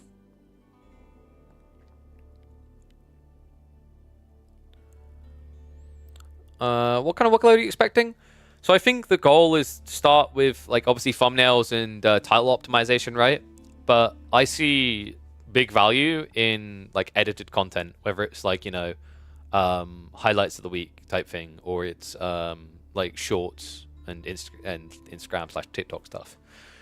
The other thing, the reason why I want to prep the person for this is I've already said that like going into 2025, I still want to do a lot of AoE4, but I want to have days where we diversify our content. Like I actually would love to start doing vlogs, doing stuff around the climbing content. I've had people ask about that already. So like having someone that's interested in taking that journey is really what I'm honed in on. But I mean, feel free to reach out, Jarman, if it sounds appealing to you, and we can talk and figure it out. Capable do anything but hire a YouTube editor. I mean, that's what we're working on right now, you monkey. How does one apply? What, for the Protein Works? If you want to get your hands on the Protein Works, you just need to go through the link, make your purchases at checkout, use the code KillerPigeon, you get an extra 10% off, and that also lets them know that I sent you. Because we are trying to renew with them right now. It's been a few months they've been with us, so it would be nice to get them locked in for Christmas and next year. Because they have been really helpful. Like, dude, these are great. I highly recommend these. Like I say, if you're a gamer and you're sitting there and you're playing games and you don't want to have to take breaks, it's invaluable. Because I'm just sitting here sipping these instead of having to go for snack breaks. And even if I do need a snack break, I've got my awesome Loaded Legends. Dude, I need to get them to send me the caramel ones. The salt caramel ones are good. But we're just waiting for them to start the game now. I'm not stalling to just sell you more things. I think they had to remake the lobby, so we should be ready to go in a sec. If you are just tuning in, by the way, we've already done the Giljadi versus Crackety series. Definitely worth checking back in on. And then after this, I think we're looking at a Louis MT series, and then maybe like Wham versus Core. Sell me more things? Only if you buy it, honey. I'm clearly amazing at using Twitch. How does one apply to be an assistant? An assistant what? Twitcher? That sounds... Okay, assistant Twitcher just sounds like someone who stands there while you sell meth. To me. Oh, we're talking about YouTube, not for Twitch. I think Twitch, I'm fine with. Like, Twitch is not as high maintenance as YouTube. Oh, thumbnailer, you mean YouTube. I mean, ! Discord and talk to me on there. That's where, that's the easiest way to talk to me about it. Or if someone can use Discord, Twitch DMs if it's easier, but easiest is ! Discord. Are you making a living from this channel and make a tournament? I thought you sold your kidney. Dude, you'd think. This month's doing quite well. I'm past the halfway mark of paying for my bills for the month. Actually, no, probably not. Yeah, about... let me have a look. No, okay, not quite the halfway mark, but close. So that, and funnily enough, like this month has been the best month of revenue I've had from Twitch, I think, ever. So that's really good sign for the tournaments. Hopefully the numbers can keep growing. Like I said, my goal is by the end of like week 6, I want us to start averaging 450-ish viewers, and that can bode really well for getting sponsorships. But yeah, it's been phenomenal. You guys have been absolutely incredible, and I couldn't do it without you. But it's finally time. This Civ and this player slayed the reigning champion of Midweek Muster. He currently finds himself up against one of the most powerful bald men in Age of Empires history. Is it going to slay another champion? Let's find out. One and all, welcome back to the channel. Welcome back to Midweek Muster. We've got game at number 3. Vortex, has he looked at this map? Has he looked at Skarsgård? Because it's a very different beast to what you might expect. We've already had Crackly Fall Victim from never looking at it. Could we have another known player that suffers? No, surely not.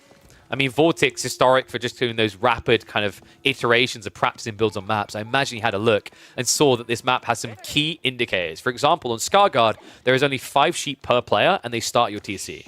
Then it is all deer. So you do not need to go running for sheep, and he already knows it. Meanwhile, on the other side, me and Michael know this map very well. He's played it 3 or 4 times in tournaments already. And in fact, one of those games was the incredible Puppy Port versus Mia French versus Zhone matchup, where with the assistance of 1 or 2 wolves, Mia was able to snatch an opening game against one of the most powerful players we have in Midweek Muster. So, HRE versus Zhone. This is tricky. I think Zhone really struggles in this matchup. HRE can play full and feudal, and it's really disgusting. This was clearly discovered back by Killjadi, I believe it was, in a competitive series on Gorge, where at the time, people thought that actually HRE just had to fast castle. He proved that you don't. You can actually bulk an army so quickly with spears and archers that it makes it almost impossible for Zhone to play the Age. So, curious to see if Vortex is going to take that route, or maybe the safer one, because he has got a lot of deer already getting shoved underneath that TC. See another ship trade on this map? I mean, you could have shown, right? That could supplement your economy. I just think trade is a little bit too slow against HRE. There's some Civ matchups where it makes sense. Like the Malian matchup where we saw the French trade was phenomenal. I don't know if I rate the trade against HRE that highly. I think it's a little bit too slow. And what is up, Zuby0T? Thank you very much for the bits, mate. Appreciate the support. Remember, guys, if you got Prime subs, especially like that, because that's free. That doesn't cost you guys anything. You already paid for that to Bezos. Don't forget to use them on the Twitch side, whether you're watching later or live. I think I noticed someone last night came by and dropped off a sub. So big shout out to, what was his name? It was Clearmac. I was in the chat at the time and noticed. Kind of crazy. Like, I don't know. Me a year ago couldn't have imagined people actually like donating subs or money when I'm offline. There you go. Thank you, Zaphras. Appreciate the 200 bits. But yeah. Community support's going hard, man. Let's keep growing this. Oh, dude. You know, it's crazy to even think about. If we got to the stage where one day we're like 1,000+ average viewers like channel, my mind would... Long dreams, right? But go dream big. So it's Call the Cavalry coming in. Arco Chap on the other side. I think the best way I ever heard like viewership just like described, it's really cool to think about. Like we're averaging, I think 350 people watching live streams right now, which I think sometimes you get a little bit distracted by the big numbers in the world because that's where the big deals exist. But like if you think about it, that's more people than you fit in a theater. That's kind of crazy, right? And what is up? Is that Yazaya? Is there? Thank you very much, mate. Appreciate the sub. So, Tech Up's coming in. I just realized we're a few seconds out from live, so let me hit the 8 times because it's only a few seconds here. And we have got spears coming, so Vortex taking the appropriate defense line. Alright, there we go. Looks like we're pretty much live. Miyamika has got knights coming. He goes for range zone here. Range zone kind of makes sense. You can't really go melee zone against HRE just because the spears, they grab you so quickly, and also Archer Mass can kill you. We do already have stables being dropped, though. Does Vortex know?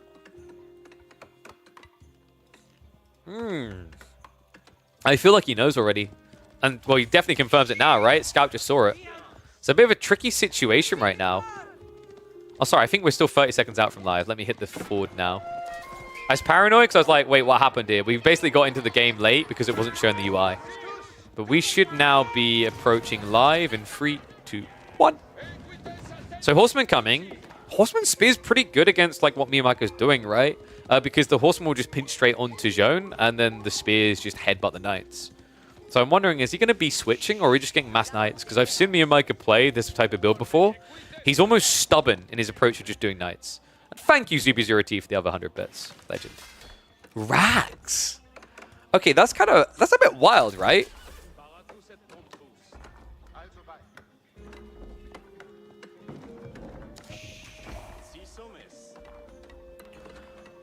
I mean, I wouldn't really have expected Joan to go into Rax here against HRE. It kind of feels like you need to be countering the unit head. Like, it deals with the Horseman, sure. But, I mean, Spear on Spear, I kind of get where he's coming from. Arkan Chapel, by the way, is buffing a decent amount of Vortex's economy. The Lumber Camp placement, not ideal here. Actually, like, I'm kind of curious why did Vortex set the Arkan up like this? He could have placed the Arkan here, gathered from the gold on the left side, and he'd be buffing all of his wood. And he'd still be buffing his food, right? So I think maybe he was a bit paranoid about the timing here, so he wanted to keep it tight. Since when is Horseman Spears meta and not Archer Spears anymore? I think in this matchup, Spears Horseman makes a lot of sense because you expect Joan to go Knights plus Archers, right? So then you can just kind of like use your superior economy to flood them.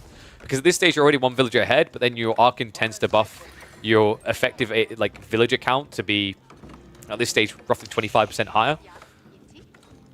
So actually it makes sense, but this is really cool from Vortex.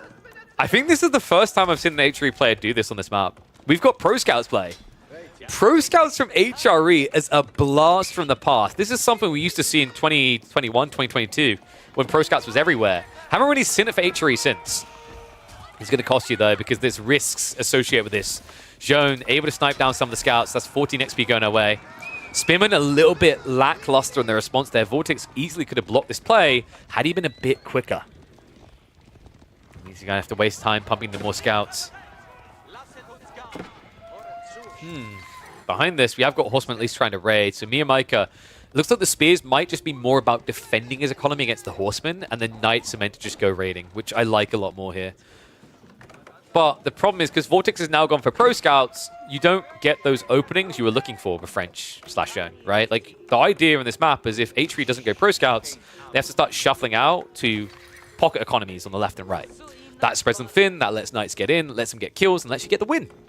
Vortex's read to go into Pro Scouts is keeping his entire economy anchored on one location as long as possible, which makes it very difficult for Miyamika's raid-oriented strategies to pay off.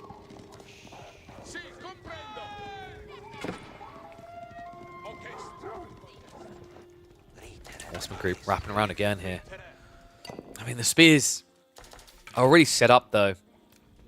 I know that Vortex is still hunting for these kills. It just doesn't seem very feasible here.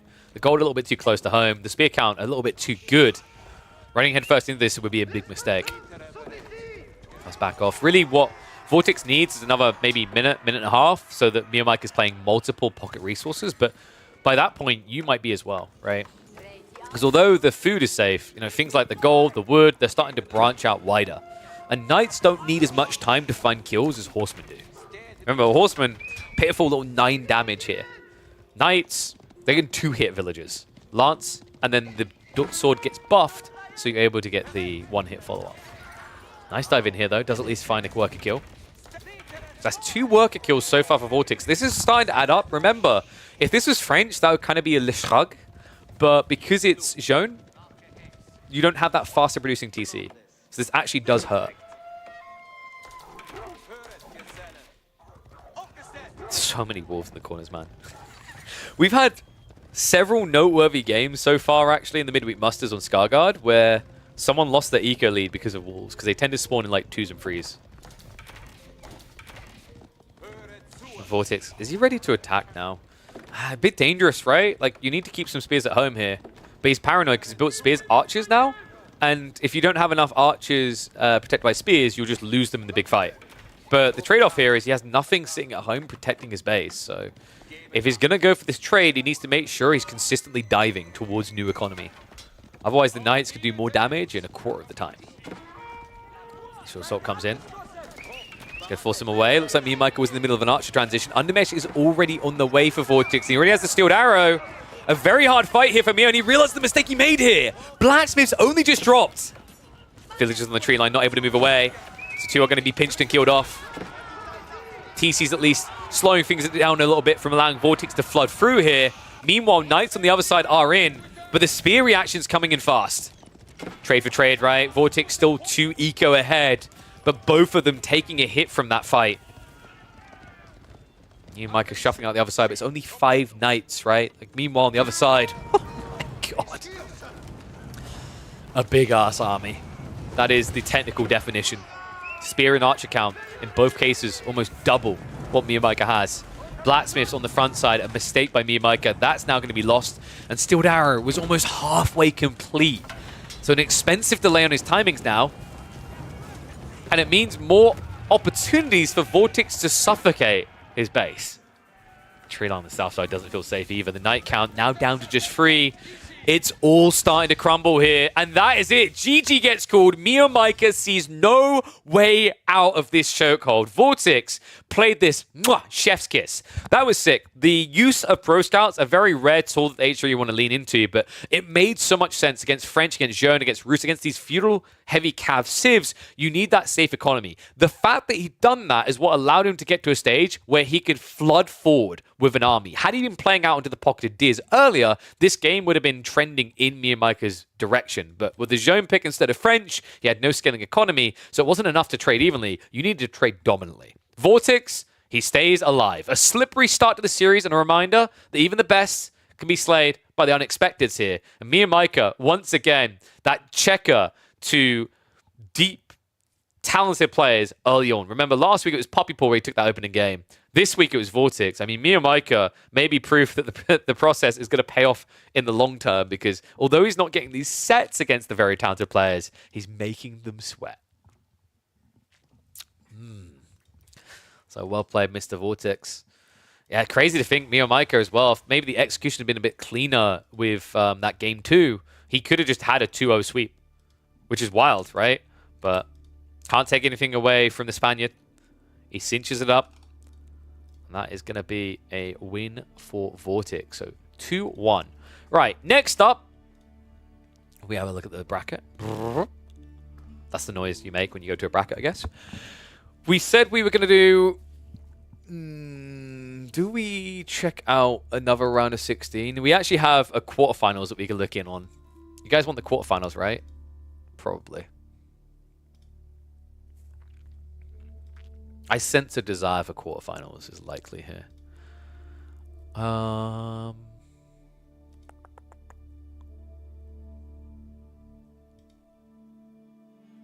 So we can do Anatan versus El Yona from replays, or we can go into the quarterfinals follow-up from that. I'm trying to think what we'll have time for today. We'll look to do both of those. We've done Krakati versus Kiljadi. We can do the winner of the other series versus Kiljadi. Wait, actually, no, that one hasn't been scheduled yet. Dumi versus Cat, I want to look at as well.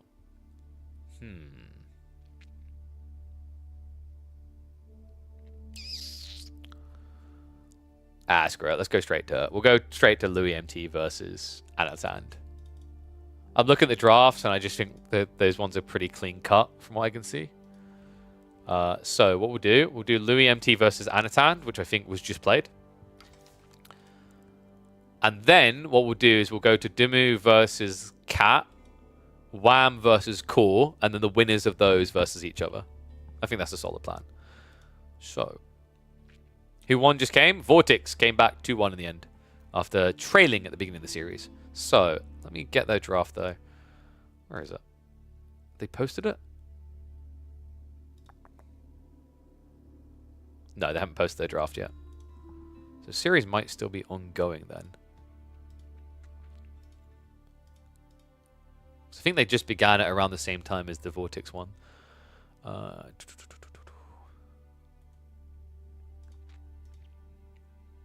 Bloody scroll down.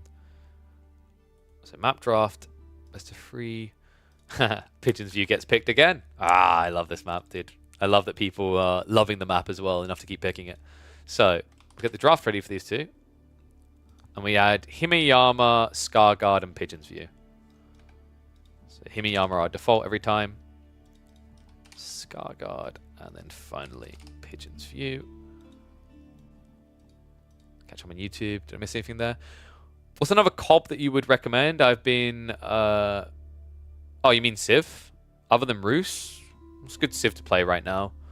I don't look for just good, I look for fun. Personally, I find Japanese very fun, especially if you're not a conk level, because you have a bit more flexing in what you can do. But if you want like strong picks, like Atri is quite obvious. Byzantines comes to mind. Delhi. Although Delhi's more technical. I don't know if I'd say Delhi is fun for the majority of players to play the way you're meant to play. Actually, maybe it is now that you can get into elephants. Delhi's a bit more technical than the others, I'd say. It's because you have to get that technique right to even execute, right? It's a bit different. All right, anyway. Draft's ready to go. Let's hop in for game number 1. So Himeyama opening, we are going to be having, drum roll,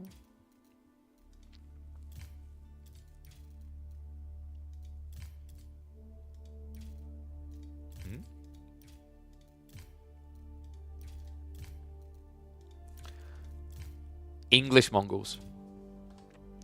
Intriguing. English Mongols, man. Well, for a start, this is almost like a signature pick for Louis at the moment. He plays so much English in these tournaments. It's crazy. Mongols is a bit tricky on this map, right? Like, do you Silver Tree? You can't get the fishing opening. Your opponent's going to get that easy peasy. And hello, Hovies. How's it going, buddy? Why is JD being drafted over OG French? Because Louis MT is a signature Jaune player. He plays Jaune better than like 99% of competitive players. Like, he's that bloody good with it. He's the cleanest executor with that Civ in like the late game that I've seen.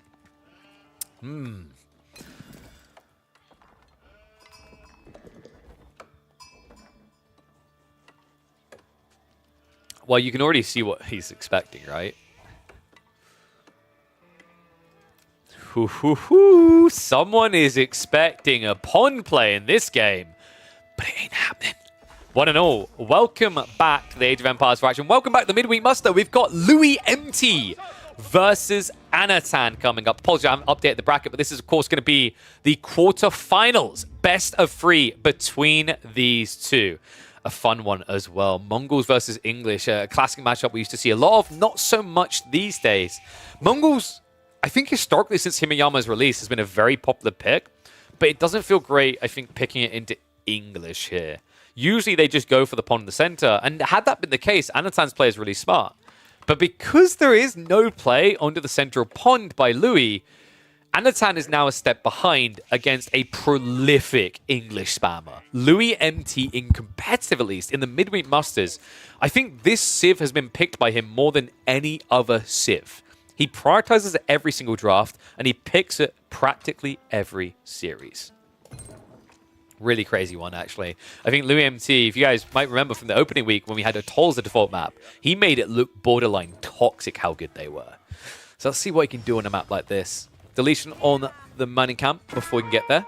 Yeah, a bit awkward, right? Because he sent the horseman out, but the Khan right now is scouring for more sheep, so you don't get that initial shot in, which guarantees the mining camp can't be deleted. And Louis MT does get just enough gold to now fall back and go for the tech up. Now, question is, are we going to be getting the Abbey of Kings, or are we going to get the Council Hall here? I think in this matchup, I mean, your opponent has opened Horseman already. Like, Abbey of Kings probably makes more sense just to get a cavalry unit out to raid. You could also then theoretically hunker down, play onto the stone. It's a bit tricky now that there's a Horseman showing. Does he need to feudal pressure here? I mean, I guess your paranoia is if you play 2TC, Anatan can go for Silver Tree. Yeah, so Council Hall is going to be coming. Even if you do eventually say go 2TC, you have to look like you're attacking. Because Anatan has a pretty good spawn to go for Silver Tree. If he goes for Silver Tree and trades north side and starts in this corner, the traders will shuffle behind the tree line, right? So you'll actually get almost a perfect maximum distance trade post. Actually, I'd argue that is weighing up to be perfect maximum because it's diagonal as well, which means you generate more. And we have a deer shove. Love that from Anatan. So, you know, when life gives you lemons, make lemonade. When life gives you melons, you know you're dyslexic. So he's going to go for the long shove in. Louis has a lot of time to intercept this. I just don't know if he's going to look for it, right? Because he still has to scout the north side. One's if you think Louis is going to take this. Two's if you think it's going to be Anatan. This is Silver Tree, right? Like I think this has to be Silver Tree. The map is begging you to Silver Tree. And like, what do you do with a Deer Stone? It's very difficult to dive the English. This is also one of those matchups where going for the Khan Hunter doesn't help you at all because you're still outranged, right? 5.5 tile range versus 7. So playing the greed kind of makes sense because there's always a risk that Louis, after he starts feigning aggression, could go for greed. Rat's coming though, so he might have full pressure. I mean, he needs to deny the center at first, right? Because we already see it's going to be triple fishing boat on the dock. Anatan. That's why his tech timing is so slow and late, by the way, is because he made this choice. Cool thing about it is because you went stables, if your opponent only had Lombos, you could deny him from coming out to pressure you because you have Horsemen in Dark Ages Mongols. But Louis has made the appropriate investments here. We'll speed this up a little bit so we can get through the Dark Age for both. Nice laming on the deer. Oh, he only shoved 2 back in the end as well. Great interception. Horseman is going to chase this away, but the scout has enough time, enough health left to get all the way home safely. First Lombo Spears are now arriving. And Anatan, he goes Deer Stone. Oh, wow. I'm a little bit surprised by this. I thought he'd actually try to be a bit more greedy. I mean, in fairness, he has the fishing, so I kind of understand the feeling of you've already got an edge. But that edge isn't going to last long. We already see an outpost on the way. 2 villages pulled. I don't know if the timing lines up for this, though. Anatan should be able to get an archer ship out fast enough. I mean, your build speed is what? It's going to end up being, I believe it's like 45 seconds. Actually, maybe 50? 47? Yeah, he's got enough time, right? It's going to be tight. He goes for a demo. Oh, wow. It's 3 villages now. That's smart. The demo comes out quick enough. The archer ship wouldn't. This is going to be big if he hits it. I just don't know if the blast radius is wide enough here. And if Louis is quick on the reaction... What? Oh my god, he doesn't go deeper. It's a premature detonation. I mean, I don't know if he would have connected with those villages, but the opportunity is now missed. Khan is going to try to whittle down the injured villages here. But Spimmer making this annoying. We have now got an archer ship coming out, so it can still work out for him, guys. It can still be 3 villages denied. It all comes down to how quick Louis' reaction is. Pulls the injured one home. The other 2 shuffle to the other side. Outpost is going to be cancelled, so he will have to back away. And good news for Anatan fans. He got the touch there. So he did get paid the 50 resources for technically destroying the building. Okay, so shenanigans. A bit wild here on the opening. He's still going to come back for another outpost attempt. Khan does see it early. And Anatan has got double Keshik on the way, but it is for Spim, and that's another cancel! This is getting really bad for Louis. I mean, he's already also invested a lot of resources into this play. He was holding for outpost, right? He even invested in the stone. So instead, he's going to have to kind of like sidestep now into what? Probably a mass amount of farms. Stables coming in as well. Archers are going to be on the way for Anatan. Interesting with the stables. I think Louis is only doing this to get the scout, but he might think there's value in raiding and add in like 2 horsemen to go check. He doesn't want to sacrifice the TC production to build another scout. That play only really makes sense when you're going for an all-in timing. I think Louis' goal is more survival now and bulk for that mid-game. We know Louis loves to play this way. And by the way, guys, this is a rare sight. If you've watched Louis MT on the English and Midweek Muster in previous weeks, you'll know on average he doesn't build farms until he's in Imperial Age. So this is a new sight for this tournament. Was I going to be built up? It's a nice choice here with Keshik's coming. We also have the Khan Hunter being added in. I just don't think the Khan Hunter is that important here. I mean, 0.5 extra range is nice, sure, but the reality check is Lombos will still outgun you and outrange you. And it would make sense if you thought your opponent was playing out of his base, but why would Louis come out, right? I think he just wants to wall in. You can really tell he does by the fact he built these walls down here. North side is admittedly going to be a lot harder to full wall. And AT Booty, this is EGC's version of Himiyama. So technically it's a tournament version, but basically the difference between this and normal Himiyama is mainly more balanced spawns of resources, and the pond in the center is slightly smaller so that the tree lines don't get in the way. Personally, I'd like to see them just make it so the trees spawn further away, so they don't have to make the pond smaller. That would be the ideal situation for me.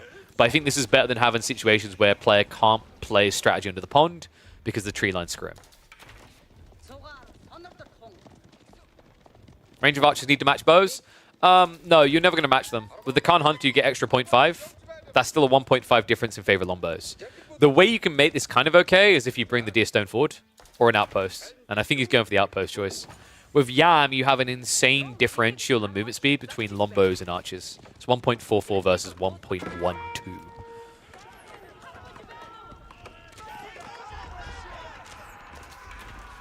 little bit of poke in here. It's going to force him idle off the tree line. Louis MT behind this has almost got one farm cluster up. An outpost going up in the gold in the meantime. And that's just choosing that very relentless timing. I mean, I think this kind of plays to his playstyle as well. Like, the other reason why I think he went for Deerstone instead of Silver Tree is its playstyle preferences, right? We know that Louis loves the late game. He's infamous for it, right? He's a guy that can easily take games over Beastie in that late game. Anatan, meanwhile, can do well in the late game, but I think he's much more creative with the early and the mid game. We've seen that in plenty of series in the past. He has very creative openings and cool execution in the mid. So he's essentially trying to play towards his beneficial playstyle and block out Louis as a result. Still needs to break that base, though. Good news for him is over time, Louis doesn't have much gold. Bad news is Louis isn't playing for much gold. Right? He's gone Lombo Spears. He's being as gold efficient as he possibly can right now. And we do have the marketplace now. Yes, Anatan is going to sliver in the greed. So this is something that a lot of players have just started doing. Deerstone feels really good because it gives you options, and then Silver Tree kind of shackles you, right? You can still go for the marketplace afterwards. You're not going to get the discounts, but you can still build traders. Still a good map for it as well, with maximum distance available. I believe, yeah, Anatan has scouted it as well.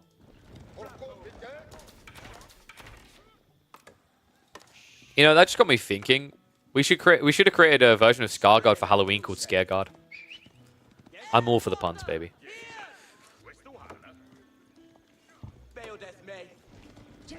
And it does have that forward outpost, but I don't think this one's aggressive enough. This is why I'm a much bigger fan of just bringing the Deerstone, right? Bring the Deerstone forward, build an outpost where it was at home. You get the Yam, Bob's your uncle, right? Instead, this Deerstone's now just sitting here, and you're going to have to spend a lot of time building outposts forward with your villager, right? To extend that aura. You could have alternatively just had one Deerstone that was a mobile aura. So, yeah. I walked to the corner of the villager. I believe he didn't get the pack-up tech. That would be why. Superior mobility isn't there, so it's much quicker to just walk out and build like this. And first trader on the way, 64 gold at each end. Pressure attempt. Does have the undermesh, but doesn't matter. Still a lot of lombos. Looks like Louis is going for his own undermesh play. Also, Anatan's eco lead from the fishing is about to exhaust. He only has 1.5 left. Okay, no, it's 430, 430. Not too bad. But the timing is nice, right? Because the traders are now going to replace that issue. We do have Louis adding in those horsemen. So yeah, I wondered if this was going to come around like this. He used the stables to build scouts, but the backup plan is you can always build a few horsemen to deal with traders. So now what he's going to do is probably build 2 to 3, go all the way wide, and then head over to the trade and try to intercept this. Which is expensive for Anatan because we're at an early phase, right? And these traders, they aren't the discounted ones from a Silver Tree. They're 120 resources each, i.e. they have to do 2 trades to return their cost. Even then, if you only get 2 trades, it doesn't feel worth it. You want more than that.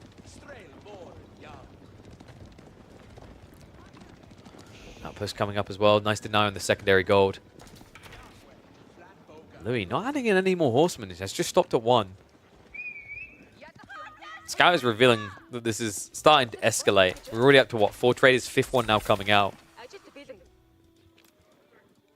Louis. You know, I'm starting to think he's not going to even try until castle.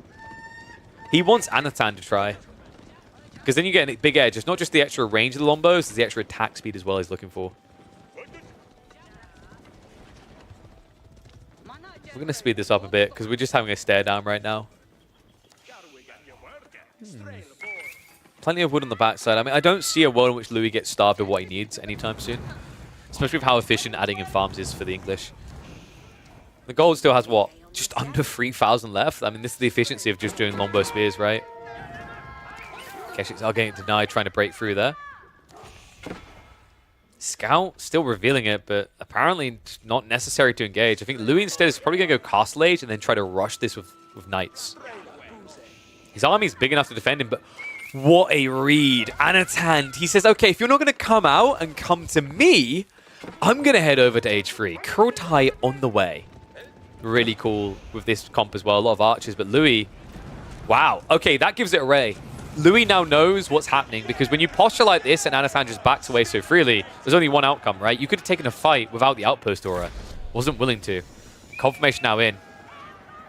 So Louis MT will look to do damage and then probably follow suit afterwards. Anatan.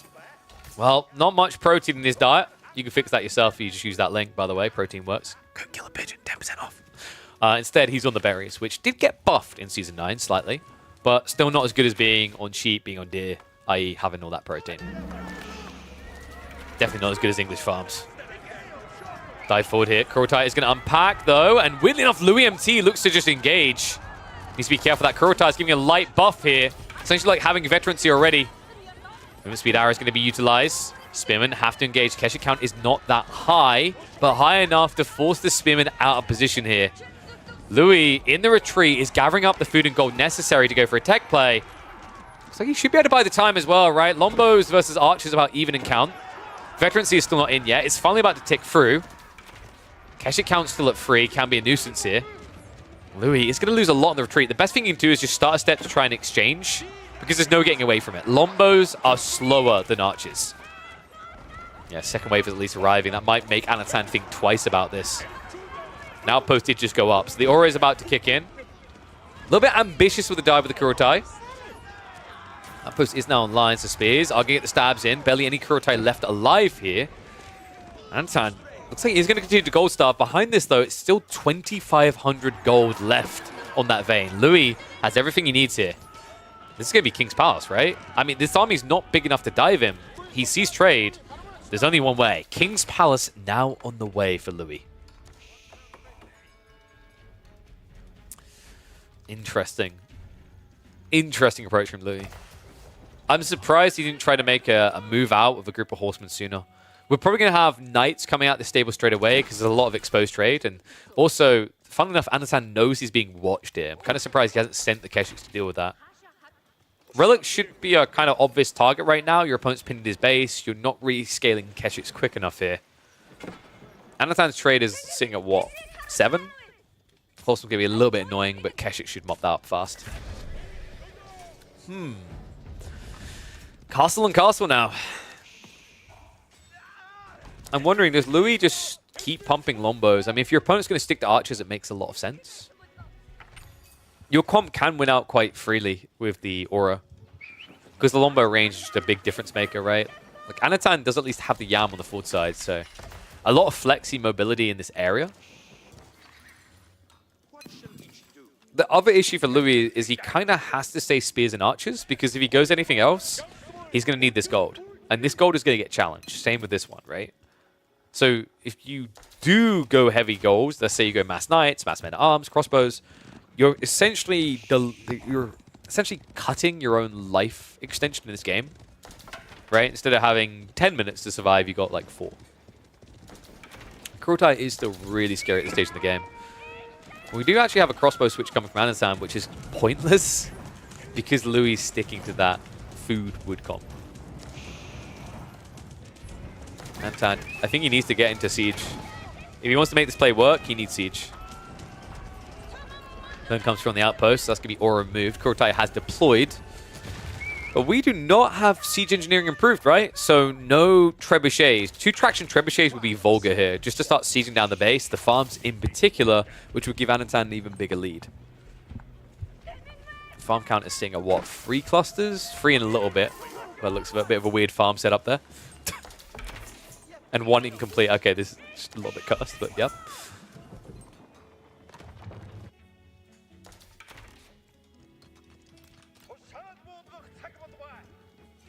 So, I'm going to say something that might be polarizing. It depends how many of my viewers are English pickers. I feel like English, probably Abassids still actually, are 2 of the most negative elements left over in the meta of what has otherwise become a very healthy meta. Does that align with what people have been experiencing? Like, there's a lot of play on the map now. I feel like there's a lot of aggro focus, there's a lot of play for resources, but there's 2 civs that still, in particular, don't really come out, right? And that's English and Abassids. You can maybe argue Japanese, but Japanese do like 1 build only. Juji 2, I don't experience that with Juji as much. Juji will do it for Fast Castle, but they'll come out, right? Juji also can now play into Dali horses, so that might have some potency. And they also have those Yuginu all in. But for like English and Abassids, I feel like the majority of the game is just hunker down, don't come out. H3, hell no. H3 play long feudal. They play all in feudal aggression. They can go castle, and it is a bit ridiculous how quickly they can get Imperial, but I think English and Abassids, like Abassids because losing units doesn't really feel painful because everything's so cheap and you have such a good economy. And English because trying to dive them is so painful due to network of castles. Looks like they're going to try to dive now. Anatan moving in for a very ambitious Kurotai here. Oh, he forced to try and block it from deploying. But he's basically headbutting with Lombos there. Not the best micro from Louis.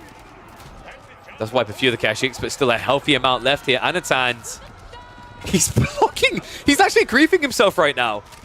He needs to shuffle away from this because he can't get the Kurotai up. This dive is starting to cost him. The attack speed aura difference is the welder difference here. Finally, it's deploying, but is it too little too late? Kesha count down to 8. Spearman mirroring the move. We'll be able to engage on him. The heal's trying to come through, but not good enough here. Anatan, that block twice on the Kurotai may have just cost him his dive. Military lead is not with him. Louis MT is standing his ground, and that means that Anatan has to tuck and run with his tail between his legs. And not only that, he left the Kurotai behind! Oh my god. In a battle of auras, you just gave over your biggest edge here. Or rather, your biggest equalizer. Twice Anatan blocked his Kurotai from deploying. And then at the end, he doesn't even take it back. Oh, Louis MT has got to be feeling on cloud 9 after that one. Knight's also still raiding onto the trade. He killed it all! There's 1 trader left. Louis MT has completely invalidated the lead, which Anatan had worked to build. Oh, sorry, no, there's 8. Okay, my bad. It wasn't showing on the... Wait, has he got a second marketplace? He must have... Oh. Oh. What? He's got 8 traders in total, make that 9 now, and a lot of mark. Yeah, this is desperation mode. Anatan is trying to boom his economy before he dies. But Louis MT, I don't think he waits at home, right? I mean, he could. Classic English, right? But no. You know his trade, right? So step number 2 is move towards it. Starting to march out now. Spears are going to be forced to engage against the Kashyyyks. Lombo is able to trade out against a small group of archers here. They are fighting underneath a Spiral Tower, which is not ideal. But we do have an outpost now up providing the aura. Spearmen just need to get in on the engagement. Kashyyyks just wail into it, but a bit of a mistake made there. A lot of them heavily injured now. He does at least swat Louis away from that trade. So Anatan has bought some time to keep scaling. However, we've got 4 archer ranges. Louis is looking to bulk the numbers up faster.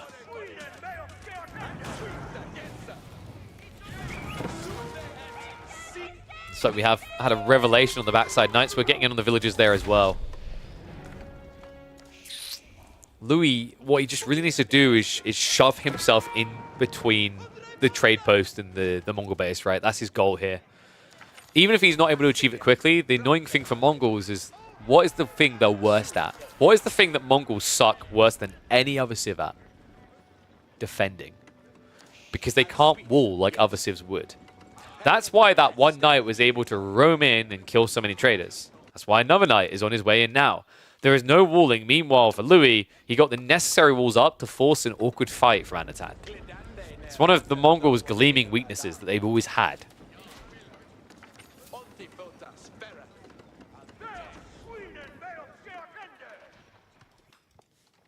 Louis is already shuffling in with that first knight. I think he's got a second one soon to be on the way. I mean, just a handful of them is all he really needs here.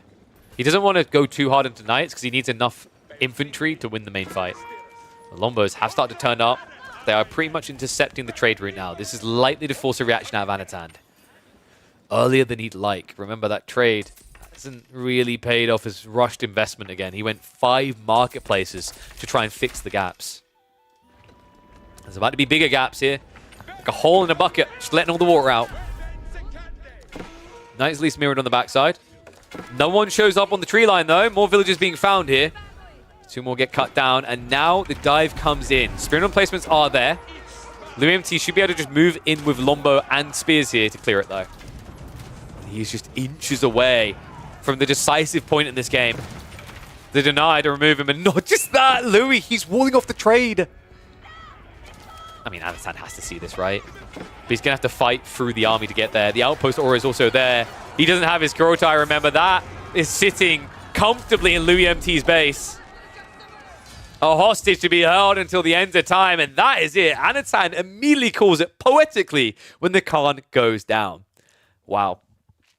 Yeah, what do you think of that, though, guys? What we said earlier on this game. I mean, this game was lost for that dive. Anatan not having the Kurotai in position killed him, but I'm curious what your thoughts are. Abba and English, are they responsible for an old style that was less fun?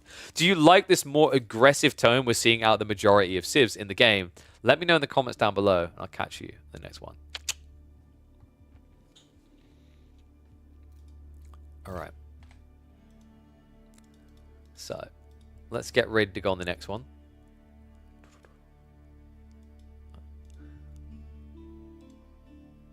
Don't defend against Mongols and you win. Huh? Rogan? Alright, is that one uploadable? Maybe.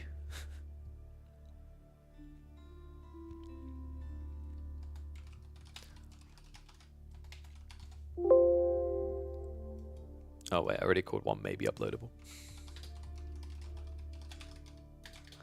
Let's see what they're going to do in game 2. So, Louis leads. Let's put up the civs. Game 2 is going to be Juji versus Malians. On Scarguard. So, a pro scouts war, right? We've seen Malians look pretty good here when you go for the rushed scouts to deny the enemy scouts, right? But usually have a very aggressive timing because the meditation garden gets built so quickly due to the build speed and the fact that it costs less, and then they supervise. So it's a little bit tricky to starve Juji in China the same way you would, say, French, Rus, etc. Feels like Traction Trebs would have won. Yeah, I feel like I see this too often where the Traction Trebuchets get overlooked, but I think he was scared of the scaling economy. Let's find out what's going to happen in game 2. Nerf English bonus on farms, maybe Golden Age 1 from Abba, both 5%. I think that in conjunction with actually farms just getting nerfed. I just want to see farms actually get nerfed. Like, properly. Just, I don't know, they nerf these eco-techs, I don't know why. Just nerf the farms gathering rates. And I think we're Gucci.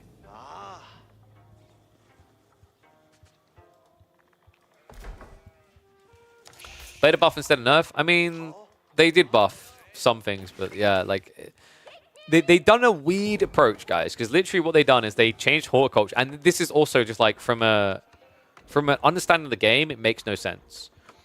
You expect ecotech to give 15%, and for some reason, horticulture now gives 10, right? But what they've done is they buffed Berry's gathering rate to try and offset the nerf to horticulture and everything for that, so it only nerfed farms. But because they've done that and then also didn't like nerf farms directly, unique techs such as the influence for English farms from the mills and agriculture tech for the Abassids now are just overall more buffed, right? It was a very, very weird approach to nerfing farms instead of just saying, we're going to nerf the farm rate. It's almost like they were worried that the casual player base was going to riot because they love their boomy farm games, right? And also remind it, it's not Relic that works on the game anymore, right? It's World's Edge. All right.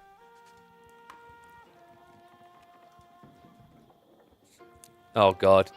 It's every Malian's worst nightmare. Oh, my God, it really is. Oh, no. Welcome back to the midweek muster number 4. Louis MT in the pink as Yuji going up against Anatan's unarmed houses as the Malians. And that right there is an anti-Marine Lord spawn. Double gold for the other one far away in the corner. Anatan already at risk of elimination in a best of 3. And he gets stuck with this. Oh, this is vicious.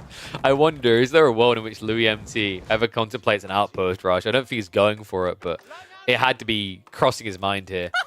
Louis MT on the Juji, Anatan on the Malians and Skargar suggests that this was going to be a Pro Scouts war, but it might be a bit more challenge for Anatan to get into now. And what is up, Quite to Bully? Thank you very much for the sub. Welcome to Swarm, mate. Perfect time to hop in the channel for what could end up being a swift game. I mean, this is pretty brutal. Like, you have no protection now. Usually the play here, like we were talking earlier, because Crackly had this similar issue in his Malian game. He's like, I know I should outpost, and then I just don't. Like, most players say this. But the lack of outpost here means there's no protection, right? The houses, the pit mines, this is all going to cost Anatan, which means instead of gathering the resources he needs for Pro Scouts and the stables, he's going to have to spend resources replacing the houses, and they're going to have to be built not on a pit mine here. This is pretty bad. I thought Relic were doing the DLC. Based on what? I don't think I've ever seen that said anywhere. Pretty sure it's always been like seen as World's Edge handling that. I mean, which makes sense, guys. You got to keep in mind, like from a developmental standpoint, World's Edge are the designers, right? If Relic was to be involved on anything still with AoE4, I would expect it to be tech, because they're the ones that made the engine. But outside that, yeah, it just wouldn't make sense.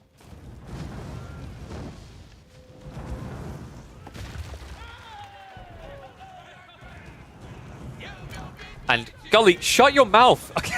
The moment Gully said it in the chat. Without a tower rush. Oh no. What have you done to Anatan? Outpost rush coming out from Louis. Remember, it's a Chinese/Yuji villager. This build's insanely fast. So he will not be able to reaccess the gold. He now gets 75 gold a minute. Well done. Spend it well, champ, because that's all the pocket money you're getting for the week. Oh, no. And Louis behind this, about to trigger his own tech up. Medigarden. Where's he going? Okay. He's just getting the berries plus the stone.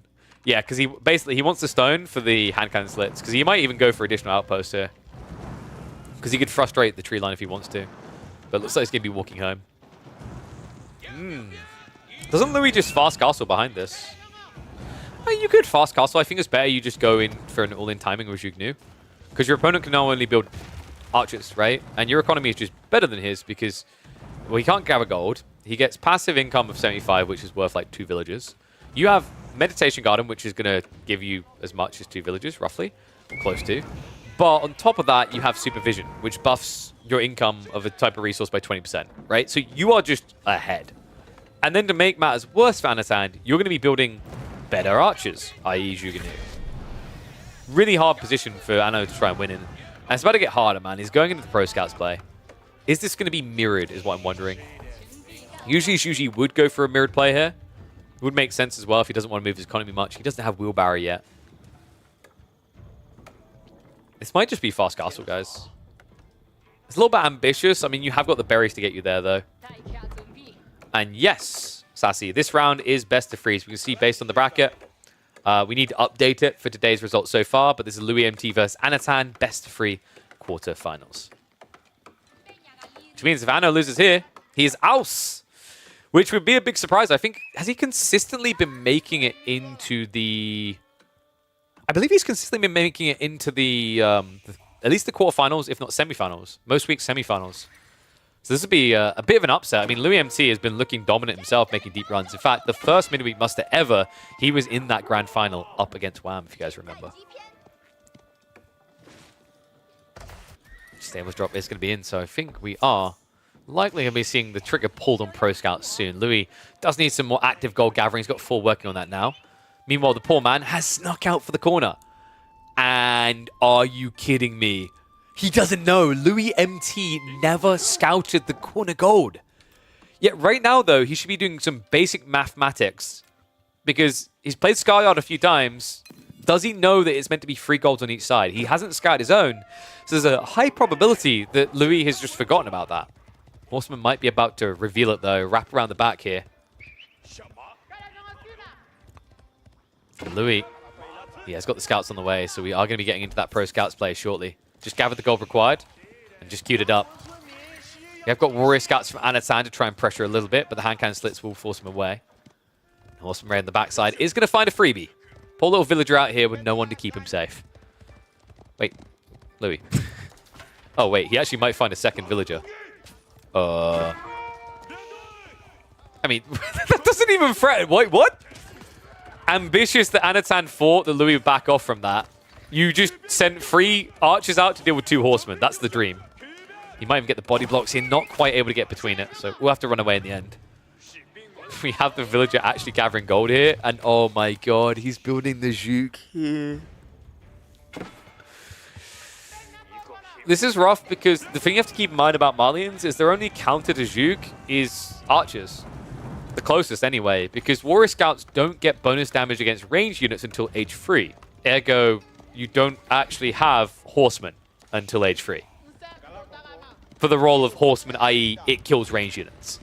So Zhug makes this a really hard matchup unless you can get into Javelins, which he can't afford due to the blockers. In a normal game, you'd have Javs, you'd win, but you can't get them here. Because as he's about to discover the painful way, he's back down to 75 gold a minute. And yeah, you guys are right in the chat. Jab, jab, jab. In a normal matchup, yes. In a normal matchup where you just kite, keep your distance, poke, yes. But that's the power of outpost rushing the Malians like this. You essentially handcuff them. He's going to try to build a few, but I mean, he can't afford many here. All golds are now denied. He can afford 1 javelin. Sorry, yeah, 1 javelin every minute. Technically, almost 2 javelins a minute. Which doesn't sound very scalable. Not when you realize Louis MT can already get his hands on 8 Zhug a minute.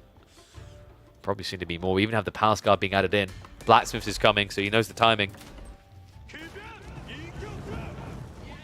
Time to sell for gold? I mean, you might be right there. In fact, Anatan, he's going for it. It makes sense. This is his only play out of this. Feels horrible to have to do here, though. Looks like he's securing the area. He's getting the deer on the backside as well, as there's 1 left over there. Food, of course, not the problem for him. The gold really is the starvation point. Undermesh has at least been prepped, so well played by Anatan, not to just get an extra javelin, instead prioritizing this tech because he knows what it's going to be. It's Juji. It's almost always Yuganu when they play long feudal. Wonder if he's ready for the Palace Guard, though, because I feel like he's not. I mean, he's building Donzos to react to the Horsemen. This is terrible because, 1, Jug destroyed Donzos, but 2, the Palace Guard don't care.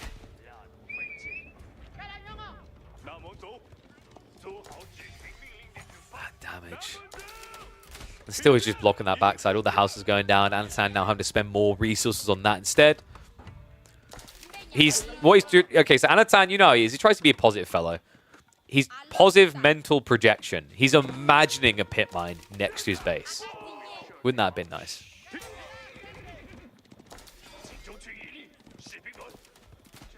Warrior Scouts are at least intercepting some of the food coming back from Louis.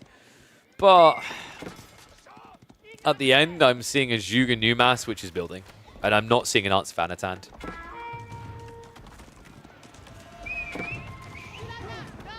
Yeah, I wonder if actually Malians is going to become less popular on Scarguard over time. It's looked decent sometimes when we've seen it. I've said like 50-50, right? But if you see Mali in the draft, you think they're going to pick it, this type of play just makes a lot of sense. Any Civ that can maybe do like a Rax opening into Outpost Rush. You could argue that maybe Anatan should have seen it and had Donzos coming, but it's tricky to stop even with that. You have to scale the Donzos at such an early point, and although they are banging units, they're also very expensive. 30 wood per Donzo is not cheap. Not in the other game, anyway. Wait, what? We have Malian trade ships, what? I thought he was going to go to the island. He's not. He's adding in trade ships. It's ambitious. We saw it work for the Canadians. It's going to take a long time, though. It is kind of cool for Malians, though, because you do get the coastal navigation, which speeds you up on the initial like run out and come back. It doesn't last very long, though. And also, Anatan, for some reason, hasn't rallied them there. He's idled them. Also, you know, trade really cool if you have like 10 minutes. But do you actually have 10 minutes with this many units coming your way? It's 30 Zhug already, 10 Palace Guard.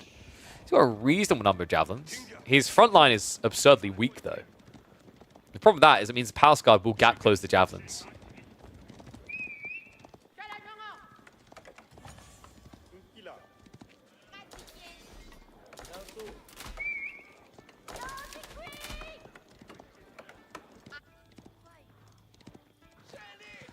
Rams are coming. I think we might be about to say farewell to Anatan. something Malian trade sucks. Buff, please. Triple Ram is a death sentence for Anno currently. He's going to lose a lot of the base.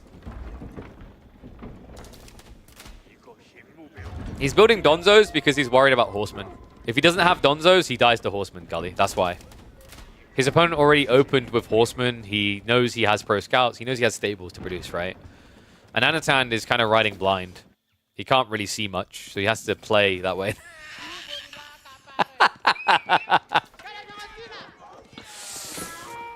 Oh, that's brilliant. He's trying to drag the deer into the corner so that Louis has less food to work with.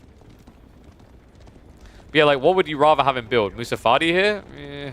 Into Zhug just suffers just as much, but you don't have the gold, right? You legit can't build into the Horsemen. They suck against Zhug, against the Palace Guard. Like, your only real choice kind of is Donzo as the front line. Now, we have what could be a decisive dive into the base. Louis MT, number advantage here. Needs to let those Palace Guard flood on through. Baits the Donzos out of position. Zhug and Nu move in. Rams already sieging onto the primary TC. This is it. Anno's tournament life on the line. And the front line is not lasting long. 6 Donzo left over. And then it's just Javelins. And the Palace Guard count hasn't gone down at all. They're absorbing so much fire here. 3 Rams on the primary TC. And I think Anatan must realize where this one is going. He's cleared a lot of the Zhug, but the Palace Guard now remain completely unanswered. A double military advantage that isn't going anywhere. And a 2-0 undeniably for Louis MT. Damn.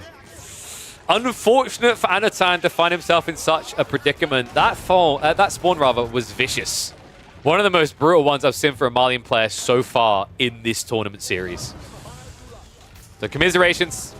Anno will not be able to make it deeper into the brackets. He goes out in the quarterfinals to Louis MT. Louis MT will be going through the semifinals on that upper side. Apologies, we'll try to update the graphic shortly. Because TC's already gone, and there's no comeback from this. Damn. Don't know if this one's going to go up on the channel. Maybe. Let me know what you think about this. Have you seen a more brutal Malian denial in tournament play this year? Or does this top it? Because that one tower ruined everything for Anatan. Damn. Louis on point. Whoop, whoop, 2-0. Do I update the... We can maybe quickly update the... I'll restart my game as well. We'll update the thingy now. So Sassy was saying something about when his series is going to play, right? Is that correct? Should have been put in the comms. Yep. Okay. Fantastic. Thank you. So we have got another live series in an hour and a half. So I think the goal today will be to be live for probably about 6 hours ish. So yeah, that'll be our final series of the day. Is that we'll do. Actually, let's find out. Well, actually, it's probably kind of obvious now, isn't it? Do we look at SAS versus B?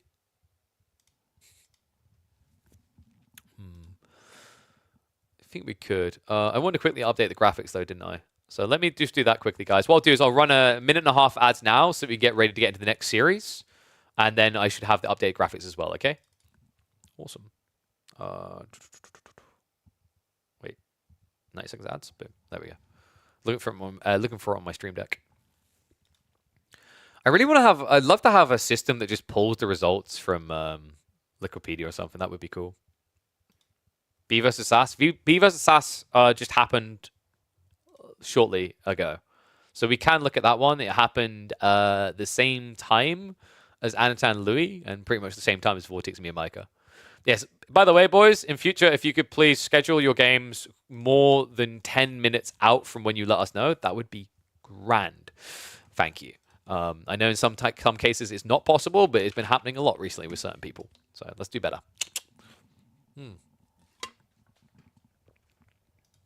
So what I'm doing now... Oh, I just realized we've got the music on. Oh my god. Let me quickly update the Photoshop file.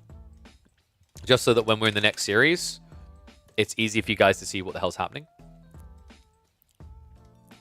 Where is my Photoshop file? It's being a bit messy. It's not coming through. Right, there we go. Oh god, I just realized this one hasn't been updated. I'll use the other one.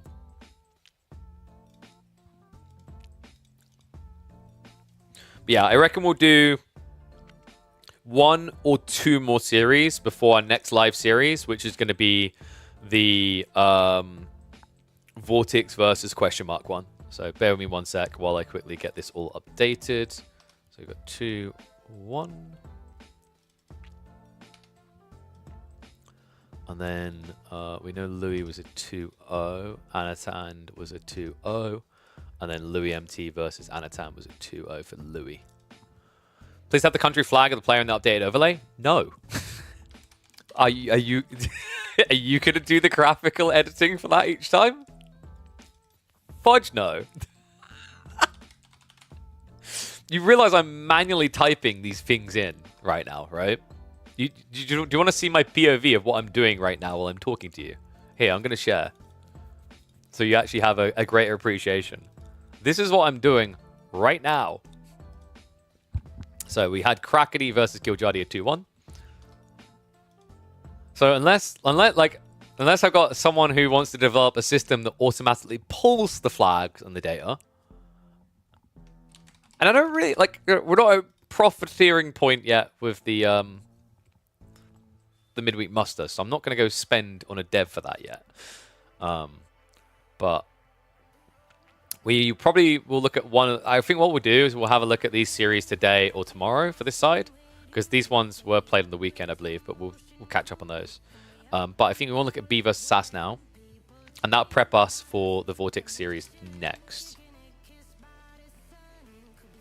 In fact, oh yeah, what I can do to make this easier is I can just go ahead and name the 16-player bracket that.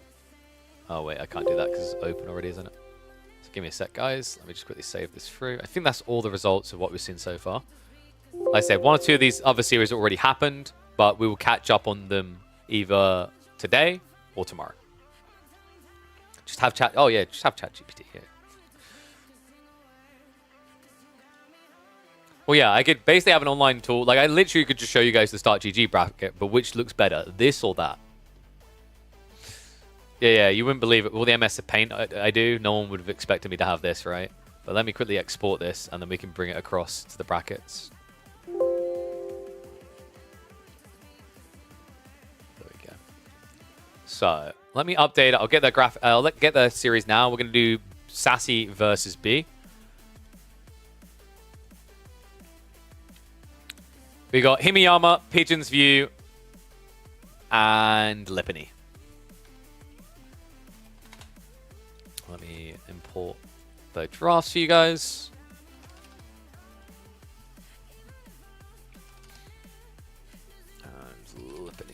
Hey, B picked Lippany. Yeah. People love it. Sorry, B picked Pigeon's View, rather. People love it. Hell yeah, people love it. It's a damn good map. Proud of that one. Sorry, I'm getting spam in the background.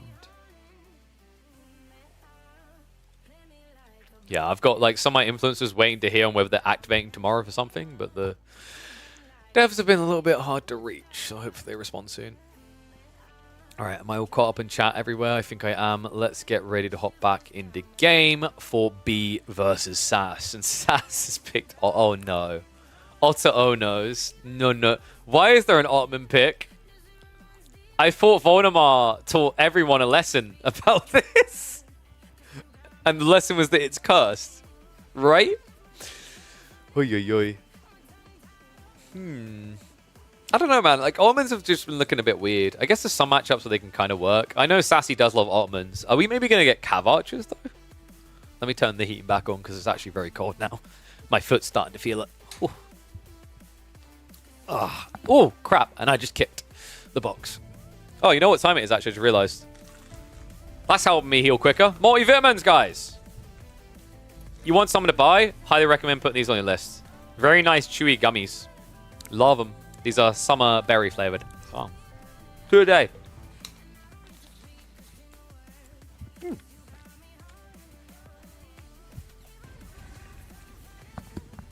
I rate those highly. By the way, you know what I was thinking, guys? Christmas is getting close. Wouldn't it be nice for you to wake up with your loved ones and have some pancakes? Check out the Protein Works pancakes. They're actually pretty good. I'm not a pancakes person, but I was really impressed with them. 400 for the midweek muster? Pog.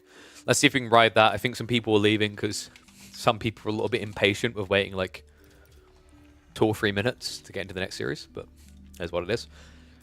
So, Sassy, is your data not privated? Good lad. There we go. That's what we love to see. So, game 1 is going to be Himiyama. Sass, he's going with the Delhi. Ooh, Delhi Japanese. This is vicious, actually. Japan, for the longest time, has struggled with this matchup. It's such a confusing one. I still don't know what the clean answer is, and with Delhi being even better, I think it's even harder. So yeah, we'll have to see if B has a tricky answer. You know how creative that lad can be. So what we'll probably do is we'll do this series. If there's enough time, we'll probably check in on Core versus Wham next is what I'm thinking, because we do have the updated brackets now. Okay, we should have the updated brackets, but 1 second. So what it is sometimes with... It's so stupid.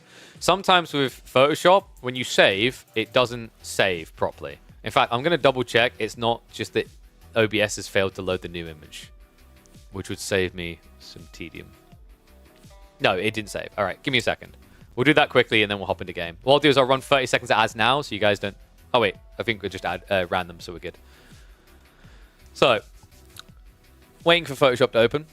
Oh, dude, I'm looking forward to this new PC build, by the way. Got confirmation. We have GPU sorted. We should have motherboard sorted. I'm waiting on certain details around the CPU, and the only thing left now is SSDs. Once we're there, there are some cool things I'd like to get on top of it. Like, I'd love to get us a monitor sponsor involved.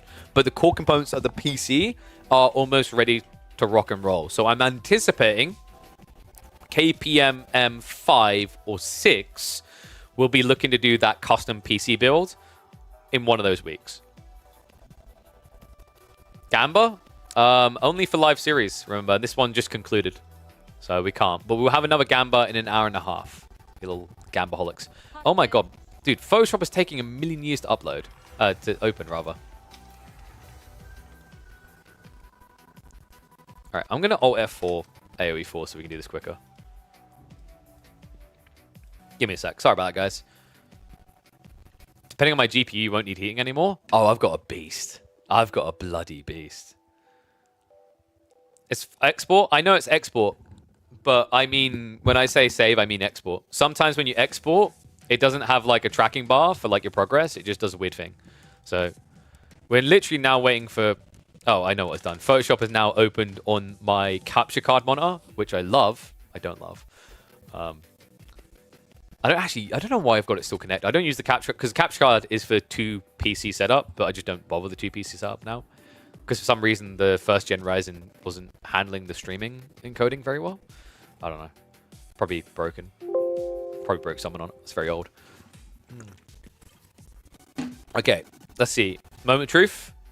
Pog! There you go, guys. So if you just tuned in, that's what I was trying to get ready for you guys so you have clarity about what's happening. Those are the series that have played out so far. So we watched Killjadi vs Kraken at the start of the day. That was an entertaining series.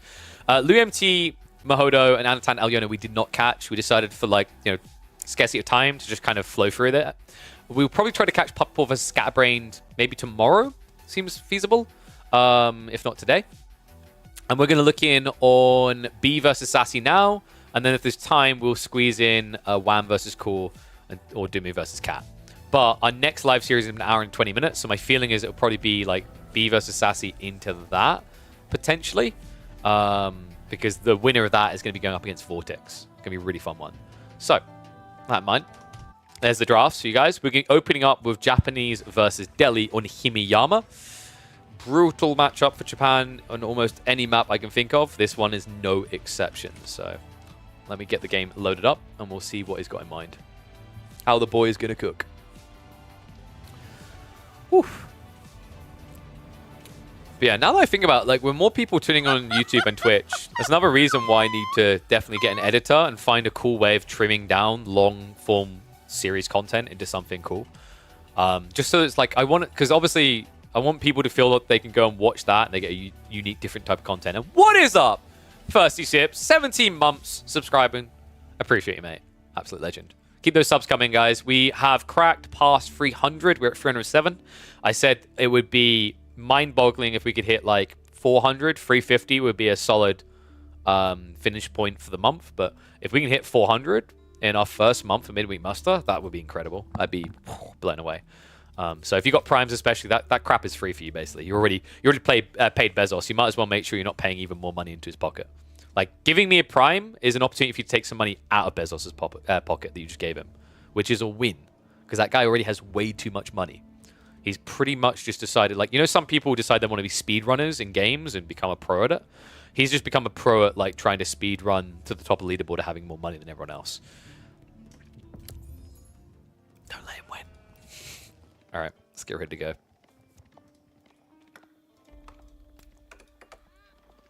Game? There we go.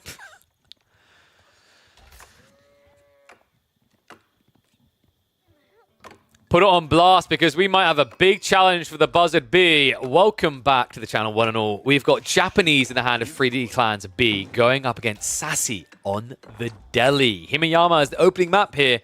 And this, no matter what map you put it on, feels like a hard matchup for the Japanese. If there's anyone who can find a way through that is the bee's knees of the Japanese, yep, say that 10 times. I feel like it could be B. B has been very creative in the past. We've seen some incredible builds. I think he's one of the first people to clock the viability of Yuumi in the right circumstance. And even one of the first people to start experimenting with 2TC up against the Delhi.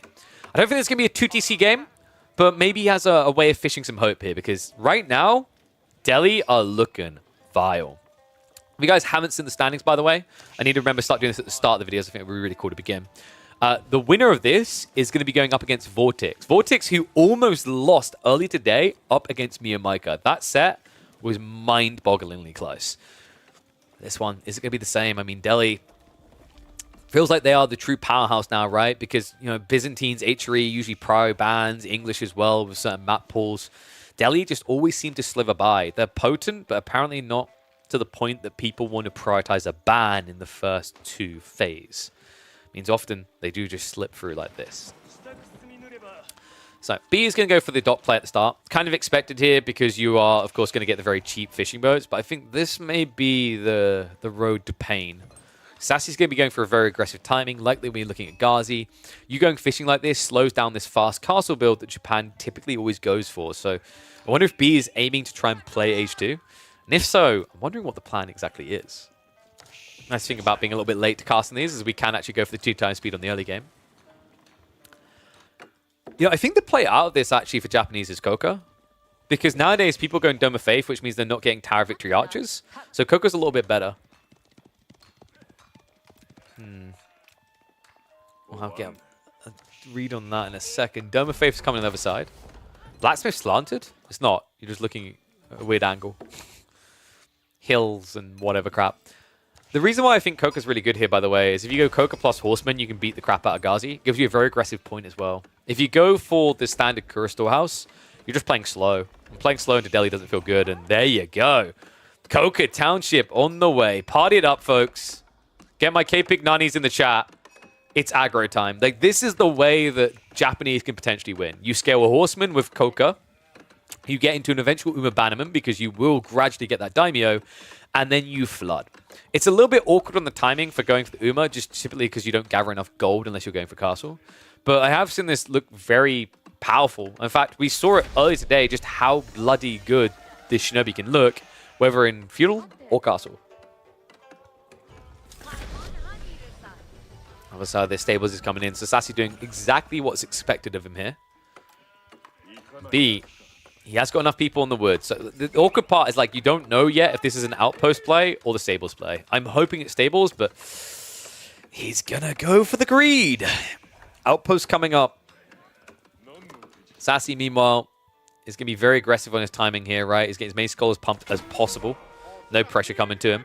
And that looks like a little bit of an overboom. B with 5 fishing boats in the central pond. Remember, there's only 2,000 food here for shoreline fish that will expire. Scout is going to reveal what's happening. Only one villager building this up, so the Ghazi is going to come in. That will force B to react more aggressively to build this up. Shinobi is there, though. B. Not pulling away just yet. Actually, it's Sassy that gets scared. A slap on the ass from that Tatara. Enough to scare him off. Sass, does he now follow up archers, or do you just kind of ignore the threat and go for the sacred sites? Because you're seeing that B's building an outpost, you've got to be suspecting he's going castle, right? So if you just try to add in archers, all this kind of crap, play the age, you're going to be headbutting an opponent who's probably rushing up. So you've got to, like, weigh whether your army's going to be strong enough for the dive. The alternative is you just go for sacred sites, you start that timer aggressively, and you force him out sooner. Cool thing as well is if you go for some infantry here, you can wall them off, but looks like Sassy is just sticking to cavalry only. Makes sense for what he's aiming for here, right? Like, just by going raw Ghazi, you'll reach a point where you can dive into their base. Playing versus Delhi gives B PTSD after those series versus Dumi the last 2 weeks. I mean, Delhi have just been painful, I think, for everyone at this stage. There's such a brutal civ, and even before Delhi got buffed the way they did, this was already one of the hardest matchups for Japanese. It was one of the worst skewed ones alongside Ottomans.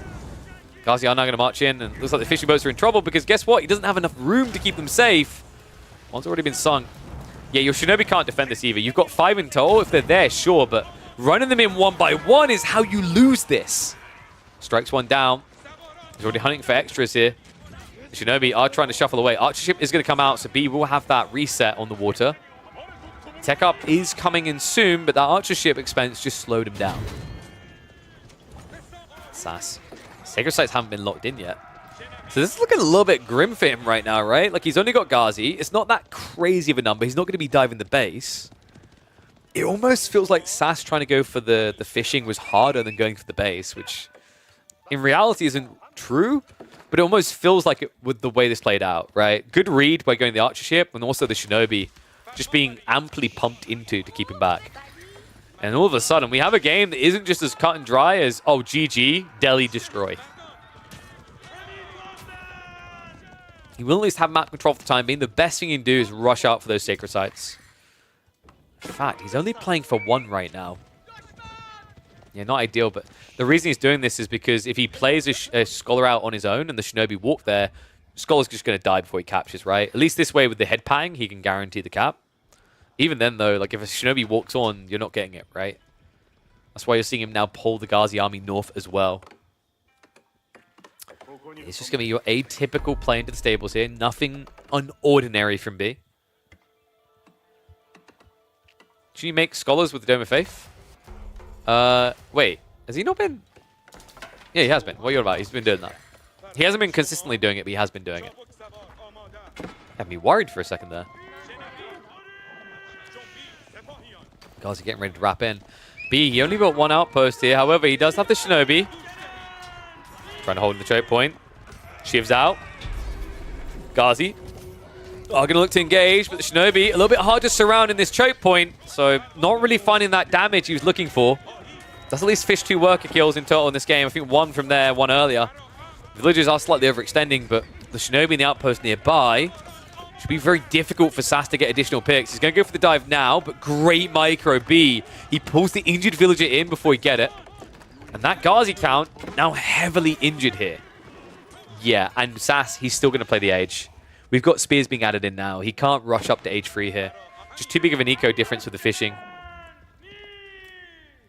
Spears will at least allow him to also wall off the sacred sites. It's actually a weakness of Japanese here, right? By the way, you might be wondering, why didn't Sassy just play under the sacred sites, wall them, and then go for a GG? Shinobi. Walls are great if your opponent's just building heavy cav, right? Because you can't burn through quick. Shinobi just kind of don't care. They just press one button and hop over it.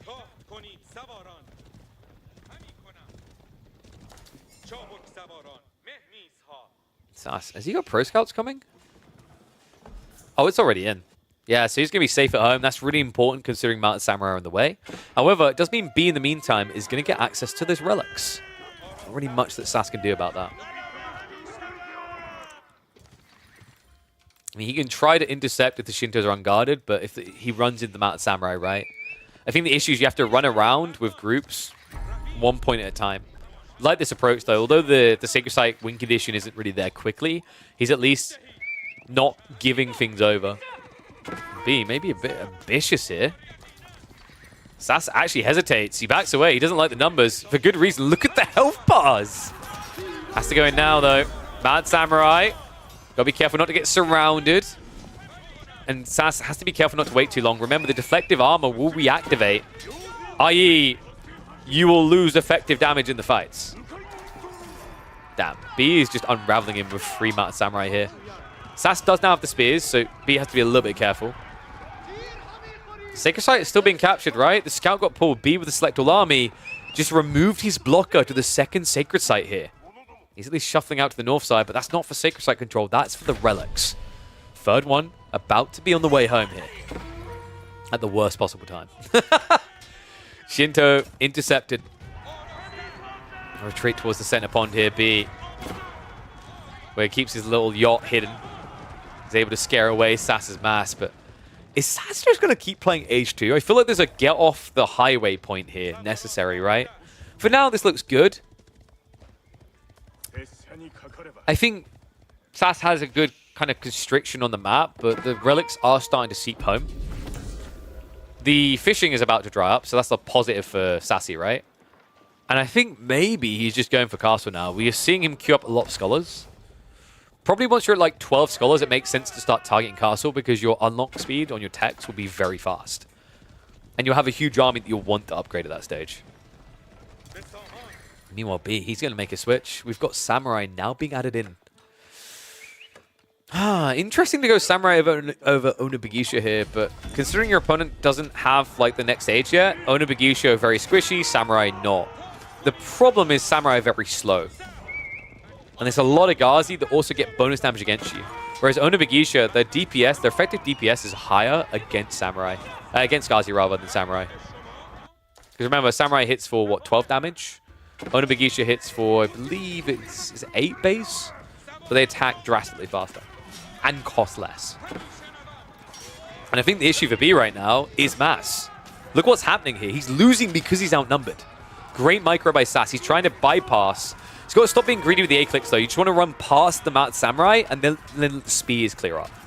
Ghazi are simply there as a body blocker. B, an expensive retreat there. Several Mounted Samurai going down. The Foot Samurai revealed, but wait, what? Those are Dark Age. B, not like this. He has the resources. He didn't queue it. He finally realizes it, but that was a bit of a mistake there. Unnecessary losses could have been a lot worse. But Sassy must have been paranoid. He's like, why the hell is there Dark Age Samurai here? Had he known how delayed that tech was, he would have committed to the fight and wiped them all. B, got to be counting his lucky stripes there that he didn't get eradicated. Sass About ready to now go to Castle Age. Likely we'll be seeing House of Learning here.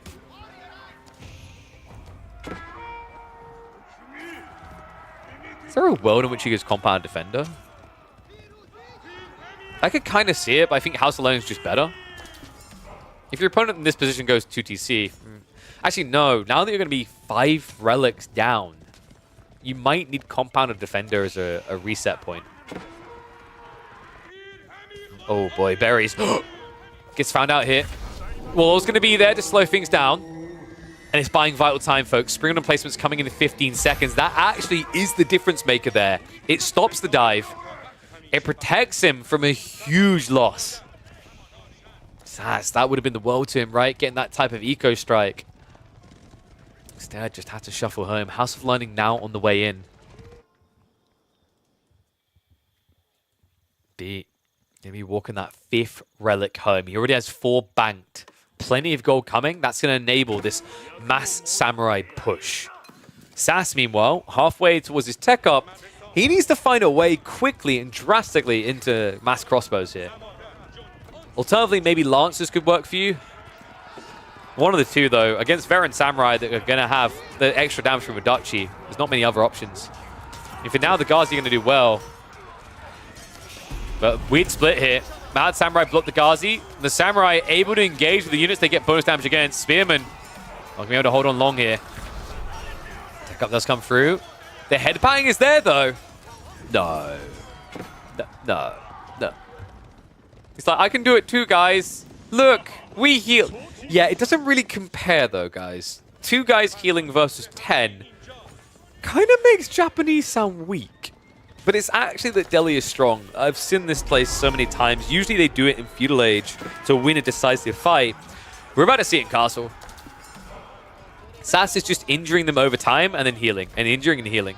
The issue for B is because he went for Samurai, he opened the doors for this. When it was Mounted Samurai, there wasn't really time to take these breaks, because you took these breaks, your villagers would die. But now that it's such a slow-moving army, Sass has the breaks he needs to back off, heal, come back. Yeah. I don't know what it is with Samurai recently. I've rarely ever seen a Samurai transition in a Japanese game in the last, like, 3 or 4 months that ended well. It feels like Japan wins or loses based on the Mount Samurai. And this is looking like a loss. Big chunk of Samurai going down. Ninjas are at least being a little bit annoying, and Samurai are idling out the food. The military lead is starting to turn into quality and not just quantity for Sass, right? We've got crossbows coming in, you've got knights, men-at-arms.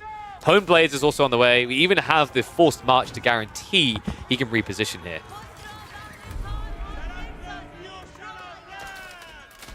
Be behind this, he does have a big lead, but if the plan is just to keep doing Mad Samurai, he's going to be playing into his counter. I think you need Ona Bigisha. It's tricky though, because if you know your opponent's going Men-at-Arms, and you go only Bigisha, you have nothing to clear. It's almost like you need a full switch now into Ona Bigisha, Onimusha, which is not going to be cheap. I mean, B has a little bit of time before Sass would attack him. B is doing a good job in that regard of like controlling the map, right? He got 5 relics, he's got 2 sacred sites, ironically against the Delhi. One weakness of what B has done here, as is a classic of choosing Koka, where's your farm transition? When's it happening? He's doing it right now, but without the Kura, it doesn't feel smooth. It feels very expensive. Double sprinkled hit. Villages will be safe. Yeah, you can't burn these down. These are fortified, remember? It's going to be a little of a ride by. 2 extra villages were here.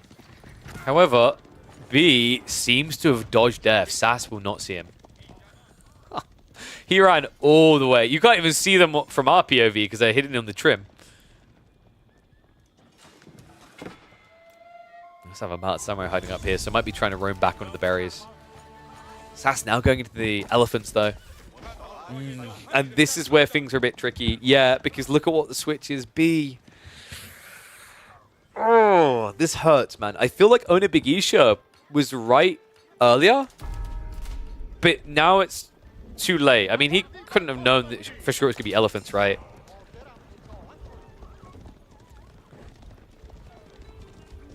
Actually, like, don't War Elephants just hard counter Japan? I feel like they do, right? Because correct me if I'm wrong, what do you build as Japan against? You have to go spears, which very rarely will you see a Japanese player happy about going spears in castle. Because your Onimusha are really weird and slow to scale. I mean, you can kite in theory, but the thing about War Elephants is they force a direct fight, and I think that's where Onimusha can feel weird. If you catch, like, an elephant on their own, great, Onimusha will win. But this army, and you have Onimusha backline, is going to feel a bit odd, right? I don't know, I think War Elephants are actually really good against most civs, but against Japan, because of what they typically build, Mountain Samurai, Onabegisha, War Elephants the dream. Oh, it's going to be a dive in towards the gold. B has plenty of that in reserve. He's going to need it. Military Academy is on the way. We have Daimyo level 2 as well. Sass is going to back up. Needs to pull the cavalry away, though. Elephant? I mean, you bait him onto the elephant, right? And then turn. Second wave's coming in, and there we go. Turns around onto him. Needs to be careful with the Ghazi. You don't want to be frontlining them into the Bugisha. That's how they win the fights. Sass running a little bit low on food. He's min-maxing for it. B, meanwhile, more farms are layered in here. He has also got the Urashira drops. The TC is producing quicker. B needs this area, though, for the active gold gathering. Even with all the relics, he spends so much. That's the weakness of Japan. Spear transition on the way from B. How long is it going to take, though? Scholars are looking at the front line. That's kind of cool. Remember, they do not have the infantry tag, so the samurai don't kill them faster. Elephant also peels off and drags most of the army here. This split, it should favor Sass. Crossbows, completely unhindered, shooting on the back line. And the War Elephant is loving life right now. He even stabs them on the retreat. Yeah, let me know. Did you know that, by the way? Comments in the chat. Did you know that the spears attack as you walk, even when they're looking the wrong way? That's style points right there. And look at the army. Absolutely erased. Didn't even kill the elephant. Sass, oh my. That one pull, that one elephant. I feel like this is a recurring theme right now. The amount of times I've cast a Delhi game where one elephant has made the difference. And it's happened again. Villagers now running for their lives. There's so many cavalry units left alive. B, I can't believe this, right? He played it right on the opening. He got 5 relics, but the follow-up left so much to be desired here. And Sass, his victory seems undeniable. 2 sacred sites locked in. A flood of troops towards the B's base. And B, may that gold last long, son, because you got none in reserve. Also, the villagers, what? Not safe at all. That's going to be a 10 eco lead, if not more. He's still flooding. Damn.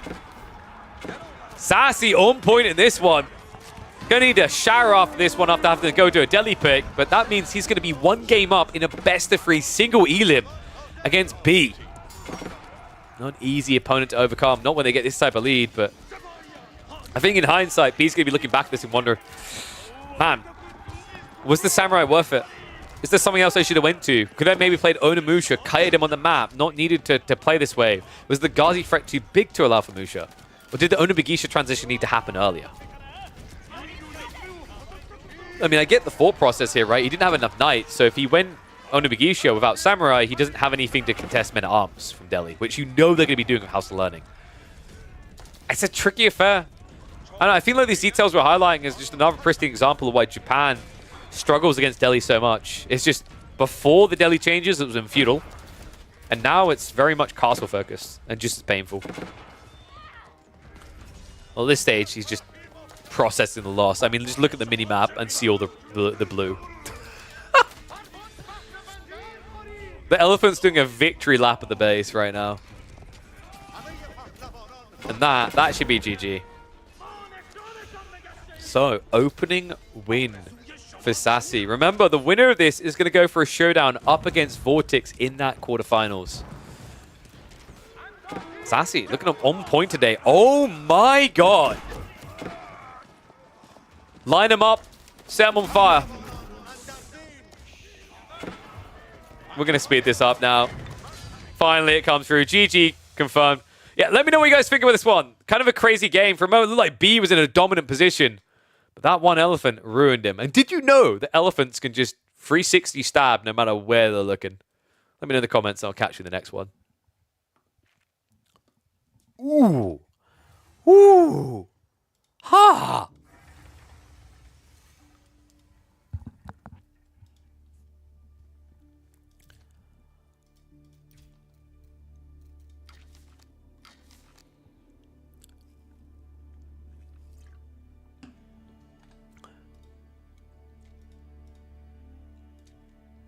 I don't know if that one's uploadable, maybe. I've got someone in mind for it. Can one elephant carry a whole fight?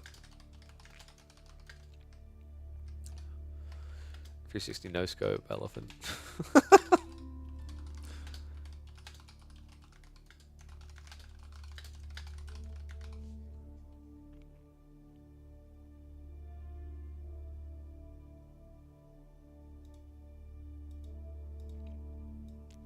Well, actually, maybe more statement, right? One elephant tries to carry a whole fight.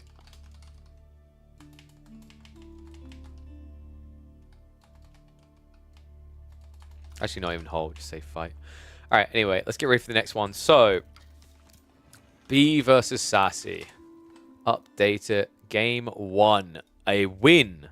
Not for the Japanese. No, no, no, no. It looked like they were on the course for it, but no. Delhi take it in the end. What we got left in the draft? B. For Highview and Lipany, is this draft a bit funky? Is now. I think you could try to go Juji on Highview, now that there's no Delhi. And Sass will do what? Abassids? Or you go Lipany. Oh, God, you'll go Abassids there, actually. Ooh. Yeah, actually, I think it's French versus Juji for Highview, right? Maybe B anticipates that and goes Mongols there. Mongols has looked decent on Highview historically. B has picked his home map. It's going to be Pigeon's View. And I can confirm it's going to be Abassids versus Chinese. Oh, no. Oh, no. No, no, no, dude. This is going to be such a long game. I don't remember the last time I read Abassids versus Chinese out loud and it didn't equal like an Imp Plus game. Jesus Christ. And we're in Highview. I'm going to need all the fuel I can get. You guys should go order some for yourself as well. The Protein Works. This is the Kinder Bueno one. Get the banana as well. Mix banana and chocolate. You'll need it. Something to coast you over and keep you comfortable for what is going to be a stupidly long game. Oh, God. X-Base my Protein Works. Go, go, go, go. Bye, bye, bye.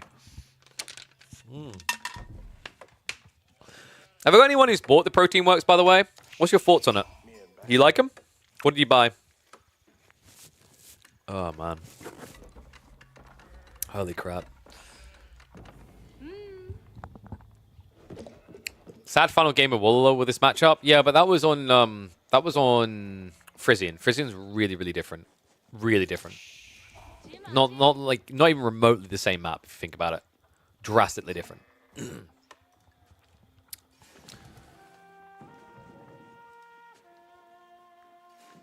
I don't even know what that is, Venom. Try Protein Works.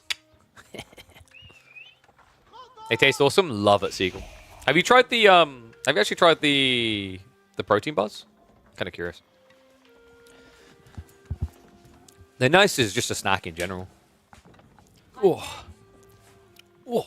Ow. Just kicking stuff, don't mind me. Oh. Alright, let's get ready to go. I just need to quickly message Emma about when I'm likely to be eating. Because we're going to have that live series in an hour. So I'll probably be looking at like... I'll eat at... Sit down for a meal with her. Because I like to socialize at like 6:30. Alright,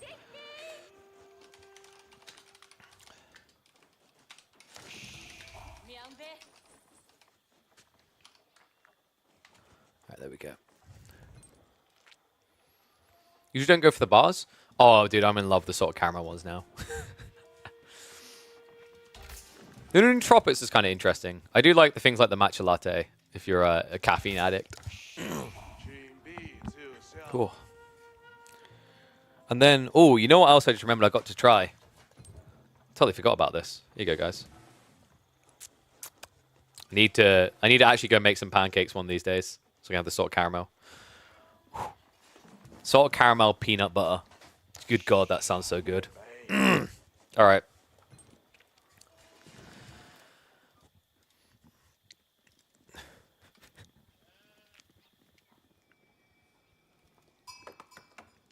Oh God, it's happening. Look at what that is on your screen. And look at what the opponent's civ is. No, we're on an improved version of High View, but even it has its limitations. What an Welcome back to Boom of Empires. Age of Empires 4 action here. Game 1, SAS has taken the lead. Game 2, they're going to be leading us deep on this one. We have got Abassids in the blue going up against Chinese in the orange. We've all seen how this goes, right? I think it's going to happen again. Because we are on a map where they've got retracted gold, retracted deer on both sides, safe stone. This feels like it's only going one way. We're going to speed this up a bit. In fact, while we speed it up and look at their base, I'm going to alt-tab quickly. Actually, maybe I should have someone chat do it. It's easier that way. I'm curious, what is the win rate in this matchup between these two? Because I feel like this favors China because of the quality of units in the late game. On the newest patch, if we have a look at the rankings, in pub games, Chinese versus Abassids is sitting at a 33% win rate for China, but that's only with 9 games played, so not the most indicative. We're doing the fast forward, by the way, because I'm almost certain this is going to be a TC versus TC boom. That being said, B's getting a little bit creative here. And what is up, Muggle? Thank you very much for the Prime sub. Remember, guys, whether you're watching live or later, I appreciate all these subs coming through. And remember to do it each month. The Prime doesn't auto-renew, so you'd have to come by and drop it off again. We've been streaming, I think actually, we've been averaging close to 100 hours a week. Wait, no, that's not right. A month. Like 20 to 25 hours of competitive AoE4, tournament game AoE4 each week. Absolute bargain, and you don't want to have to worry about those ads. Especially on this video, because I've got a feeling this is going to be a long one. We do have stables opening, but from B, this is just about Pro Scouts. He's looking to yoink away the backup resources for Sassy. A really smart play here. I imagine we are going to find our way eventually into a Barbican. B. If you're wondering why is he taking his deer first, it's because it's such a short distance it's worth it. And it's already been lamed. But he also doesn't know where the deer of Sassy is yet. It's about to discover, though, that Sass got pretty ridiculous spawn here. Double deer right on top of each other. So reveals one of them. The other one, of course, all the way at the back. And Sass is going to try to lame these ones as well. What do you think, guys? Ones, if you think Abassids and Sassy are going to win this one. Twos, if you think it's like Chinese and B. We do have the survival techniques on the way. Honestly, this play is just so nice for China when they get to do this. Because remember, they're always in the early game supervising the mill. And because they're always supervising the mill, that means they get not just a 20% more food drop-off, like they want at this stage, they get all these techs much quicker. Drastically quicker, in fact. You can see right there by the supervision. About 150% faster. Yeah, it's foul. Like, watching China get blacksmith techs in less than half the time is absurd. That's why we've seen those dirty Juganeer rushes so often. So B is shuffling up now to take away the secondary deer. Primary is at least protected. Sass already has a spearman out. He's going to have his work cut out if he has to deal with all these scouts at once, though. I think we're going to hit the fast forward again. B. Is this Barbican now into 2TC, or is it Fast Castle? I feel like he's going Fast Castle, right? Yeah, that's kind of cool. You know that Sass not going to rush Fast Castle. You've got all this map control, so why not use it? And also, Sass, he went spears. Had he gone for camel archers, you'd be a little bit threatened rushing relics here. But it's kind of open for you, and you still go back for TCs afterwards as B. The reason he's doing this, by the way, is in an Abassid versus Chinese game, the likely outcome is that both of you are going to reach pop. Now, if that's the case, would you rather be the guy that has 4 or 5 relics on top of the 200 pop, or the guy that reached 200 pop a little bit quicker? Makes sense when you draw it up that way, right? And there you go, tech up on the way. This I'm not as crazy about anymore. The reason why I prefer Imperial Palace, especially in games like this, like if your opponent was rushing you, I'd understand the need for a clock tower. Something like the Abassids are going to rush you here, right? The value of going for the Imperial Palace instead is you can get a read of things. Like right now, Sass is getting walls up. You're not going to get to see in his base. If B had gone for Imperial Palace instead, he'd be able to confirm it's definitely only 2 TCs, no third coming. He'd also know what the transition is, because remember, now with the buff to Imperial Palace, you see from this villager to like here, to like this wood camp. You see a lot of their base, whereas it used to be you only pretty much saw the villager. You'd rather be the guy with camel archers on 200 pop. You wouldn't rather have pyrotechnics hand cannoneers on 200 pop with more movement speed. Bold move, God. I don't know, as long as you got the gold, I feel like Chinese hand cannoneers are still really good. I mean, the most recent changes definitely hurt them a bit. Chemistry not as good as it was, but also on top of that, they just reverted part of the nerf to hand cannoneers, right? They took them from 35 damage to 38.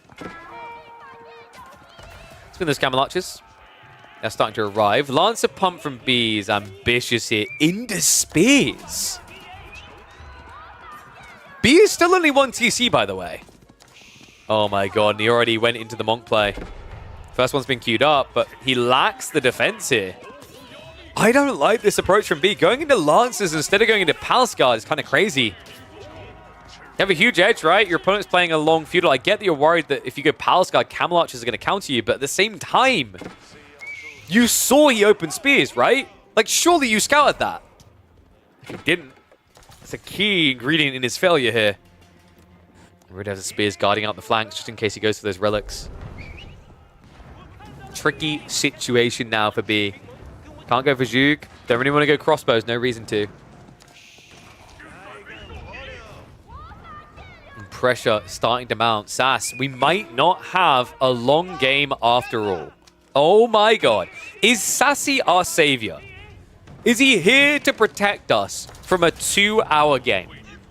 Now your mind should maybe. Hoping so. What's up, Nomad Chocolate? Thank you very much for the raid. Okay, once again, why is it cutting off the words like that? I need to find the setting in Twitch alerts that stops overlap. Well, not overlap. Basically overflow.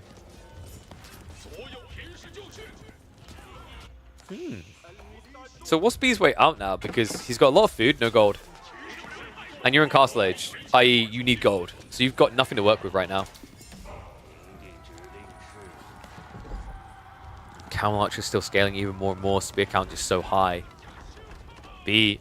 He's going to need a miracle to sliver his way back into this game. I mean, Lancers only make sense if B wants to go and raid. That he's not. He's reacting his base, right? So people asking, why did B go Lancers? Because he thought he'd be raiding. We're on Highview, remember? A map where it's very, very blind in the center. He thought he'd be able to jump out on the economy. He misread this entirely, because once it turns into a defensive war, Lancers are worthless. And also, because he started to get idled out in the wood, he wasn't able to transition into, say, Raxes here, which would make a lot more sense. I think instead, he might need to consider Archers, just because if you try to trickle Palace Guard now, you're going to die to mass spear and camels, guaranteed. Sass behind this. Look at the phenomenal work he's done. He's almost caught up. He's ready to trigger into Castle Age, and he still has a huge stranglehold on B's base.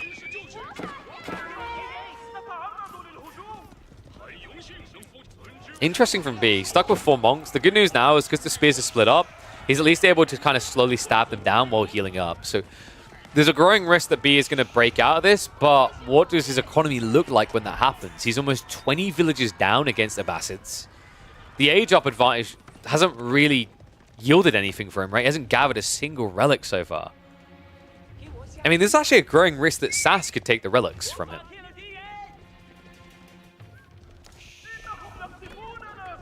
So Lancers will be able to get some freebies down here. I think, considering how bad things look for B, the fact that he somehow reduced the spear count is quite impressive.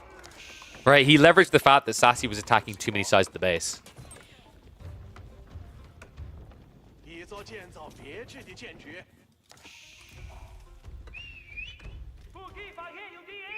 Berry gathering in the center. Sass is feeling very ambitious right now. Even though his opponent has shown Lances like he's never getting them out of the base. And we finally have archers coming. Oh, God. Is this like the true nightmare of any Chinese main to watch? A Castle Age Chinese player having to build archers. That does sound pretty catastrophic, to be honest. I mean, it counters what SAS has, right? Deals with the spearmen, can deal with the camel archers as you scale it. It's not terrible. But your opponent's teching up. So this player's going to cost you, right? He's going to be able to go into Gulums, go into Lancers. Looks like B is trying to go for the Barbican now on the east side.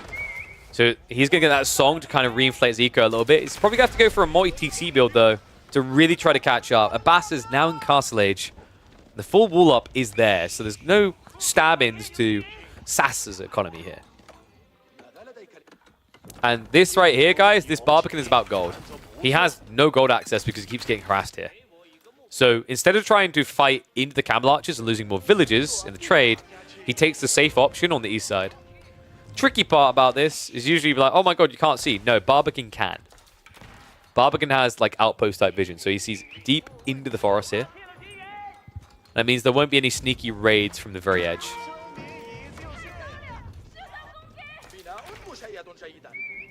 SAS, we talked about these Gulen plays, right? He's moving into them now. I think B needs to prep crossbows or this is going to end poorly. He'll be dead in 5 without them. The problem is he has no justification for it yet, right?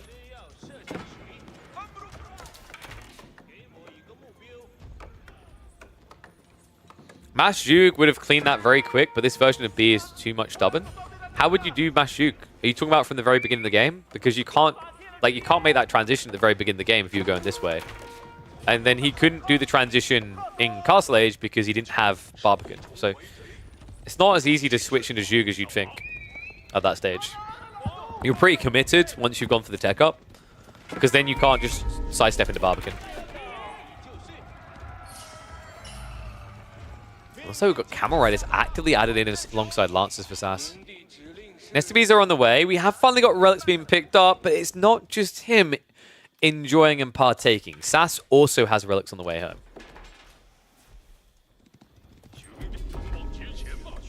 Feudal fight instead of fast castle. The problem is, so many people have died trying to all-in like 2TC Abassids, especially on a map like Highview.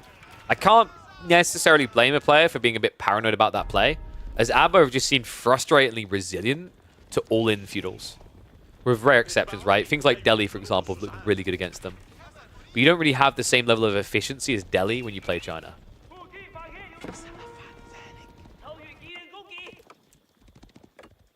So we got multi-TC yet? Because we're going to need it. The weird part is no. B's still playing just one TC. Nice start for him at least.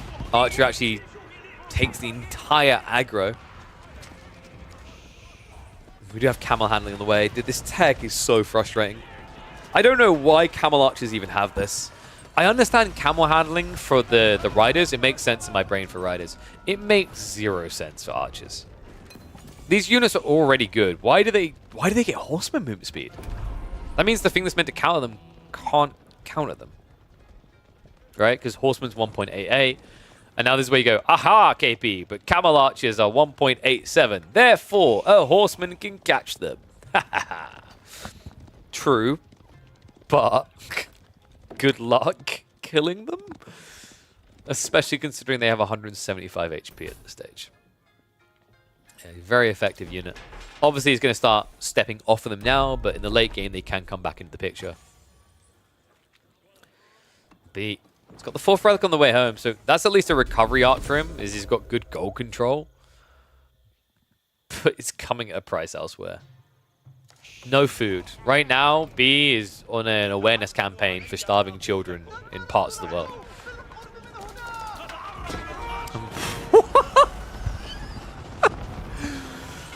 We've got the makeshift garrison from B.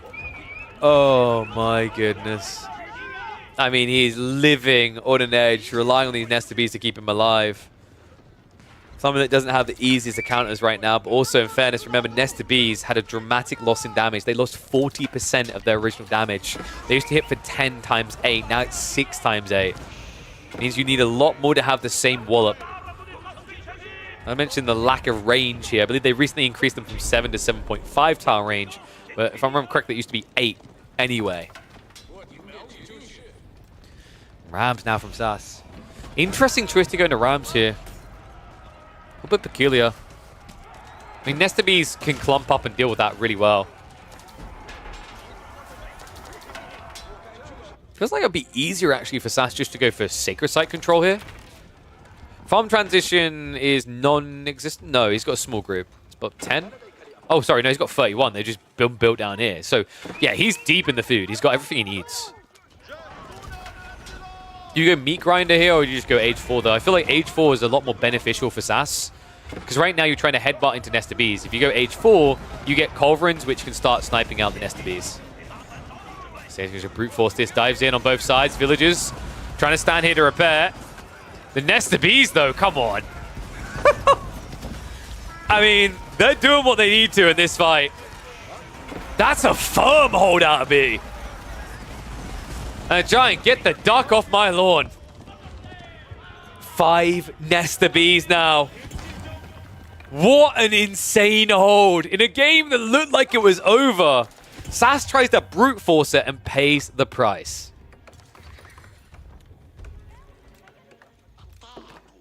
And yes, folks, Culverins are your answer now to things like Nesta Bees. It's not a quick answer because it takes 4 hits to kill a Clock Tower Nesta Bees. But with Culverins, you can snipe them from afar instead of walking headfirst in and dying. And now, suddenly out of nowhere, B, able to afford going into Castle Age twice with the Imperial Palace, Yuan Dynasty now on the horizon. Who said knobs are crap? Oh, Crackety tells me every time that knobs are absolutely crap. I think Crackety's review of this would be just fight better. 4, they do 35 damage. They do 6 times 8, right? Which is 48 damage.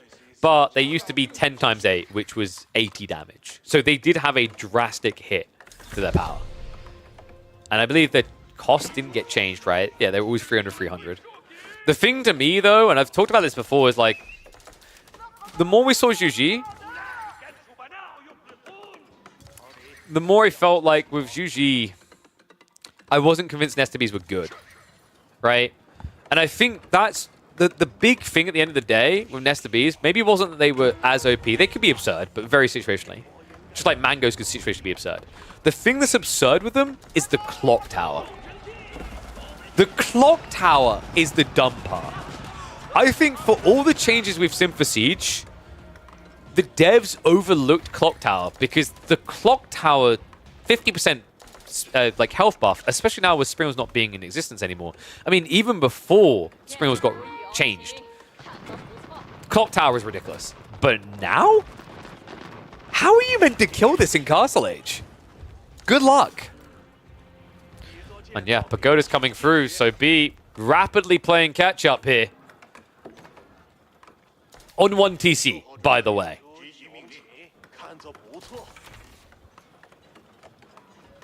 Surely the play now to go Castle. He's switching into Archers by the look of it. Compsabos and Veterancy on the way. No interest in going into Imperial here.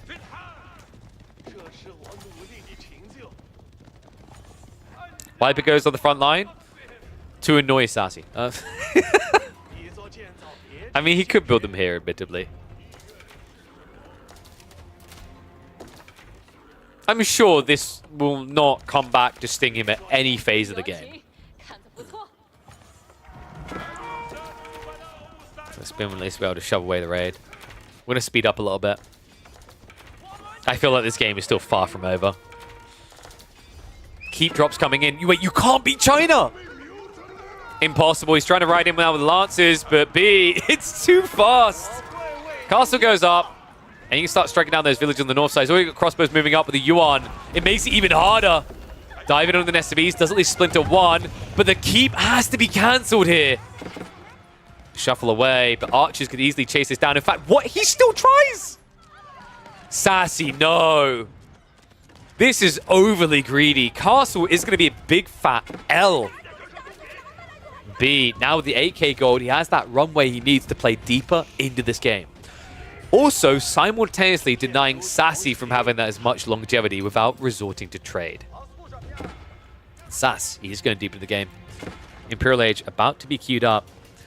This has to be what? Do you go culture? I feel like you want trade.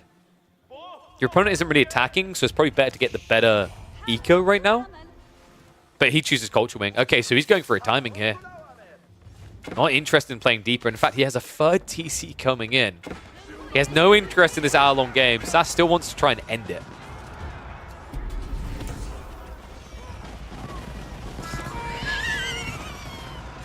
Oh no!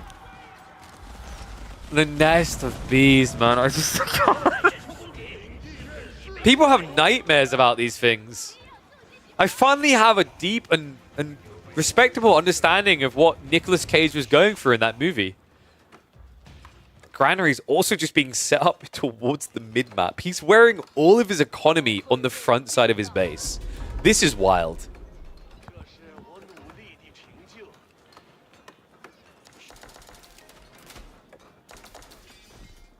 And by the way, yeah, so it's being brought up in chat. We mentioned it earlier, like they went from 7 to 7.5 tar range. That difference isn't small because remember, Nestor Bees, they flurry their shots out, right? So like if someone moves out of range, it pitters off early. An extra 0.5 tar range means you're more likely to get the massive shots out. So even if the unit you're targeting goes out of range, you can still hit the others.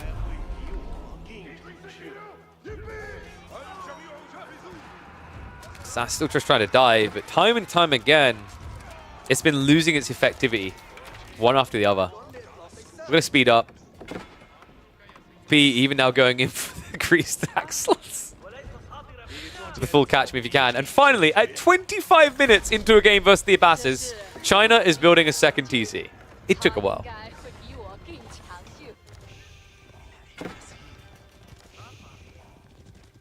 Caval going to keep raiding around the sides, but I mean, there's nothing on the west side here, right? Like, the only risk is if you hit the east, but B is dealing with that threat. We've got stone walls coming up. He's not looking for trade anytime soon. He's still got the 8k of gold, but down the line, that now could be an option with the protection. Are you kidding me? He's done it again. He keeps creating little palisade defense zones for his bees. This is actually really smart. I mean, this is creative, man. No spring no fear, no worry. What is up, Cammy? And thank you very much for the gifted sub, you legend. Oh my god, it's done it again. I seriously need to find out why Twitch Alerts keeps doing this. Their system is a bit scuffed.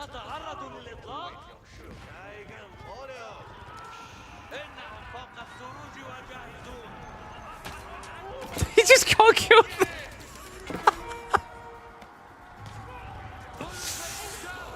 Alright, Culverins are coming. He finally has the answer. And sorry, yeah, you're right. Someone mentioned earlier, it's 35 damage, not 50. Oh god, yeah, no. So it takes... Oh, that hurts me. 6 shots, right? 6 shots to kill one nest of bees. I mean, it's at least a way of cleanly killing them, right? Without losing units. Until B gets bombards, then you're kind of screwed. You've got Camel Sport coming in. Fantastic tech. Completely useless against Nestor Bees. Oh no. And he went culturing, right? So we're not seeing him set up trade either. Alright, I'm curious. Ones if you think Sassy's going to win this. Twos if you think B is going to win this.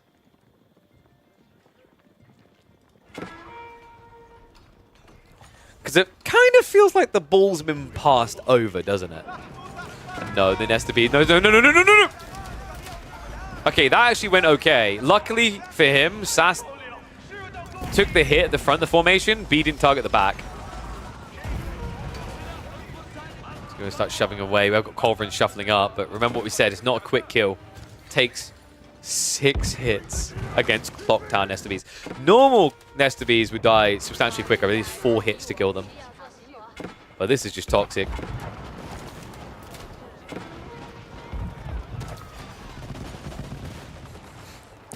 Freaking kill Charlie with the flame. There's a little bit of a raid onto the economy. B needs to find a way into age 4 here. He's up to 11 Nestor Bees now. He's like, the unit is named after me. I'm going to build them. Oh my god. Yeah, no, get out. Get out right now. Get out right now. Sound like someone just walked in on the shower on me. This is vicious, man. I mean, he's trying to stand his ground, regretting it every single time. Oh my god. Behind this Palscard raid hit the economy, so that's 10 villages lost for SAS. The eco getting closer to even in a game where your opponent has 4 pagoda relics. Dive starting to reach towards the Culverins. Nestabees is clearing the way. He's got a fast pass to that back line. Big flurry, big hit. Culverins, they've killed 1 Nestabees. Congratulations! Woohoo! Cannon placements, by the way, do range damage, so congratulations. Wait, where's B going? Dude, there's an army here. Calm down, sir. Packs away. Still has plenty to play with on the front side of this, though. 8 Nestabees up in Sassy's face. Horsemen are trying to flank raid, but no biology, no bueno.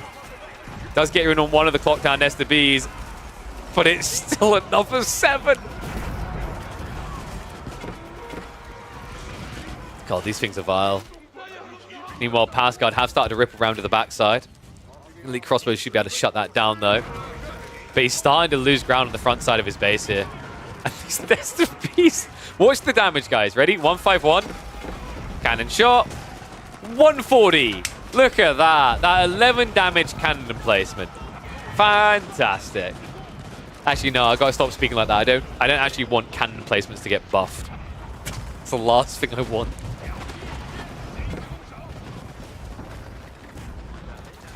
B. Did we just buy like Imperial Age maybe?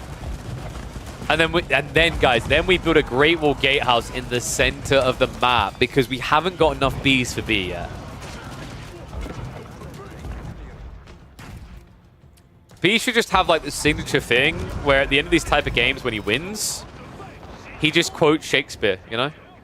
To be or not to be, always be.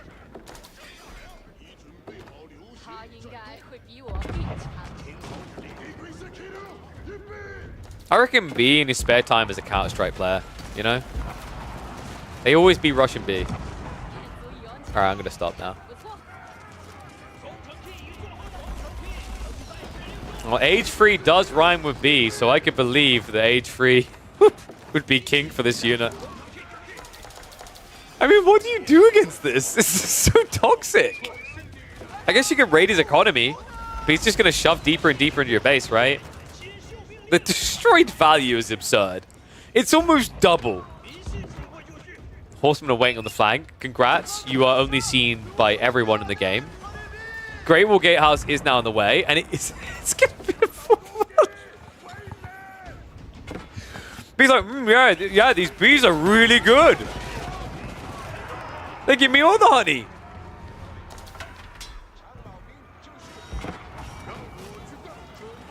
If B wins this is probably the biggest comeback of the tournament series so far. The position he was in, but hold on, Culverins. Oh wait, no, he's scared of... Wait, no, he could have killed this. That was a Select All Army, right? That looked like a Select All Army. The Great Wall Gatehouse. B may have been a bit too greedy here. It's gone. Don't worry though, guys. He's trying. He can afford another one. Oh no. B, he didn't do the blueprint trick. It's okay, guys. You're right. You're right. Let's build the other landmark now. Oh my god, B, no. 3,600 resources down the drain. Don't worry though, guys. We're safe behind our palisade walls. No need for stone walls here. Palisade walls are good enough. Spirit Way now on the way. I mean, B, he just threw away a lofty sum of resources. A convergence point in this game where he's about to be in full control. He still is in control, it's just less so. Sassy gets a stay of execution here, taking down that landmark. And now there's no way that B's going to give up Yuan, right? So there's no Great Wall Gatehouse to worry about anymore. However, there is an issue of gold. Gold is becoming scarce on the map fast. B is about to run out. Sassy is already running dry. Does he begin trading is the question now. I mean, he has access on the route, but as we just saw, he's been shoved back to a point where it would be intercepted. B doesn't like stone walls, didn't like his experience over here, so he's not built any on the west side. That's still a raid point to hit. And Sass, is he thinking of dropping a keep? It kind of looks like it, right? We've got 34 villagers out here. Knowing Sass, he could also be trying to save for a wonder. It's a possibility. If the game goes deep enough, guys. Oh, God, I'm going to stop. And there we go. We're fixing Nesta Bees, guys. Fixed thing. Not sucky anymore. Additional barrels. As if he needed additional barrels with 12 of these. Granary transition has been fully fleshed out as well, so B has plenty of food continuously coming. Sass, meanwhile, is going to try to go around the east side. And Sass is already trading. Where is he trading to? Oh, that's... Oh, God. Well, I mean, it's better than nothing, I guess. 46 gold each way. He hasn't done the full distance to the corner yet. Probably feels like he needs to get a keep drop around here, and then it's safe. Villagers just taking them on a tour at the back of their base. I mean, this is fine for Sass, right? He has way too many villagers, so now you can shuffle them over into traders instead. Would have been nice to have gotten a keep drop or something with that 2,400 stone you're sitting on, but can't have everything, right? Can't be greedy about this.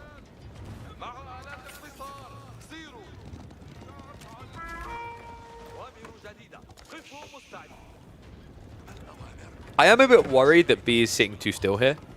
Because now that trade is coming online, I mean, is far down the road, but if trade wing comes in, Sass will have the better late game economy.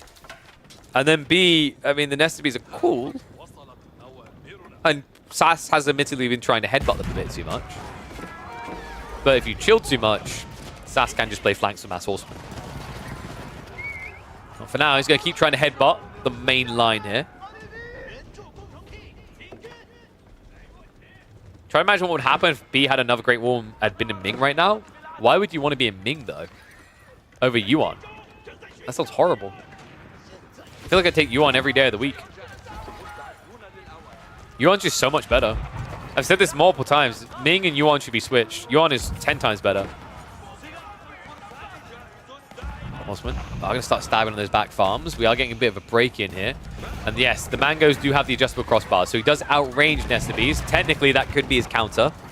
But for now, Sass doesn't really have the gold to mass them. Castles are looking like they're going to flop dead, though. Triple, make that quadruple Culverin able to achieve that. And a Palace Guard switch now on the way from B, now that he's seen Mass Horsemen. Not just that, we're seeing small clumps of blue troops shuffling in everywhere here. B, the overtime alone does kind of stagnate his growth here. It kind of feels like Sass has been maybe a bit too forward-focused, and B has been maybe a little bit too complacent. This game is going back and forth over the control factor, and it's kind of because each is maybe missing the timing more than anything else.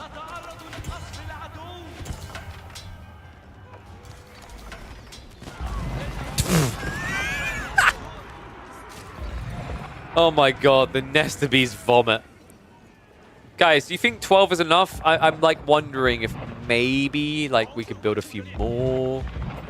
You know, like, it's only 36 population into Siege, right? It's not that much. Culverin's at least shrinking the ability for B to expand across the map. Really important as well, you need to take down these buildings, otherwise you're creating choke points, right? Nesta Bees will mop you up in the choke points. Anti-siege has been ass. I think removing anti-siege is a path, is a step on the path to a better Age of Empires 4, personally. I do not find anti-siege to be a good and engaging part of AoE 4. We're in the stopgap for sure. But I would also challenge this. How many games actually become mass siege? Very small percentage. Is this a good and engaging part? It leads to a quicker resolution, or it should, when you're not messing around with your food.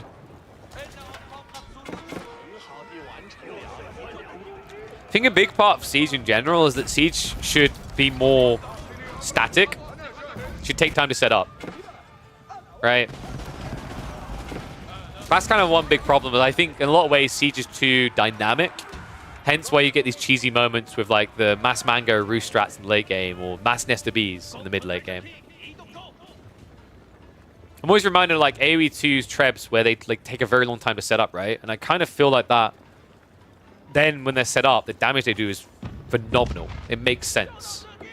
I don't think you need to buff the damage necessarily in current Siege, but I do think they need to be less dynamic.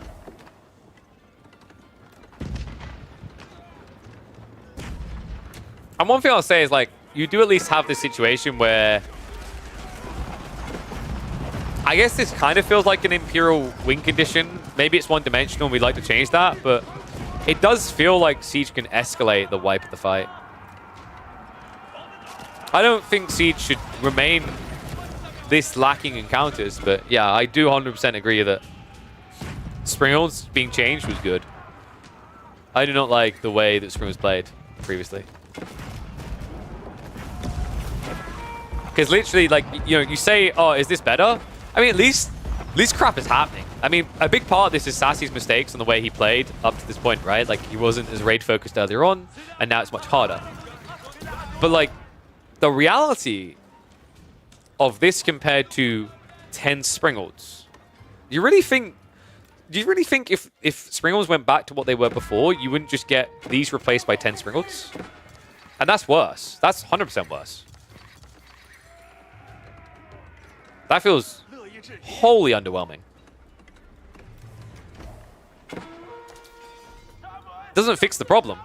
Reverting it does absolutely nothing to fix the problem. Makes it worse.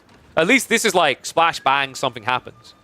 Whereas Springhold changes was me walk forward, shoot. You walk forward, shoot. Oh, okay, I got hit. I walk back, repair. Village, ooh, now shoot again. And you just done that on repeat. You'd think after the way that AoE 4 began with Springholds, we'd be sick of them. But it's almost like because the age of Springhold was so toxic, we accepted what Springholds became. Because it wasn't as bad as release. Without wanting to eventually reach something better.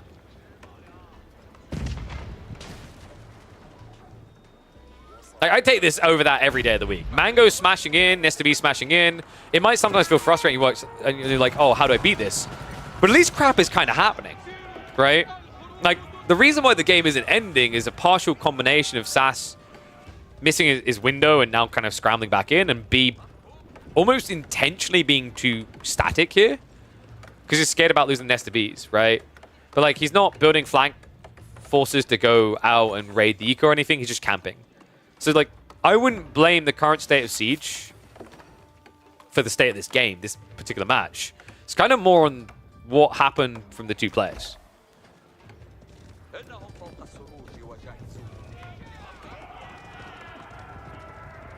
Reduce the health of Siege further, like another 33%. I mean, maybe. I think we start with the setup time, right? Why do these things like pack up, move up into a fight, deploy, and then immediately shoot, right? The deployment time is like, what, 0.5 seconds, 1 second? Maybe make it like 3 or 4 seconds. Then you don't just have people shuffling up and getting away with it. And as long as your map design doesn't suck then, and you just have like central sacred sites, like we have on Pigeon's View, which is 10 times better than High View, then you won't have this awkward camp fiesta where Siege just wins by default in its own base. And no, Sass has, we checked a few times, Biology's only now coming in. In fairness, he was kind of gold starved. He's now fixed that problem, right? Sass has probably, what, 30 traders? 28, yeah. And he hasn't gone for the trade wing, admittedly missing out there. Wouldn't be bad to have public libraries just so that your traders are insanely tanky. But no biggie, he's not being raided, right? Because once again, B's not coming out. It does in some ways feel like B is flushing his lead down the drain. The Mangoes, once they scale, will beat Nesta Bs, guys. Because Mangoes have more range. Needs to be careful on the retreat, though. Good lord. Yeah, I also think he hasn't got greased axles. Oh, wait, he does. Wait, oh, yeah, I forget. Mango's quicker than Nesta Bs for reasons.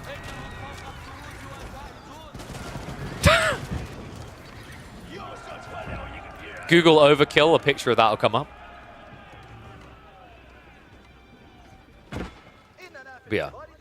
I would rather take progress towards a better game state than just sticking in a stale game state of Springholds for the next 10 years. Maybe I'm in the minority there. But I also feel like there's a lot more presence in Feudal and Castle. Like, actually, the devs were very smart on the timing, right? Like, I actually think the devs chose a very good meta to start trying to mess with the late game and Siege. Because a lot of games, on average, are ending in Feudal Castle, right? More so than in any previous year. He keeps trying. I mean, the Culverins Mangoes will eventually win out here, right? Yeah, 100% Clock Tower just needs to be reworked. I think Clock Tower is bad.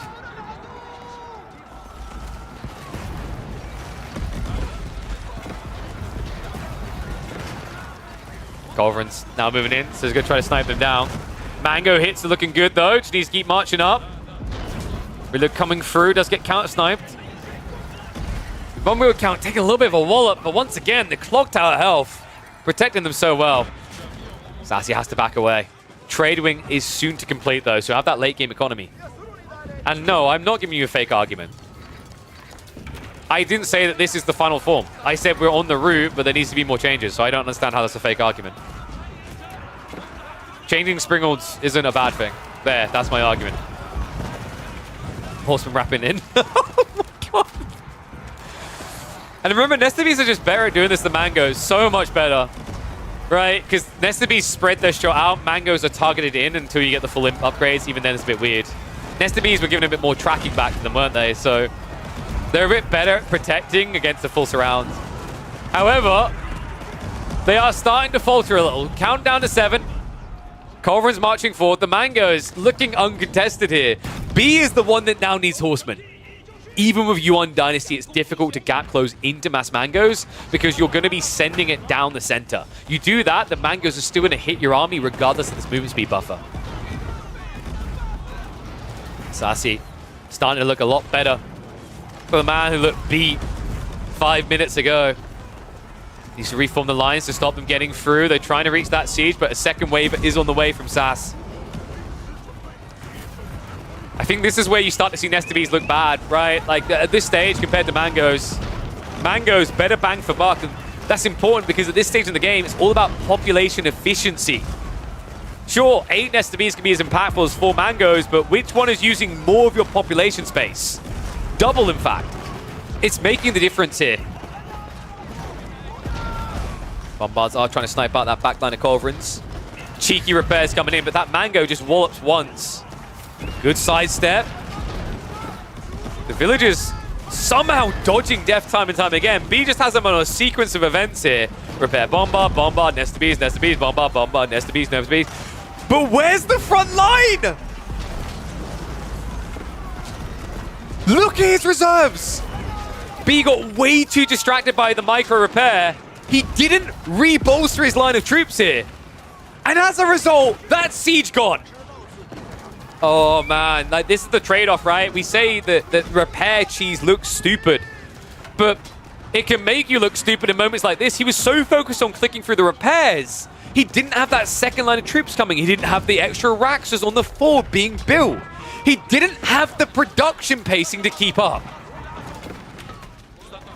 And now he might regret putting these pagodas on the front line. Oh, goody! Look at that. 3 relics up for grabs. Don't mind if I do walk Culverins and Mangonels in range. Oh my god. What a game.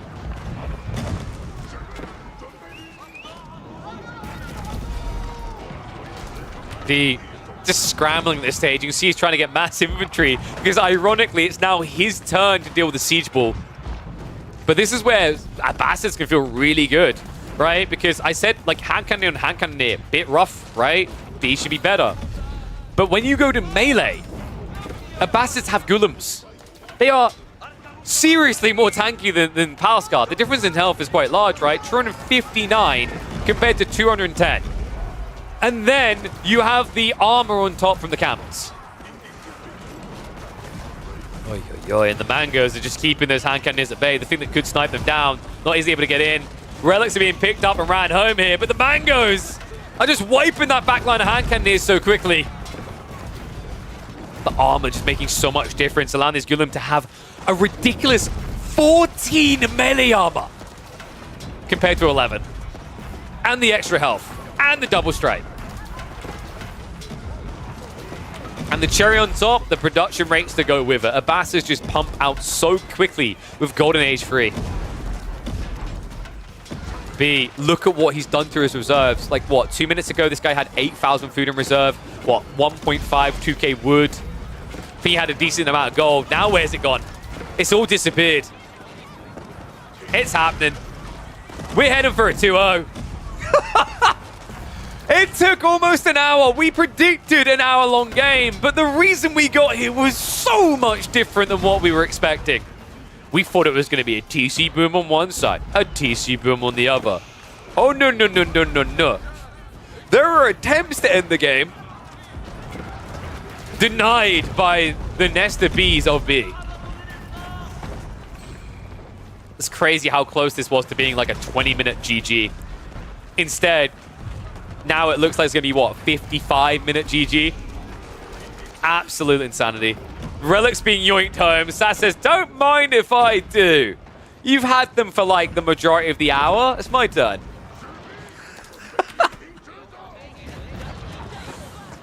And also, by the way, B was trading. 42 traders. Only 36 gold, though. Check this on the other side. Check how much better it is for the Abassids, who are now doing full distance, 88 gold each way trade. He didn't... He built Trade Wing, and he didn't even get any of the techs. It's just that good. Oh my god, but you have to make your last stand here. B's trying to scale past guard PG. You can't afford that if the trade gets blocked. So this is your do or die last stand. Sass showing no slowdown. We have more production buildings extending into the center of the map now, just to keep that pump going.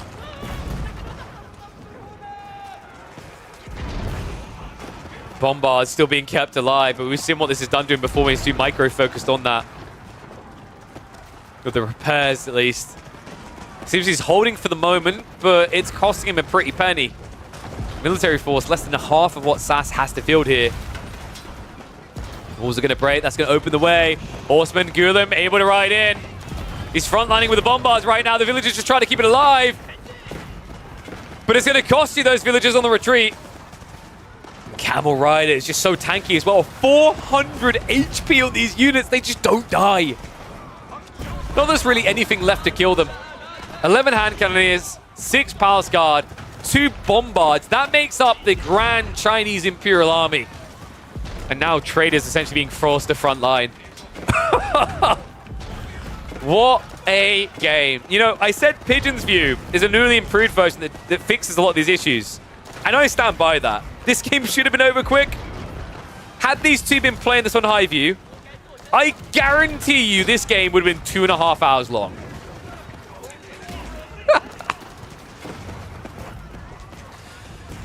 Oh, and there it is. GG gets called. Let me know what you thought about this one, guys. What's your opinion on the current siege? Do you agree that we're on a path to improvement, but it's going to take another patch or two? Or do you really just wish you had your old anti-siege back? And also, let me know on a scale of 1 to 10 how OP you think Nesta B's in Castle is. 10 being absolutely broken. I'll catch you in the next one. Oh my god. Well, ironically enough, that lined up perfectly for our next series. Oh boy. So, with that result, I'm going to quickly update the graphics while we've got a sec, because they're going to be drafting in a moment here. We're going to have Sass versus Vortex.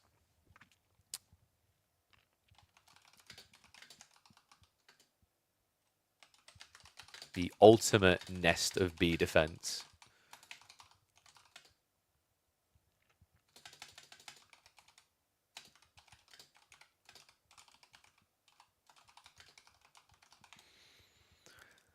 All right, so let me quickly update the graphics for you guys. I'll put the music on this for a sec as well.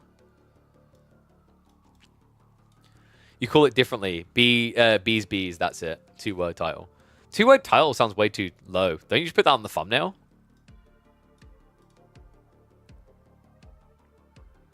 I feel like you put that on the thumbnail, Crackety. All right, one set. Or you go with bees at the bee's knees. Boom. Yeah, I don't think anyone's going to click on that, though.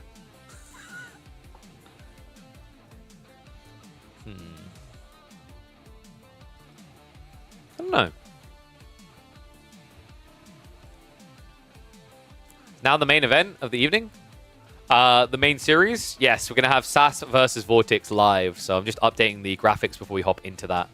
I don't know. What do you think, chat? I think, like, bees is, like, it doesn't... I don't feel like anyone's going to click on that as a title. You want to get people looking at it. Welcome to the Hive.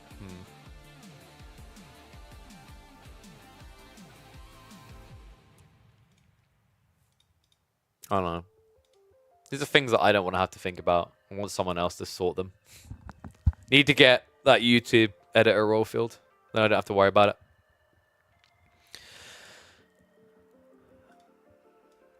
You know what would have been perfect? We would, you know, you need a Corvinus on the other side of that game. You just call it the birds and the bees. Boom. There you go. Sorry, just opening Photoshop now. We'll update that to be a 2-0 for Sassy. Well played, I think. That game rotted my brain slightly, but we're ready to go. And they should be drafting now, so we'll be able to get into that in a second, momentarily. In fact, let me have a look right now on AOE2CM. Alright. They should be starting any sec now. Because, unless I got my time wrong, I'm pretty sure I didn't. Ooh.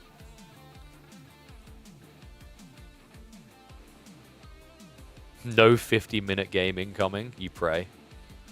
Yeah, they're confirmed to be playing now, so draft should be kicking up in a second. Probably the final final series of the day. I mean, we've been live 5 hours, so it'll be like 6.5 hours, which means if you guys haven't used your subs yet, what are you waiting for? Come on. Usually I think this is the shorter day, and then Tuesday's a bit longer. I don't know if Tuesday will be this long this week, but like on average, we're doing about 20-25 hours of tournament games a week in the weekdays. Pretty damn good deal. Also, make sure you're telling people about these. I've said this before, like, if you want to help out, a golden way you can help out is bring along a friend. Let people know. I think there's so many people that play AOE4, and they don't even know they could be watching tournaments like these.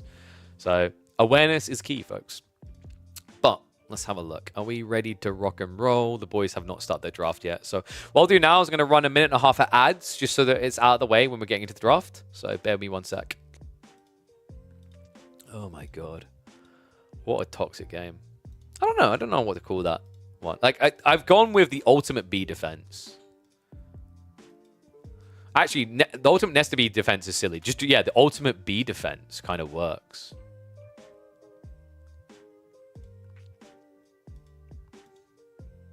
Feed us ads? Hell yeah.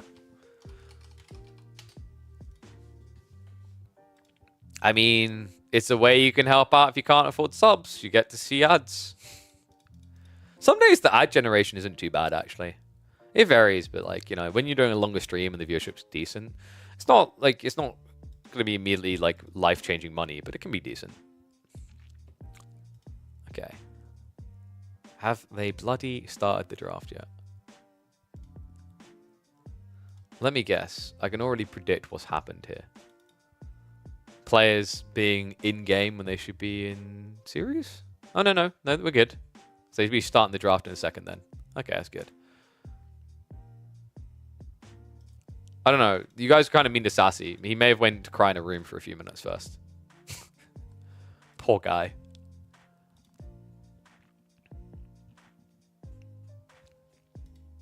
Is it end today or not?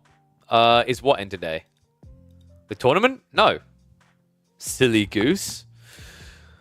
We are going to be live tomorrow for the remaining quarterfinals and semifinals. So tomorrow we'll look to cover Whamcore, Demucat, and then the winners of that, as well as the Killjadi versus whoever he's up against. And then we should have semifinals. So one or two of those will be from recording. Some will be live. We should hopefully have most of the quarterfinals, if not all the quarterfinals, resolved today, which will lead us nicely into semifinals on Tuesday. And then, of course, remember, it's going to be 5 p.m. CET or 4 p.m. UK time on Thursday when we have our best of 7 grand finals.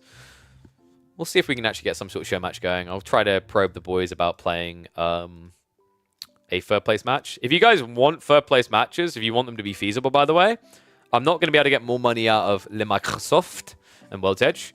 But what I was figuring is if we get Protein Works to come back and up the ante of what they're investing in, we would have surplus to spend on upping the prize pools a little bit. So I was thinking something like maybe increasing each week by $50, for example, as long as Protein Works remains with us.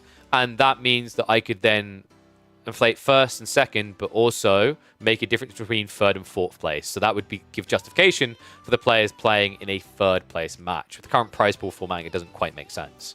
So, if you guys want to see third place matches regularly, that's an interesting way of doing it. Because I've said before, if we hit our target of sales for the month, we'll put some of the money that we get as a sponsorship from Protein Works into prize pool. So that's my big thank you to you guys. So if you were thinking about checking out Protein Works, there's your justification. Okay, so that in mind, are the boys ready? Is Sass not here right now? Has he chosen like the worst time for a coffee break? Let me check.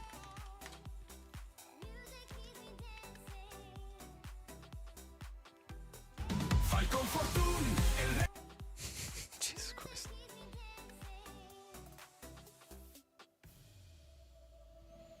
I think Sass isn't here right this second, so he should be back in a minute then. Because he was the one that bumped me about the start of the series. Gamba? We will have Gambas, yes.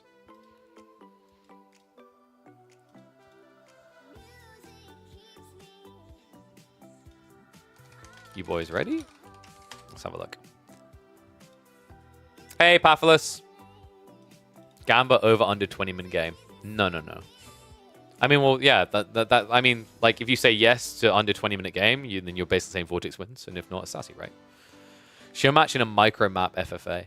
Oof, don't know about. So, like, here's the thing, guys. So, the reason the incentive has to make sense to get someone to show match is I think last week I offered $10, but I think it was like last second, and that would have been out of my pocket anyway. If I offered more than $10, it kind of spits in the face of second place, which doesn't make sense. But the other thing you have to keep in mind is like you can't do free for all micro map or anything like that, because you're talking about weekday tournaments, and you're talking about availability before 4 p.m. UK time, where people who you could get to participate have likely got jobs. And within that, you'd have to find 8 players available in a free-for-all. It's a bit more feasible to have like a third place show match, because then you've only got a guarantee 2 can participate. Even then, though, you're not necessarily guaranteed it's possible. So yeah, it's a bit tricky. But these are the challenges of like the midweek system, right? Hey KP, would you be interested in casting a 4v4 tour in January 2025? Can I leave you a message? Sure, man. Go ahead and leave me a message. Rather, I'm more than happy to hear what you got in mind. I mean, the tournament circuit we have running is going to run all the way through to like July. So maybe there's wiggle room to include that. But give me the details. We'll see what we can do. $9,000 MS spent sponsor KPMM will go down in history as the best bang for buck gaming marketing investment ever done. Right? It's almost like you don't have to do insane like $1 million tournaments across 3 weekends for a fledgling scene that needs to grow. Give them the baseline, man. Give them the foundation to build it into something great. That's what we're trying to do. All right, draft is now up, so we're going to be able to check in on what the boys are doing. See what picture they're going to be painting for us. 1 second. And someone in YouTube chat is bummed out. They thought they were going to get an Ottoman game. No. Maybe if we got a game free there. Maybe we're going to see him draft Ottomans this time. So ban-wise, it's going to be Haywire and Scarguard removed. Lipany straight away. Snappy, Vortex, no hesitation there. We know he loves that map. I'm going to reset all the scores and everything. So remember, Himiyama is our default map. They will always play Himiyama. There's no dodging that. And we're going to be getting Lipany and Pigeon. Oh, God. Sass, man. The fact he's the one, he's like, I'm going to fix it, KP. I swear. We're going to do it again. And this time, I win fast. Oh, man. Ease dollars for him for China. I mean, I don't know. The Asian community is really good in the team game environment, to be honest. So, bans underway. High pro bans. I mean, the obvious ones here. What did they draft again? It was on this map pool, because they got Lipany, Highview, Himiyama. English should be quite a high pro ban in this map pool. Delhi also makes a lot of sense, right? Highview, Lipany, they just work. Himiyama, they can also work. So, Delhi, English should be the highest of priority bans. Abassids is actually okay as well. Highview, Lipany. What else would you be looking at? HRE can kind of slot in most places, so... Byzantine's HRE just tends to get banned the most, right?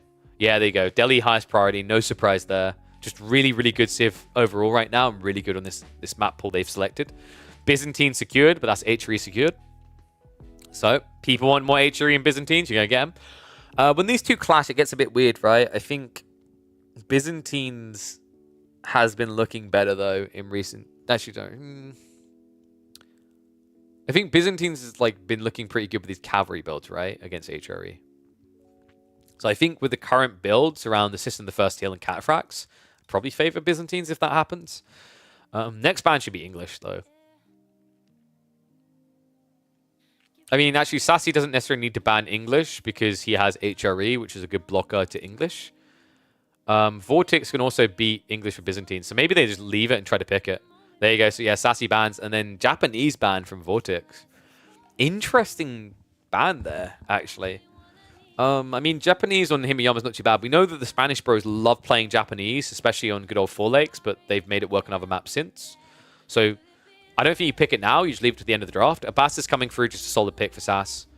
And Vortex, what, we're probably looking at Ayyubids or French? Yeah, there you go. So Ayyubids comes out next. And at this stage, Sass, you could... So ban-wise, what are you worried about here?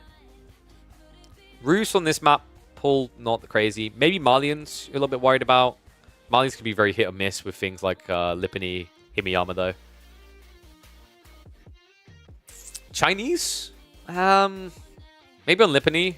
Highview, sort of. Okay, Mongols, and then, yeah, he gets the English ban. Yeah, so a little bit greedy. Sassy chose Abassids over English. We mentioned how good they can be. There's the French pick from Vortex, as expected. And Sassy will keep the Mongols until last. Likely, he's going to be going for Malians. Okay, no, he goes for his Ottomans. I mean, I want to see his Ottomans. I haven't been convinced by them on Season 9 so far, so maybe he can show me a way. Vortex's final pick will likely be the Japanese, right?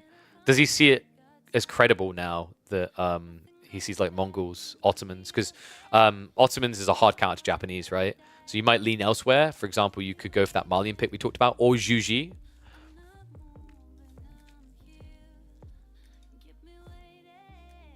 You think China? On this map pool? Nah, he does. Okay, he goes for the Japanese. He needs to dodge the Ottoman pick then. Mongols is a bit tricky, but I think Mongols you can work it now because of the Coca Township build. I'm just not entirely convinced about like up against Ottomans. In theory, you can still work it because Shinobi hits so hard. But I don't know. I feel like maybe... Is that a matchup where if you force long feudal, you can go Cav Archers? Probably not. Sapati plus Cav Archers is so expensive. All right. Let's bring it back across to us and load those results in. Drafts are complete. Opening map is going to be Himeyama. Now, Vortex, the most likely thing here would be to do Japanese, but you could just as easily do French. For Sass, the expectation is going to be Mongols on the opening map. HRE potentially could be shoehorned in there, but Mongols feels the safest here. And you've got, what, Lipany plus Highview. I mean, you're probably looking at Abassids for... Abassids HRE interchangeable there, right? I think it's usually better to put Abassids on the very heavy map of Lipany. Then Highview could be HRE. But let's get confirmation on our first game. They're drafting now. Do I run some ads? Oh, I don't think I can. It was too soon. I was going to say, I was like, we could run ads now, and then you guys don't have to worry about the game. But I think we can't run ads just yet. Wow, wow, wow. By the way, big shout out. Incredible to all the people tuning in. Collectively, between YouTube and Twitch right now, we have 600 people watching this stream live. You are all superstars. Let's keep going. Let's keep growing. Fingers crossed, man. Like I said, you know, my goal, big praise, by the end of KPMM6, averaging like 450 people across a month. You guys are incredible, though. Like, you're making a dream come true. Like, when I began streaming years ago before I even got to esports. You know, I wanted to entertain. And then I kind of took a break from it to focus on the esports side. But now that I have a bit of time for content creation, it's great to see the insane amount of support from you all. You're phenomenal. But waiting now for them to make their picks. Let's go Sass. Yo! What is up, Jack Leo? Thank you very much for the gift of sub, you absolute legend. Appreciate the support, mate. We have just reached 310 subs. I will be blown away if we can reach 350 subs by the end of the month. I will be mind blown if we can reach 400. That would be incredible. Already lining up to be my most profitable month of streaming ever. Not at the point where we'll be able to make a living off it, but we're getting there, which is incredible. So early in the KPMM. Hype series? Hell yeah. And it's going to be Ayyubids Ottomans. That's wild as an opener. Did Vortex read him? I mean, he did, right? Because the expectation is your opponent picks Japan on Himiyama, and you counter him with Ottomans, which is a really good counter. But Ayyubids versus Otto is really different, right? Because now you can't play into your cavalry. Sapahi's like your best unit. That's crazy. Ayyubids versus Otto. What do you do as Ottomans there? You're just going to be forced to do like a fast castle build? That doesn't feel good. Thank you, Elderif. Thank you, mate. Yeah, like I said, my goal is like long-term, obviously keep supporting AB4, but I'd love to be in a world where we can start doing some small esports in like new games, right? Like I've been really hyped by Supervive. I'd love for us to be able to like do our KPMM and then like one day a week host a like small community Supervive thing, right? And then, you know, keep booming like that. I want to make this a place where people can come to entertain themselves with esports, but also participate. I think that's my goal. It's really what I want to be able to do. I've said this before, like the cool thing about Twitch compared to other platforms is participation, you know? Like you watch live because you can, and same with YouTube live as well, right? Like you watch live because you can interact, you can be part of the experience. All right, loading the game up now. Let's get ready. I think they're now literally hopping into game, so we should be able to catch this almost immediately. Come on, why are you being weird? Oh my god, the game is so slow sometimes when it starts up. Alright, there we go. Alright, let's get predickies ready. 2 minutes. Live. Go.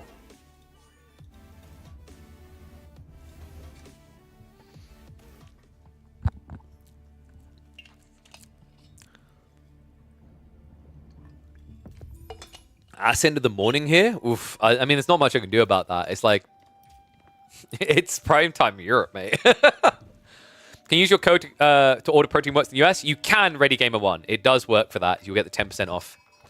The free shipping at 65 doesn't exist for US, but you do have the shipping scaling down as you spend more.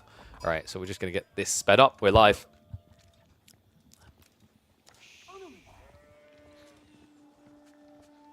It's time for the series of the day that you've all been waiting for. We are into Sassy versus Vortex. One and all, welcome back to the channel and welcome back to the Midweek Muster. Number 4, in fact, the first time that the Spaniard has been seen in the Midweek Muster.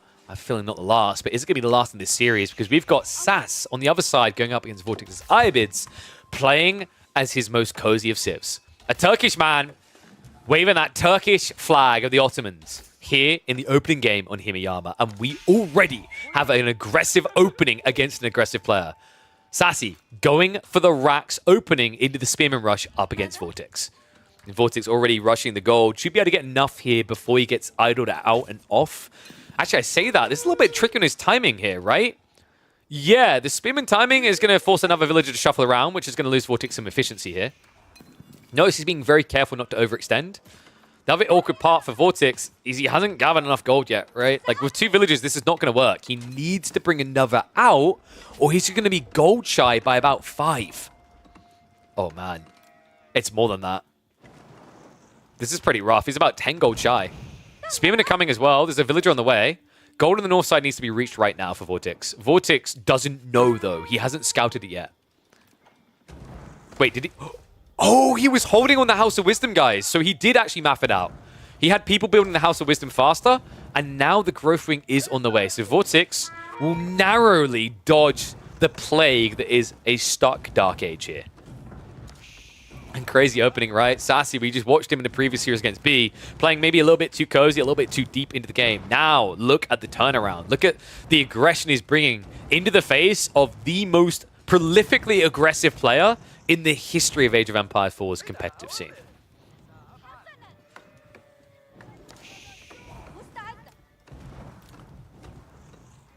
And yes, Eco Wing, Growth Wing. Remember the Ayyubids, that's going to give you 3 extra villagers. He has been shifting off to the next berries, right? Yeah, so he's balancing it out. An interesting thing being said from Jackleo about liking people between 300 and 2,000. I remember when I used to stream before I got into esports. There were some people where they loved my streams. They're like, we don't want to help you grow because we want to keep you to yourself. I'm like, huh? But then I can't stream. Growth is important. As important as it is to the Ayyubids with this particular wing. I mean, this is going to give him the potency to play Ottomans in Feudal Age, right? Meanwhile, other side, Sass, we should be looking at Madrissa play here. Gives him a lot of safe food at home. You theoretically could go for the traders. I'm not expecting it in this game, though. The outpost not just up on the gold. Remember, it's also up on the wood. So starve some options away from Vortex. Mining camp has been burnt down very slowly due to the fire armor resistance. Makes it a bit frustrating to deal with.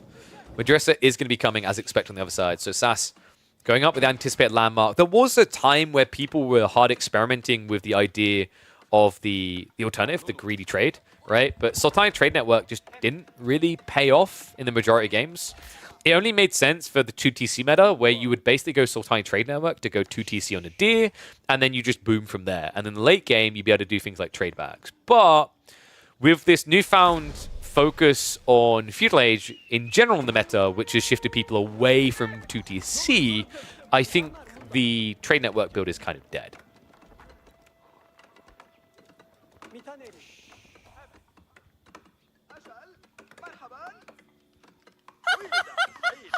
Whoa, what's up, Rowdy? Dude, hell yes. Rowdy coming with the 5 gifteds. I am going to fix that no clip. I'm going to try to look at it tonight. I've got a busy schedule on Mondays, but I'll do what I can. I don't know why it's doing that. It's only Twitch alerts. We didn't have this problem with the previous alerts. But I wanted to integrate it into one place. But thank you, Rowdy. You're a legend for the 5 gifted. Archer's coming out. Horseman as well, so Vortex.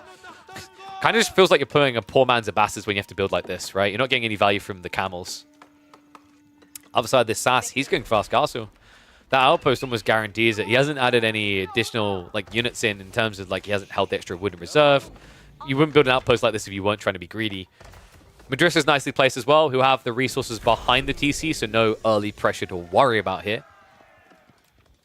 Vortex is going to have to shuffle to the north side. So wood gathering underway. Is there a world in which he all-ins? Because this is the interesting thing about the Growth Wing play, folks. Putting yourself 3 villages ahead doesn't sound like a lot when you're 50 minutes into a game, but for anyone who's been 5 minutes into a game and thought about the lead that is, it's overwhelming. At this stage of the game, getting 3 extra villages is equivocal to getting an extra between 10 and 15% economy. That's ridiculous. Ridiculously powerful. Gives you an opportunity to push. For now, though, it seems Vortex is more interested in re-accessing his own base. We've got a ram on the way. So horsemen are going to march around. They're going to discover what's happening elsewhere. And that should be confirming for him. It's like, okay, so this is clearly greed from Sass. Which makes sense in this matchup. What would you do with a long feudal? Do you really want to build Sipahi into Desert Raiders? I mean, in theory, it's good if you can kill the Desert Raider, but if there's horsemen to frontline, the debuff just kills your ability to fight with Sipahi. You're paying premium for a unit that hits as hard as maybe a Ghazi if you're lucky. It doesn't feel great. And again, is Sass going to be forced into the age? It looks like he is. Sipahi now coming through. I mean, it's a good reaction to the initial archers he's seeing, but remember this archery range can be used to build into Desert Raiders instead for Vortex. Ram's going to be shuffling forward. There's our spearman inside. He's got archers inside the ram. There's no villager here, by the way, so Sass is going to lose this tower. That's undeniable. He wouldn't be able to kill this quick enough. Unless... Wait. Sass. I mean, if he could have kept that up, it would have been great. Vortex a bit greedy here, though. Going out very early, trying to set up an outpost. He knows the Sipahi are coming. That's what he's worried about. 2 more shots to bring it down. This outpost should be quick enough as well. The Sipahi are on the way, but There's too many units to kind of dent into, right? So well played. Vortex able to reclaim his gold. He will be able to get the protection up. And Sass has now made a very heavy commitment here. 2 Sipahi, 2 more coming. These are 160 a pop. That means you spent 640 resources, over a third of what an age up would cost you. Meanwhile, who's already over a third of the way to their age 3? Vortex. Food stockpiled up to 750. Gold already now being rushed up. He's got 8 villages, soon to be 10. And this, I mean, you could actually just go logistics. More likely, do we see Desert Raider, military wing here? Not a bad idea. I kind of like the idea of going into logistics wing, but he's probably thinking advancement just for the quick unlock so that he can then control the narrative, right? Because if you're quick on your tech up, Ottomans can't mirror a castle play. They just get locked out by Camel Lancers. It's a very weird dynamic in this matchup, actually. Feudal Age, you can't really play Sipahi into Desert Raiders. Then you go Castle. Camel Lancers get initial value, but you can't play them long because Ottomans can play into Janissaries. However, one thing that I think is really cool for Ayyubids in this matchup is when you get to Castle Age, your comp is usually Camel Lancer Archers historically, which is the correct call against Ottomans, who will likely be doing Janissaries and Knights if they can.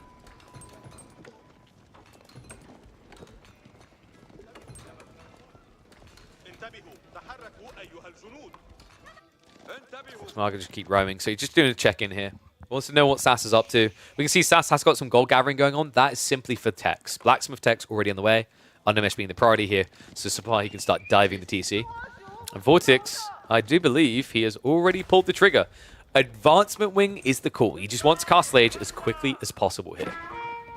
That's that raid in here. Should be able to find a villager. Not quite, though. Block's not on point. Arislit's also coming in. He did gather the 50 stone to protect himself on the gold. Critical to success here. Nothing else really matters. Food sources are looking reasonable. Vortex has got 13 sheep left over. He went berries first, remember. Meanwhile, other side, only 9 sheep to work with, but the Madrissa does extend you beyond that. The problem is Castle Age Lancers are going to have a much easier time diving than Feudal Age Sipahi, which is why Sass hasn't tried to find his way underneath the TC yet. I start poking now, though, with that undermesh in. We can just find an unguarded tree line, activate the Fortitude, that could be 3 or 4 villages dead. You can see that Vortex is playing very hunkered down right now. Second wave is on the way, Sassy converging towards the base though. He's got a timing in mind here. He has to be very fast about this though. Sass has put everything into this, he's not held anything back in reserve for a tech play. Horseman is still looking for some freebies here. We had to find them. Even Spearman doesn't feel good here. Like, 2 of these horsemen are almost dead already. I think he's waiting for the bell. The moment he hears the tech up, there has to be a dive, right? Sass trying to buy as much time as he can, getting to Bloomery, but that's it. Feels like it's go time. Camel Lancers already queued up for Vortex. 4 of these will hold this back. Archers to back it up is really all he needs. As long as he gets enough gold for the veterancy, Vortex should be in cruise mode here. Sass moving in. Full clash in the choke points. Desert Ray's trying to hold him back. The Ram even wasting time from the army there. Buys him time to back up a little bit. Camel Lancers are on the way. Not as quick as he'd like here, but the villager's also in a bit of trouble. Have to shuffle away.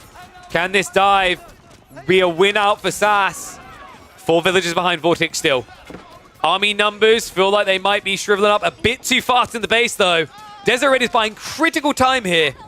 Only a handful of Sipahi left. Villagers need to shuffle towards safety. The Camel Lancers are now out. There can be that protective Papa here.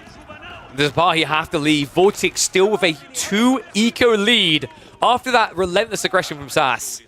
He still has 8 Sipahi to work with, but now he has to contest for Lancers. That gap, that idle time did slow down the pump of second wave.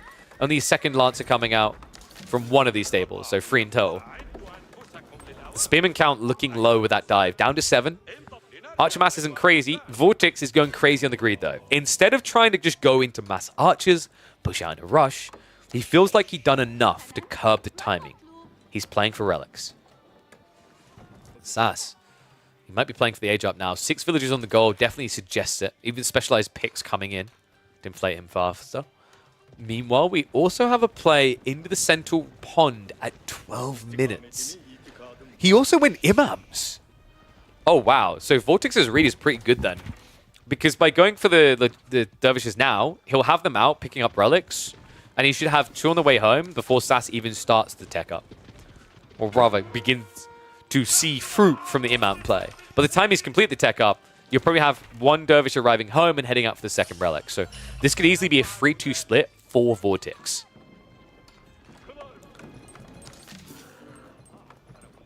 And yes, this tournament is phenomenal. We are the battle of the boomers and the zoomers.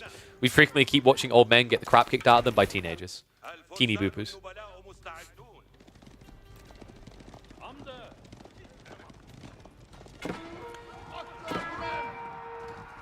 There's a little bit of pressure coming out towards the berry location. He knows that Vortex must be running out of food soon. 4 sheep left over. Vortex really needs to consider just adding in more archers. The veterancy is still not there. It's only coming now. This is great, by the way. Sass is using the imams with the army. It's blocking some attempts at relics, although he was too late there. 1 already came home. A second one is being shipped back towards the Ayyubid economy.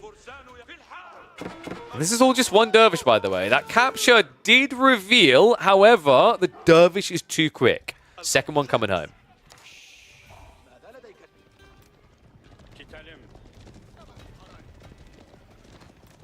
Is what it is, Jake Paul versus Mike Tyson type stuff. Well, that's not true, because when we watch the battle of the Zoomers versus Boomers on here, it's actually an entertaining and close fight that doesn't leave you with a deep, sinking feeling of depression, unlike Cringe Paul taking on poor old men. Yeah, I went there.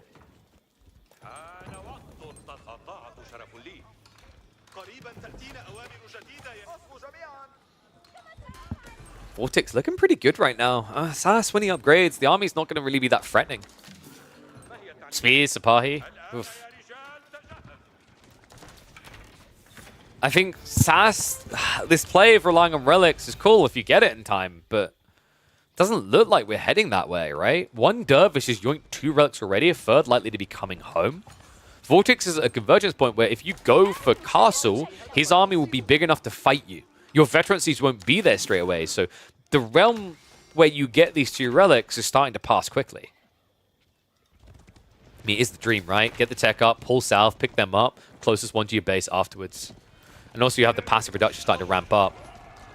So, you know, there is a world in which you coast into a better time as Ottomans here, but we're not there yet. Camel Lancers do need to clash. Trying to front line for the archer mass here. Veterancy archers are in, so they do sting up against Sapai, but they're dealing with the spears. Count the front line. Not looking that great. Only 2 spears left over. The Lancers looking uncounted here. And the Imams are getting targeted. Remember, they're giving that dispersion of heal. Last of the archers able to snipe it down. That means the Lancers are going to be winning out here. And Sass still hasn't started Castle. This is bad. This is really bad now. He's lost control over the base. Dervish even runs another one home before being taken out. 3 relics home for Vortex.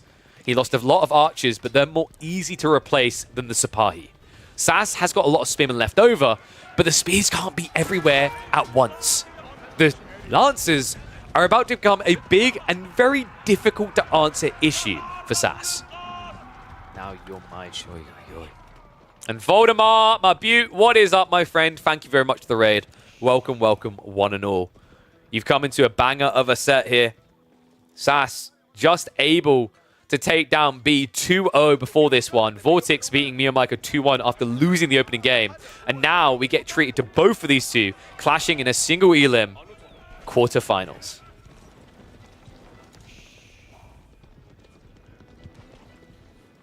Dangerous situation for Sass now. Starting to play out into pocket resources, no longer safe at home. And you know what?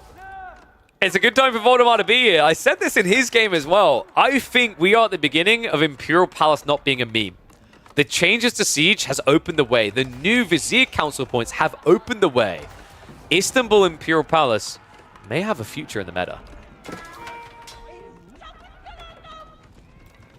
Not sure if it's going to have a future in this particular game, though. Vortex has good map control. He's not looking to dive, though. He's going to back up here. He has got a 4th relic on the way home. He could actually camp this 5th one and make it impossible for Sass to get any value out of the Imam point. Good news for Sassy. Remember, it's not just that you generate XP quick with this. You get 3 additional points to work with. So wasting that point in the Imams doesn't hurt as much as it otherwise would have here.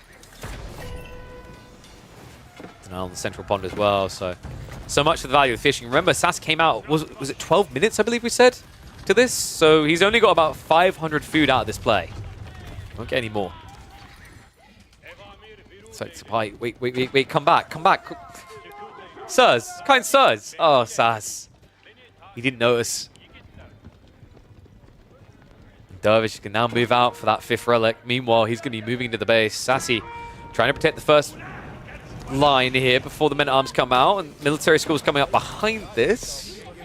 Villagers running the wrong way, though. Sassy, I don't know where they thought they were going. That Seek shelter took them the wrong way.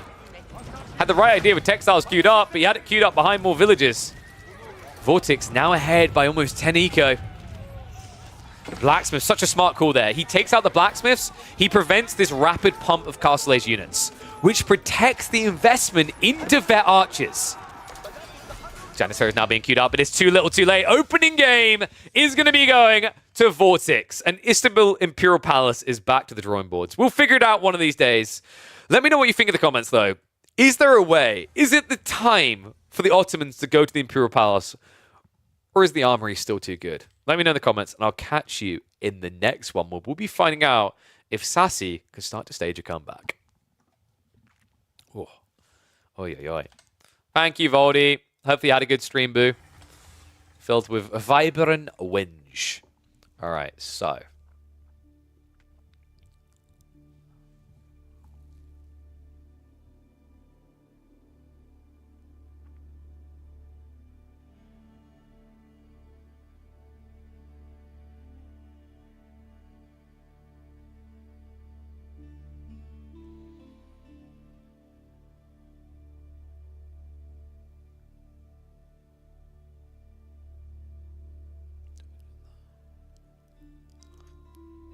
I'll read that later.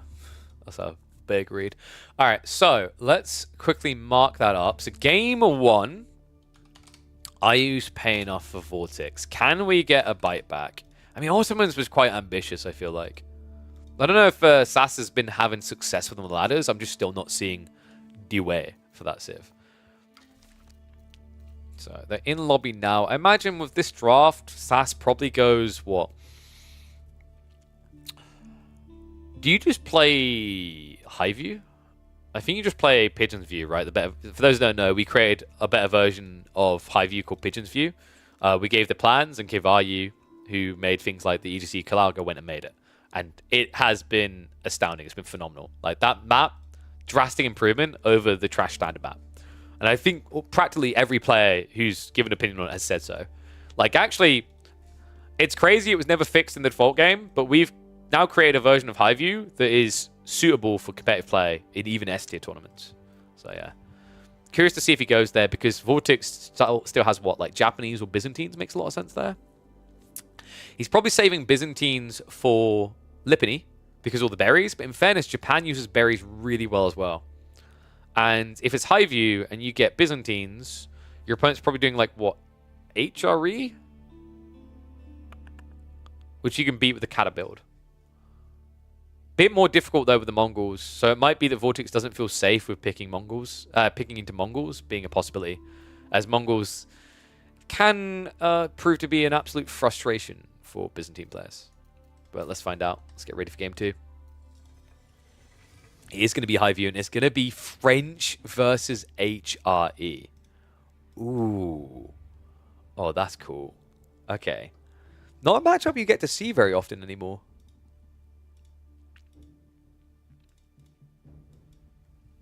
Start predictions straight away. H3 dies to Kata Lansknecht. Yes. If you can get that deep. I think you really need the Lansk.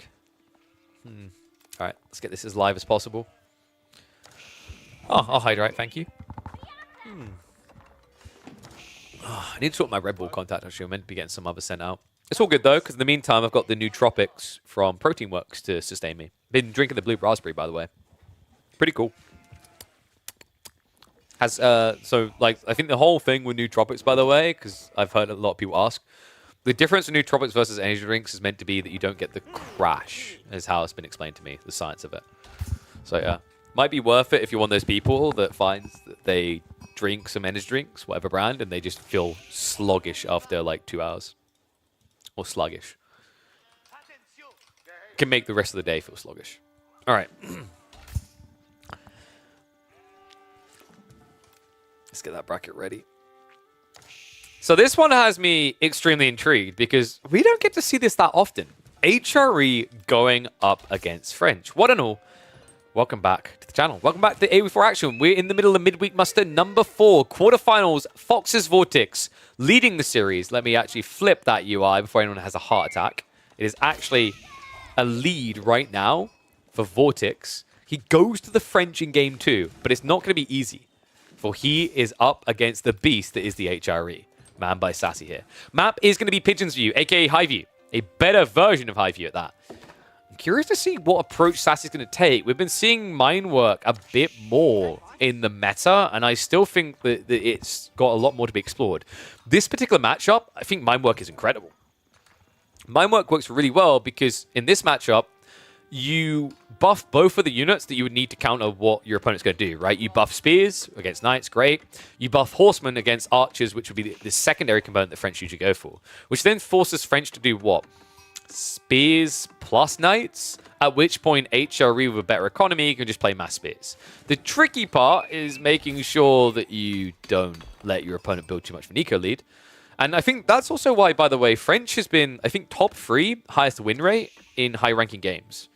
They're a bit different now. A while ago, like 2-3 patches ago, I believe it was, they received a buff where they now get the feudal production speed on their TC in Dark Age, which was equaling out to about 0.6 extra villages by the time you went feudal. Sounds like a small pittance until you realize by the time you go feudal, you're pre-20 villages, right? So by the time you're feudal, by the time you're about 20 villages, you've added like an extra 5% economy, at least. It's pretty big. Especially with those initial timings in the knights, because as we know, that first knight can be crucial to success. Sass is going to be going for the Arkin. And that does not buff the gold, if I'm not mistaken. Yeah, he's slightly out of range there. He didn't place it further away, because then he'd be placing it into a stealth forest where he gets sniped, right? Because he'd be chopping here instead of here. He couldn't risk it, but this doesn't feel great. Sheep count, 15's looking pretty good. Only 8 for Vortex. A very big morale boost to Sass, especially when you consider that this is single Elim best of 3. So if he loses this game, Sass is out. And people's prediction that Vortex was going to be an upsetting force to the balance of Canadian power stays alive, because we're only in quarterfinals, right? And he could easily be on a trajectory with back-to-back series against Canadians in mind. Yes, because so far we are 3 weeks completed in the 4th week, and we might as well just have our outro song for our grand finals be "Oh Canada." They keep on winning. Good eyeballs. Sass did go for double scout, which pretty much stopped him going mine work entirely. We do have the racks opening as Sass would require. Vortex, meanwhile, should just be playing 1 TC. I don't expect any greed. You need to get your knights out and start pressuring. Outpost coming up. Sass is going fast castle. Yeah, he has no interest in the age at all. He's playing old school here, which... Does this work historically? I'm trying to remember back to those days. It felt so long ago when we used to see fast castle HRE as the full meta. I feel like French was quite a good blocker, right? They'd have a decent number of knights, and you could get your castle knights, but those were good enough with the charge to mirror you. Why is Sass lost? Because he picked Ottomans. I think that's enough said.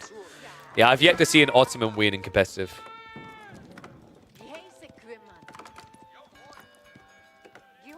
It's a bit too hard on wood. Not necessarily if he's going to add in farms. Okay, we've got stables. This is a bit better then. I just don't like the idea of fast castle. He had 3 out in the gold at a very early point, and the outpost investment was kind of surprising.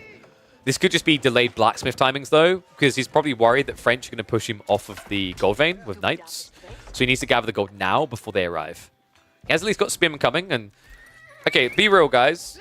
Now that you see this, 4's in chat if you think mine work would have made more sense with 1 scout. Because I'm looking at this, and that's how I'm feeling right now. Is like everything he's doing would make more sense for a mine work push timing, right? Horseman, spearman, 1 extra villager. which you could then sacrifice to have an extra prelate, so your whole economy would be buffed at this stage anyway.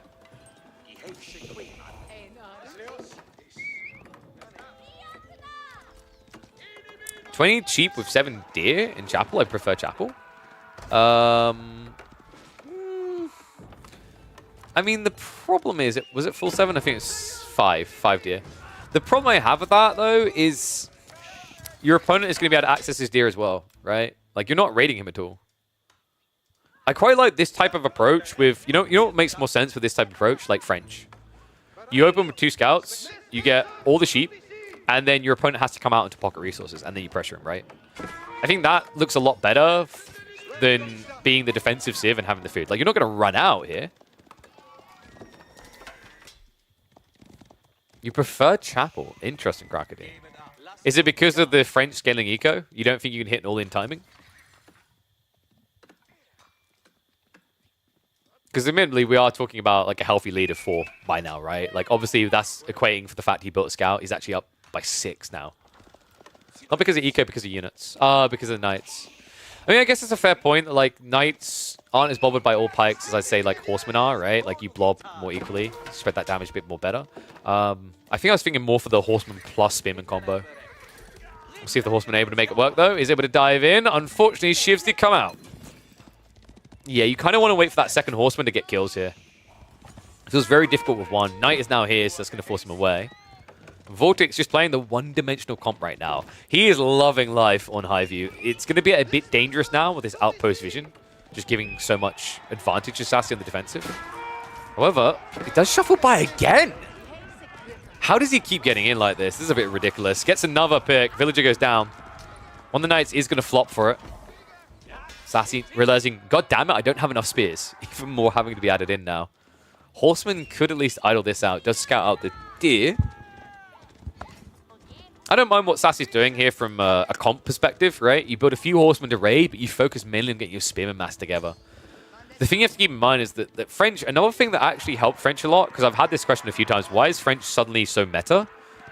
Another buff that really helped them was actually a nerf for all other civs, right? Walls. A few civs benefit from that, like Mongols, French, some of the biggest. The lack of easy walling now with double the build speed makes it easier for you to get denied trying to do that by knights. That's why you're probably going to see more players just going to spears as an answer, unless they're going for like a fast castle. Because Sassy's playing Age, right, instead of just trying to raw fast castle, he needs to add on a lot of spears to cover these areas, even with marching drills. Speaking of those spears, they are marching up now. Villagers do need to shuffle away, and we do have archers on the way. So, funnily enough, the timing was quite awkward there for Sass. Right idea, but unfortunately, Vortex already aware and has the double archer range coming in.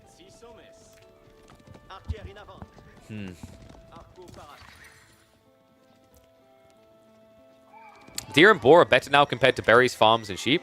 Well, not compared to berries, because berries got their base rate buffed to a point that offsets the fertilization tech, or horticulture tech rather. Yes. The deer and boar are better than farms for sure. Sheep as well. So Sass finally gets out of his base, just in time to run all the way back to his base. Oh, it's so annoying, man. I mean, Vortex is just very good at understanding these type of early plays. He's been a master of that early game for a long time, even after taking a break. If you think about it, fundamentally, has this matchup changed too much? The way they're playing it, not really right now. French just getting their bread and butter going of knights and archers.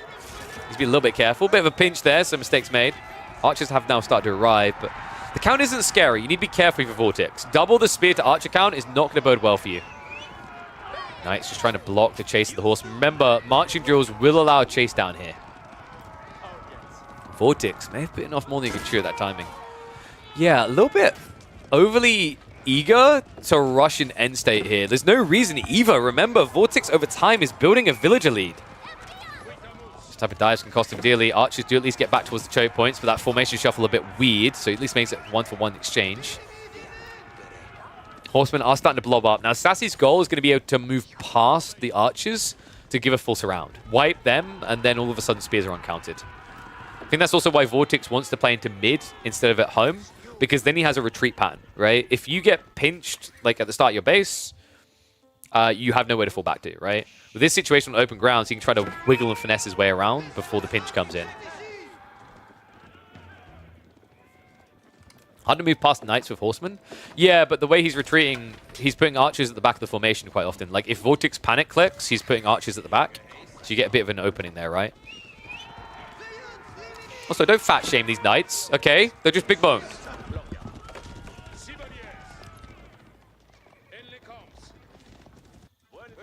Horseman ready for another raid here. Sass does need to keep this chip damage going.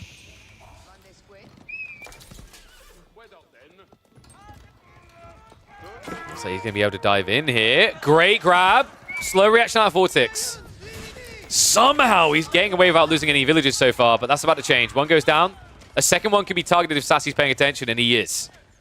So great strike there. Gets 2 villages. Loses, I think, nothing for it. Maybe 1 horseman maximum by the looks of it. Vortex needs kind of all-in timing ahead of him soon. Archer numbers are close to eclipsing the spear count. Knight count is looking decent.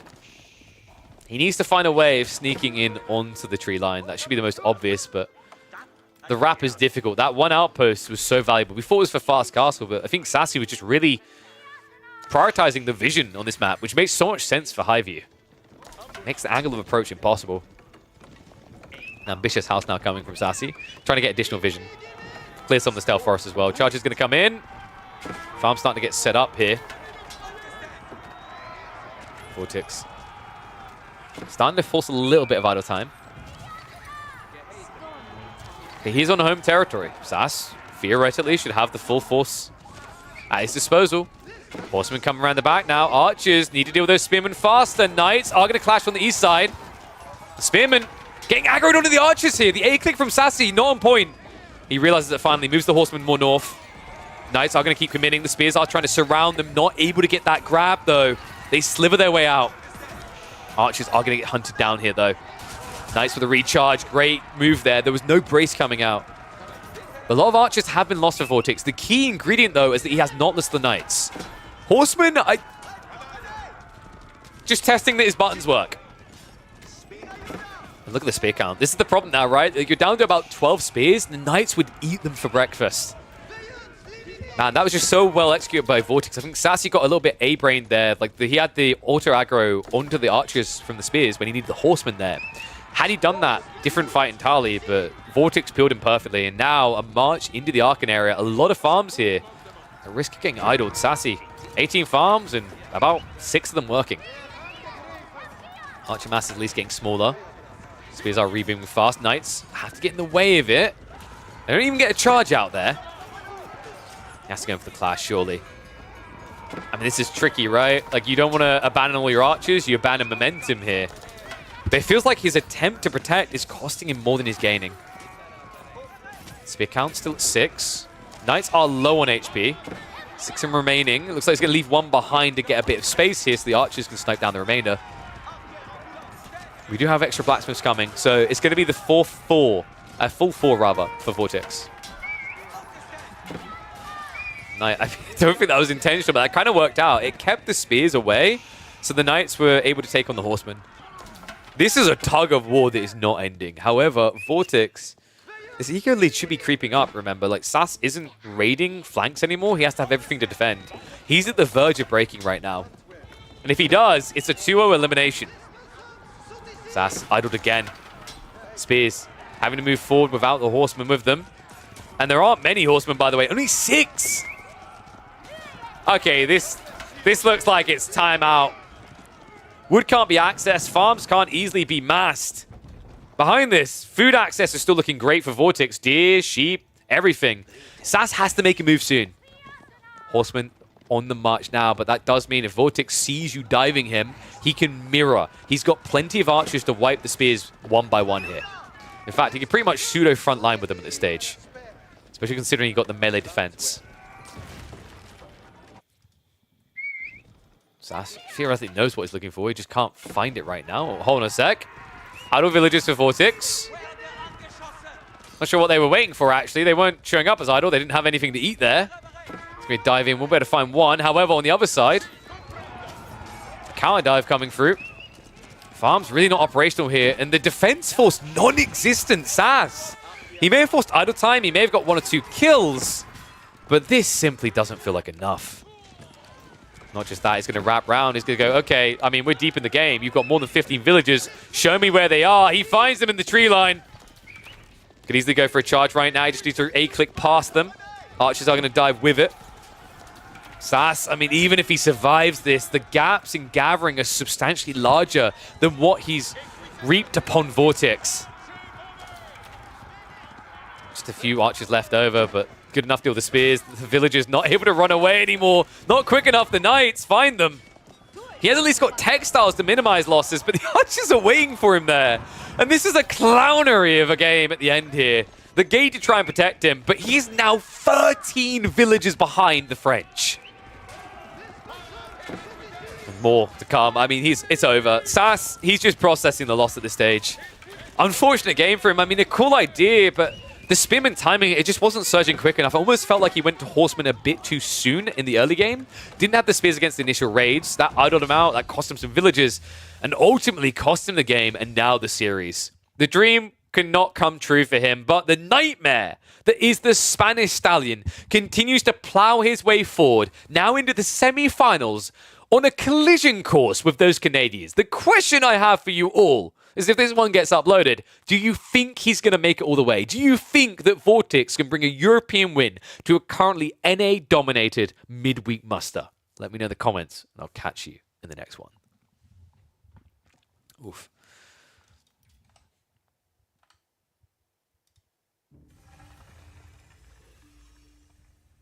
Well. Sass isn't losing much as Vortex. He's losing knights while Sass losing pikes and horses. It's the idle time alongside it, though. The idle time is like, it's such a subtle thing. Like when you see knights dying at the same pace, the horseman is like, okay, but does he have more and is he going to force idle afterwards? Oh no, I got the push-ups. Oh.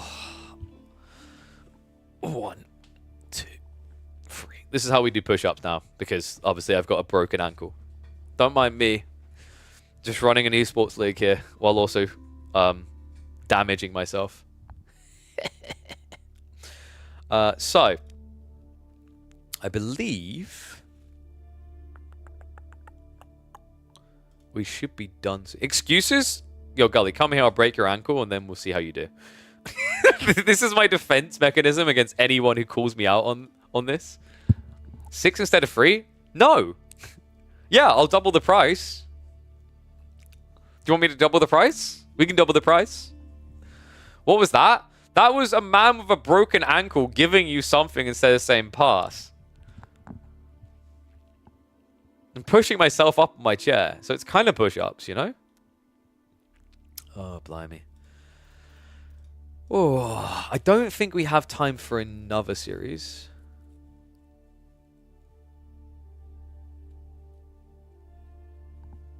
Maybe one game from a series?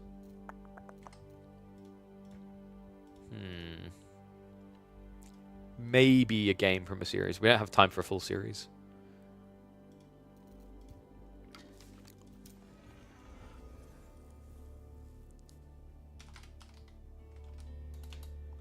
You obviously broke your ankle on purpose. Oh, yeah. I love breaking my ankle. I love that I can't do, like, climbing right now. I love how annoying it is getting around my house. Yep. It's great. I mean, in fairness, it gets me out of the kids, so, you know, smart.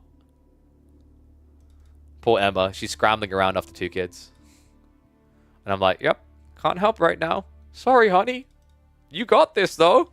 Team effort. Did Sass win that? Because I never got my points if Vortex won. I just haven't paid them out yet. Calm down. Vortex won.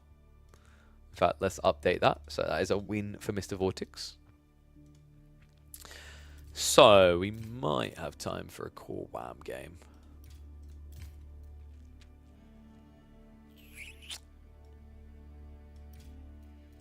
We could chill watch it, actually. I'm trying to think, because, like, what have we got for tomorrow, then? For tomorrow, we'd have... So we just watched Vortex versus Sass. That was a 2-0 for Vortex. We'd have Dimmu Cat, WAM Core, the winners of that. And then we have Papapour Scatterbrained versus... And then the winner of that versus Kiljadi. And then we have semis. It might make sense to just speed cast like the WAM core games? Like 2 times maybe? That can make sense, maybe. Oh, Jesus, you guys are going crazy now. Am I going to have to increase the cost of everything? Ugh. 1, 2, 3, 4, 5, 6. Ugh. Alright. Let me get the core draft. Core versus VM. You guys are so cruel. How bad my eyesights are. Okay. Did they upload their draft? Or do I need to curse at them? Why Beastie not playing? Because he doesn't want to lose. Because when he loses in these formats, because of the way the tournament elo system works, he loses a lot of points. Because Crackety farmed him in week number 1. He lost a lot of tournament elo. So, let me have a look here and see if we got the WAM versus Core. We have indeed. Hey, sup Vortex. Well played, mate. Big GG's. Welcome through to the semi-finals. We haven't caught up on that part of the bracket yet, so we'll see who you're up against. But we're just saying you're on a collision course with both the Canadians, potentially, if they make their deep runs like they have been each time. The question now is whether the Spaniard can be the killer. But yes, the reason why BC hasn't been participating is that he lost to Crackety and lost, like, I think it was some, like, 38 ATR points. He lost a lot. Like, Crackety farmed him up like crazy. So he didn't want to repeat that again. But let me have a look here. Let me load the draft. We're going to have a quick look. We'll probably have to speed through them because I told my partner to cook for, like, half past. Then again, she hasn't bought my crutches yet, so that's on her as well. But we should have a little bit of time to work with here. So it's going to be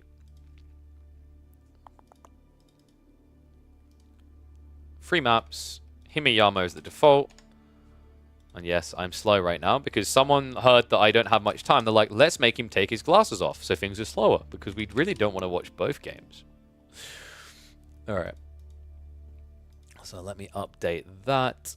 And we will have a look in. So game 1, Himeyama is going to be Malians versus Abassids. What? Still said he's loving the tournament, but he's just not good enough right now to make sure not losing elo. Yeah, it makes sense, right? Like he's trying to practice for the 2v2 as well. Only 2-game series? I didn't say that. I said I was going to have to do 2 times speed for the series, which means it could be, or maybe it have to be more. We'll see. See how it goes.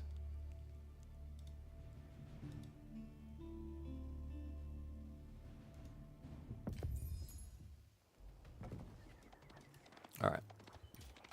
Let's get ready to go. Sorry, I'm just going to have to respond to a bunch of emails after this, but whatever. Let's go. Let's go. Yeah, we're just going to have to do the 2 times. Don't forget the necktie. Dude, like, if I go do the necktie, you're definitely not getting the series.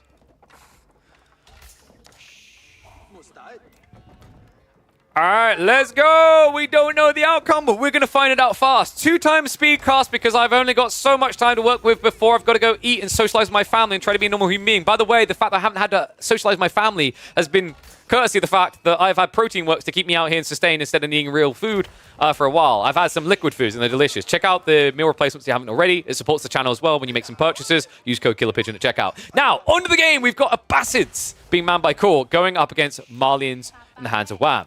Oh no, it's Core. We're going to get... It's Eco Wing. It's Eco Wing every day of the week. I can really see it coming. Yeah, so this is going to be the matchup in the round of 16.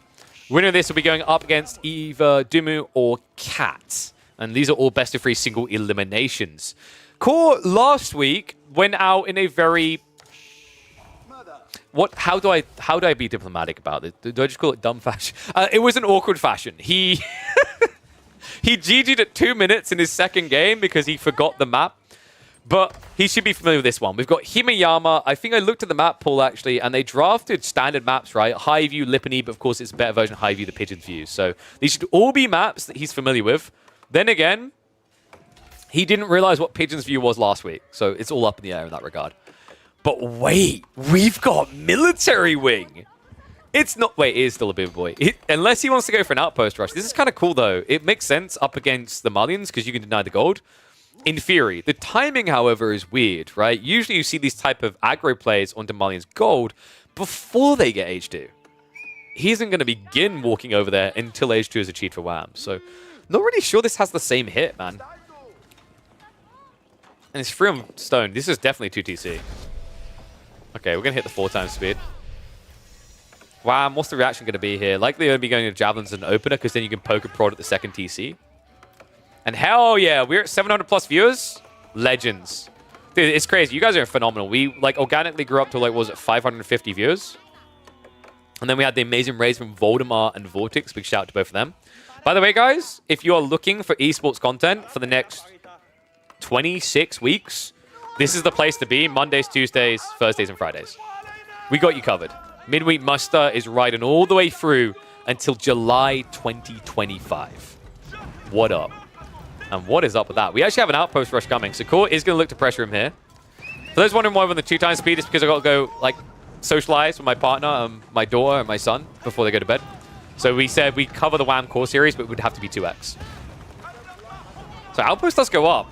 And funnily enough, he's still going 2 TC. It's just on the way, he decided to stop off for arrow slits. Wham's going to be pretty annoyed with trying to deny this, right? Like, his javelins diving in are going to take damage. That's also a deny to his gold. His secondary gold is questionable. It's really far out there. This is a really good start for Cool. Second TC does feel so greedy, though. I wonder, would he have been better off just to play 1 TC all in? I mean, the initial exchange is at least looking good. He's blocking this play with the pit mine. He did lose an archer for it, though. It's kind of awkward because these warrior scouts don't counter archers, but they're pretty good against horsemen as a body shield. Villager being brought low, not quite able to get him. He's going to go for the stab, though. So Cool, able to pick that one off. However, second one coming out. And pit mine now going up. So house is on the way around it. Wham is still getting denied on the north side. He's going to lose some value there. But that pit mine's not going to die fast with just double spear attacking here. So still plenty of gold to be accrued.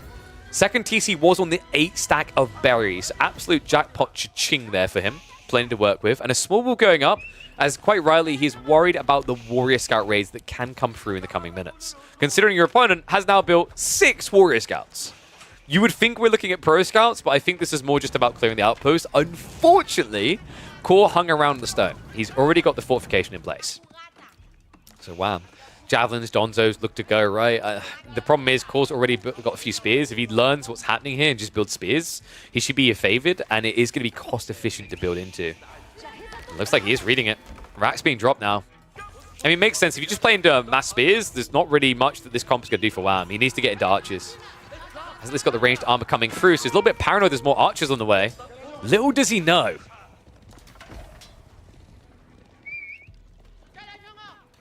Jabs have been paused. I don't think that's because he's out of gold. I think it's because he's realizing something's not right here. There's been no justification for additional javelins. Well, I say that. Wham. That's ambitious. He's doing this blind. It's crazy as well because he has got 9 scouts. One of them could be looking for this instead of going for pro scouts. But he did play into it then. That's kind of crazy, actually, that we've been seeing pro scouts come back in the meta, courtesy of how good it is on Scarguard. Remember, that was the default map last week. And now we're seeing it shuffle onto other maps as well. That's crazy. I mean, this is problematic, right? Like, Core doesn't have a way of harassing eco. Mass Horseman sucks if your opponent is playing so condensed, because diving is difficult into Donzos anyway. I wonder, is Wham just going to go fast castle? Is there a world in which he's prepping for Mansa Javelin? We might be seeing Farimba here. This reeks of Farimba. This is the way where you can do it. We talked about the idea. You want to find efficient ways in the castle, but you also want to be scaling into a decent-sized army. But no, we've got Fulani. Okay, there you go. He's got the counters coming down. Makes sense. He's against 2 TC, right? He's kind of on the clock here. Pressure is coming in around that outpost. Looks like he's now going to go for the denial. In time. It looks like the TC secondary resource, the berries out here, have been exhausted, so he's going to have to retreat away from that. Core just trying to be relentless with the dives. Remember, we're on 2 times, but even on 1 times, this is a lot to try and keep track of. So he's going to get surrounded. Great grab there. Core goes in for the javelins. Scouts react just in time to protect what's left. But a lot of troopers lost there for Wham. Good thing he is not going for the Farimba.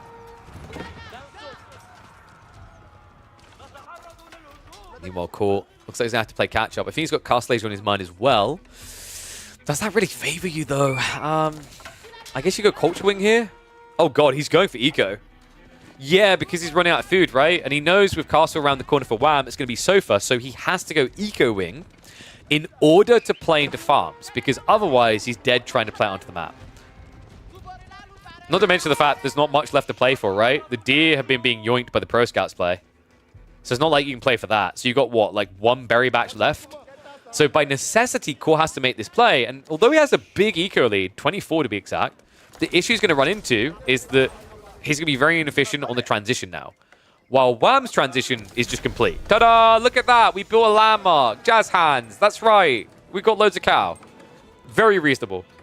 And all safely underneath the TC. There you go. First Sofa does get queued up. Cool. Soon to complete that eco wing. A little bit of raid damage coming in, though. The scouts at the backside able to poke and prod a few down here. And we'll be able to get away. Notice he's not upgrading them further, though. Like, he's just using these as annoying raiders in the meantime. The premium wave is going to be the Sofas. Cool. I mean, quite cool here, right? Going into Camera Rider is pretty smart. Very expensive, though, for a guy who's going to have to make a farm transition still before he can really pump that up. It looks like he's now trying to play into the Moss. So going for those relics. Another thing that just makes sense from his position, he doesn't have great long-term gold access, right? The 4K is about to expire. North side hasn't really been secured. South side is questionable until these walls go up, and they haven't completed yet. Camel. Whoa, boy. Not the start he was looking for. Wham. Now trying to press forward. He's going to starve off that south side. A lot of wood gatherers down here. Farms as well as the Sofas reveal it all. They're going to get premium targets. Core doesn't have textiles. Warrior Scouts come in the backside as well. Meanwhile, the army distracted by the retreating forces of the Malians here. So Wham pulls him away. The Sofas are able to get in and get a bit of chip damage done. Behind this, relics have not been grabbed yet. He's gone for the sacred sites, but that's now revealed the play. Wham, a lot more so for where these two came from, right? He's got 10 more in reserve, and they're ready to rock and roll. It's going to be a timing assault here. Core, only one crossbow, 6 more in queue. Spear frontline not looking good either. This could just be a breakthrough with Sofa alone. Short flash. Cool. Maybe a bit too much into archers here. There's going to be a freebie running into the spears, but Wham quick to react, and he is now playing into his own imams. Looking at the remaining relic locations, Core is going to get a beneficial exchange here. It should be 3-2 in favor of the Abassids. But Wham, he's got import armors coming. This is his timing. Look at the military mass as well, about even. Nice blocker on the relic retrieval. No wall low opportunity there. The camels need to be sniped here. This debuff is big against the Sofas. Poke coming in. Archer's able to chase against this, but looks like both of the camel riders are down. And Core hasn't built a new one yet. Spearman line looking thin. Sofa going to ride in. And they get right on top of it. The crossbow mass is non-existent here. The archers are just going to get blobbed down.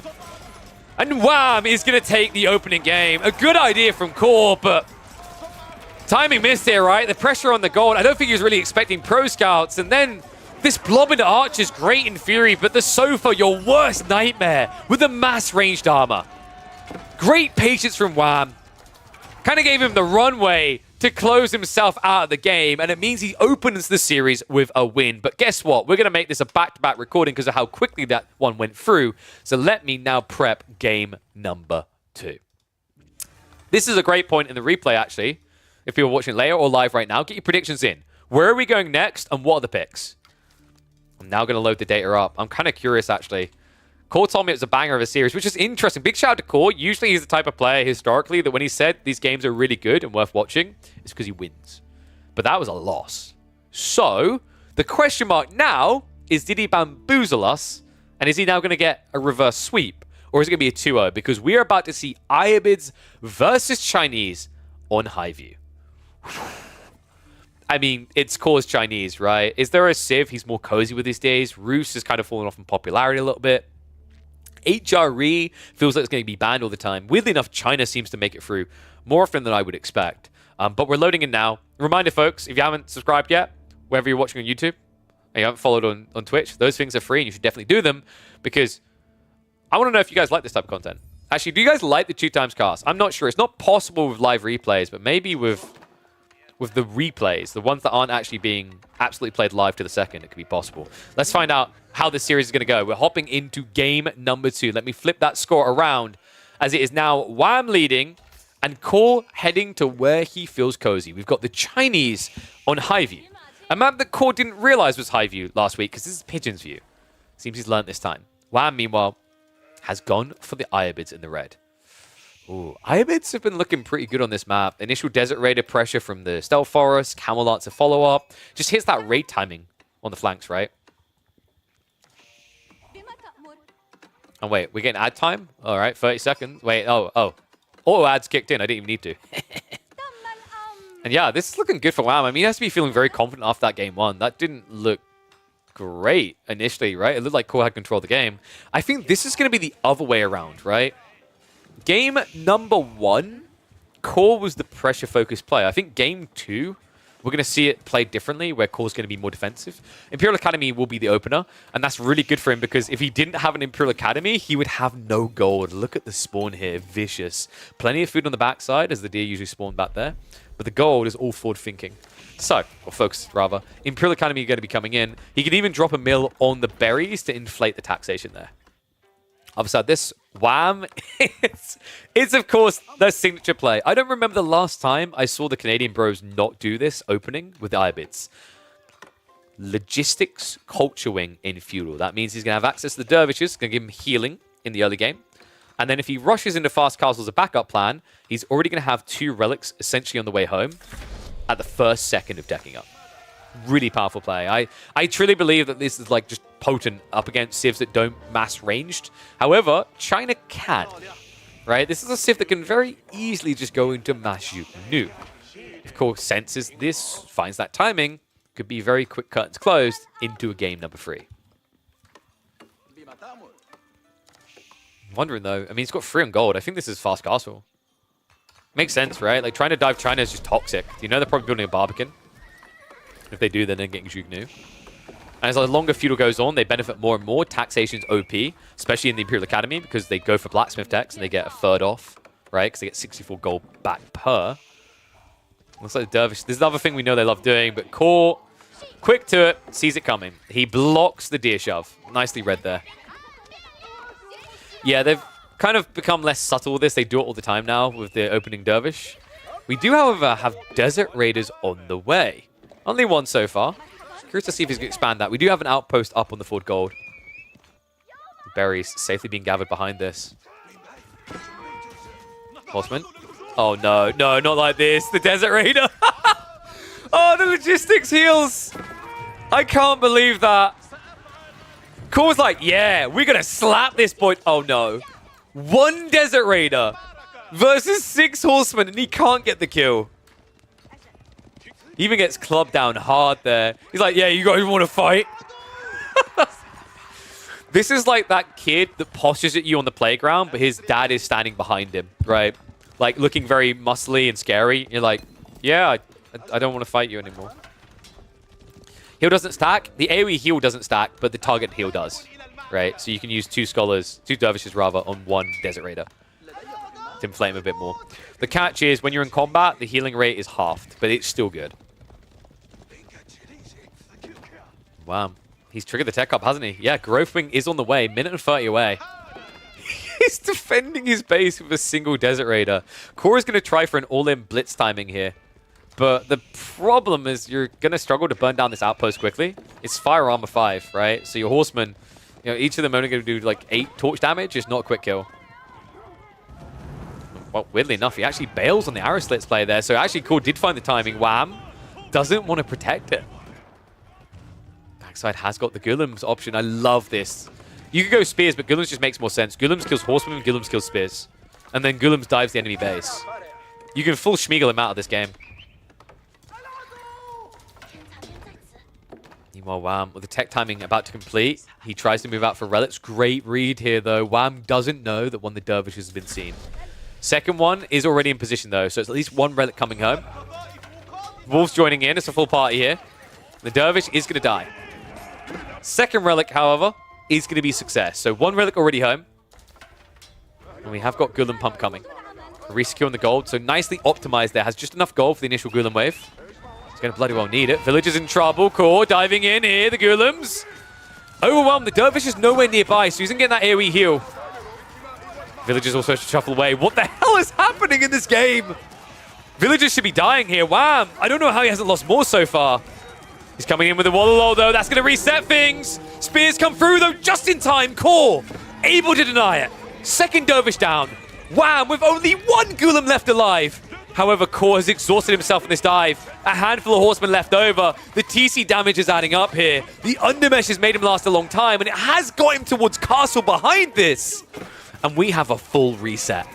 Core with a slight villager lead. 33 pure villagers to 37.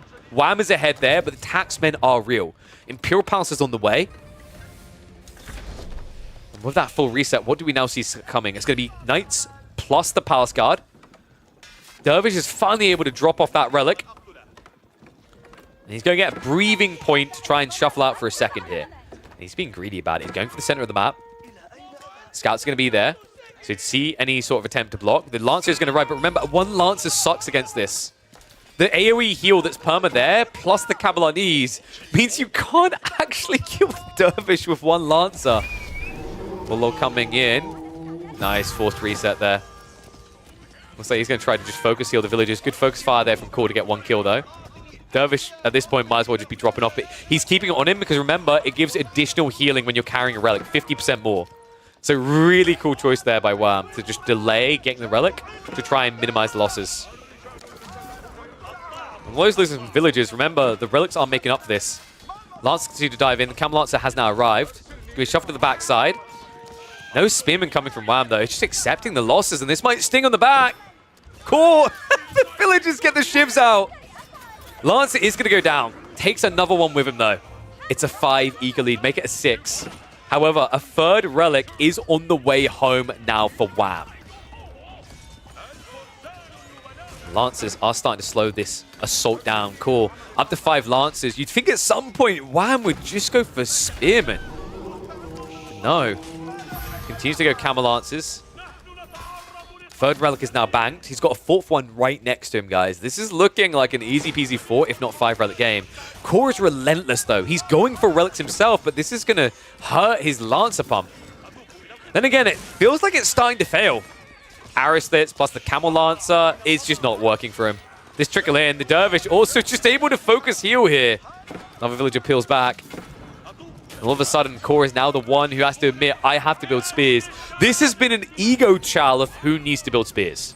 This entire game. I mean, Core began it with it, but then he moved away. Since then, it's been, no, you build spears. No, you build spears. And in the end, it's Core who blinks first. However, one by one, they're just going to die. Remember, the Dervish healer's there. This is...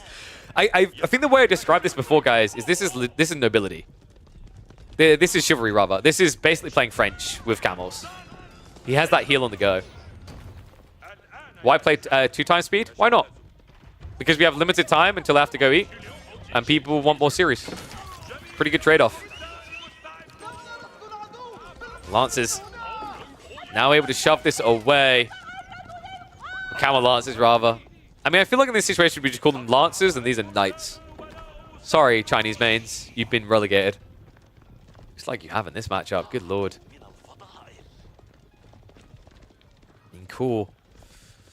He's being forced in those spearmen. Veterans, he finally got queued up. It's dangerous now the way he's playing the game. The Camel Lancer 5 more on the way. And keep in mind, he's now playing onto flank resources out on the deer. Berry's over here as well. Berry's here. Like, these are not safe resources anymore. You can't go for a granary transition. You have to play this way to scrape forward. I mean, sure, he's built an eco lead. It's a substantial one, right? But the relics are offsetting a decent chunk of that. Cool. It's interesting that he's still going Lancers. I find usually at this stage when you've got such a big eco lead, play for the counter instead of the Raider, right? Because it's becoming harder and harder for Core to find Wham's economy now that so many have died. And if you keep playing a Camel Lancer versus Lancer, that is going to be more beneficial for Wham. He has the counter. He has the mass. So what you end up doing is putting yourself in a position where you can't defend your flank eco. And that could just force an entire shift. We have 19 villagers and a taxman out here. That is the entire economy lead that Core has built up. And Wham is already shuffling towards it. War's also going up, so even harder now for Core to find those assaults. He's switching into crossbows now. They're not here yet, though, and the scout is with these lancers, so he is going to see them. Great reaction straight away. And by the way, that's the Imperial Palace effect. Without that, He would not have known in time. So gets away. Won't be able to fully dodge the bullet. Should be Lancers charging in for maybe 2 or 3 worker kills. Beautiful turnaround with the switch aggro there. Wham. Cuts down 4. Cuts into that lead. And now, an even bigger target. He's checking the flank here. 4 Lancers, and the difference here is the Imperial Palace doesn't have vision. Wham. About to reveal himself. Move straight in. Caught. No textiles here. Realizes fairly quickly. Charge is going to come through from one of the Lancers. They switch over the Taxman instead. So all of a sudden, Wham is starting to claw back this lead that Core worked so hard for. It's been a long day. 54 to 44 now. It's a 2-3 relic split, so Core not in the worst of positions, but oh god. I mean, that hurts when you see it. A mill. Chinese farms around a mill. I mean, he needs the food. He can't safely get out of his base anymore, right? If he can survive this, get to crossbow spears, thumbs up. Looking good, champ. You can make a comeback. Go game 3. Without it, he's dead.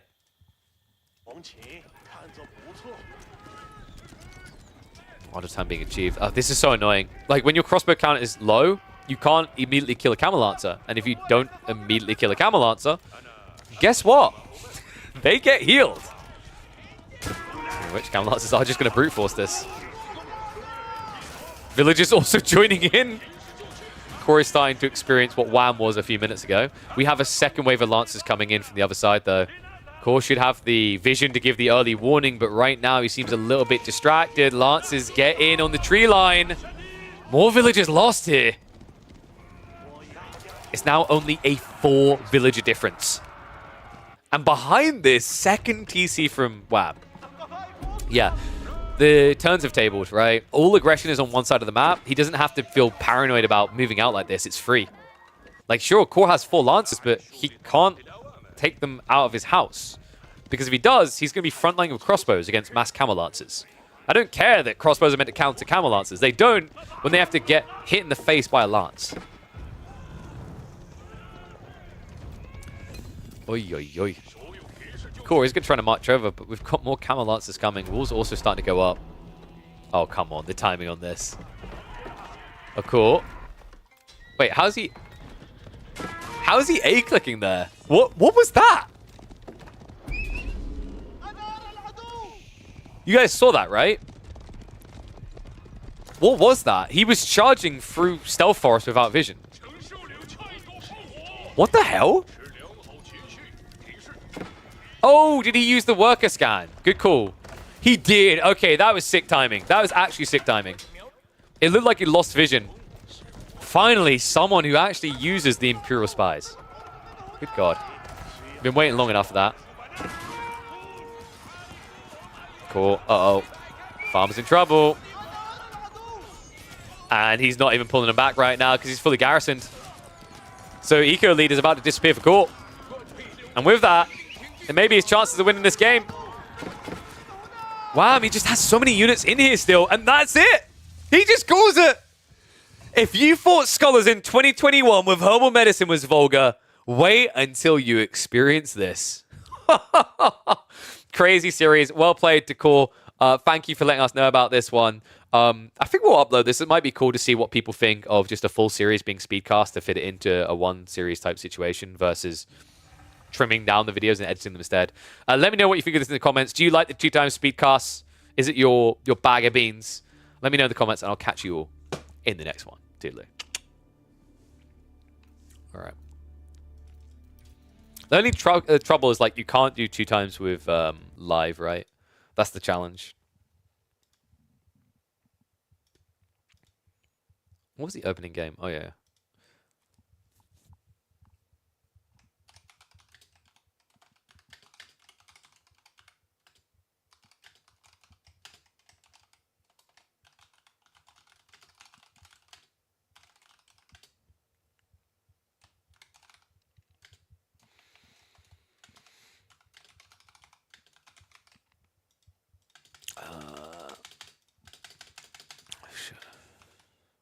Show Abba Tower, Lancer Dive G2. There we go. Might be interesting to upload that and see how people respond. All right. I think that brings us close to a close because we should be getting food ready soon. We have been live for, what, 6.5 hours? I'd say it's been a pretty damn good day. Watch AOE4 for the slow TV experience, prefer one-time speed? I mean, I think there's times and places. Maybe late in the game. I feel like the early game would benefit from just being 2x. One more series? No time, no bueno. I've got pork chops being cooked. By the way, if you guys like that you got this many games squeezed into one day, you should be thanking Protein Works. Because if it wasn't for this delicious chocolate bueno shake, I would have been too hungry and I would have had to have gone for like a lunch break about an hour or so ago. So big shout out to them. If you guys want to help support me and get them back sponsoring the channel again, !Protein Works in the chat. Go through, use code KillerPigeon to let them know I sent you. You get 10% extra off. They've currently got a bunch of Black Friday sales, so different sales every single day leading up to the end of the month. Take advantage of it now. If you spend past a certain threshold, you get free delivery. In other places, you get scaling down delivery costs. Highly recommend the Loaded Legends. There is also a vegan version of these. They are worth going in for. They're the ridiculous vegan protein bars. I actually was impressed by those. I didn't think I was going to like them. But I also highly recommend the Gummy Bears. Or not bears, but they're gummies. The multivitamin gummies are sick. And then on top of that, make sure you're checking out the meal replacements. Someone was telling me that they're an avid workout-aholic, and they were saying that it's definitely worth looking at their whey protein. And also, I'd say their clear protein. I'm a big fan of their clear protein because I've had the peach tea, the ice peach tea, which was fantastic. They apparently are very good on a cost level. They're very much a bargain, so recommend checking them out if you haven't already. Protein Works to go across to there. But YouTube, I'm going to love you and leave you. I'll drop you guys the link in YouTube so you can check out the products if you want as well. Thank you very much for tuning in. Remember, guys, we're going to be back tomorrow. And tomorrow, we are going to... Let me show you how the bracket's going to look before I close off the YouTube side, and then we'll talk to Twitch for an extra minute or two. So, we just saw Vortex versus SAS. That was a 2-0. We just saw Wham versus Core, a 2-0. We're going to be checking on Dumu versus Cat and the winner of that versus Wham. We'll also be having a look at Puppy Paw versus Scatterbrained, if time allows, or we should be hopping into the winner of that up against Killjadi, which should be scheduled tomorrow. And then we should hopefully have semi-finals, at least one, if not both, scheduled for tomorrow. So, likely a similarly length stream of 6 to 7 hours tomorrow, so that we can do... How many series are that going to be? 1, 2... 3, 4, 5 or 6 series. And then, of course, finals will be, as always, on the Thursday, starting at 4 p.m. UK time or 5 p.m. CET, translated to whatever your local time is beyond that. But, guys, on the YouTube side, make sure you tune in tomorrow. I should be live by 1 p.m. UK time, 2 p.m. CET. Usually it's there or maybe half an hour earlier that we aim for, so make sure you're tuning in, and I'll catch you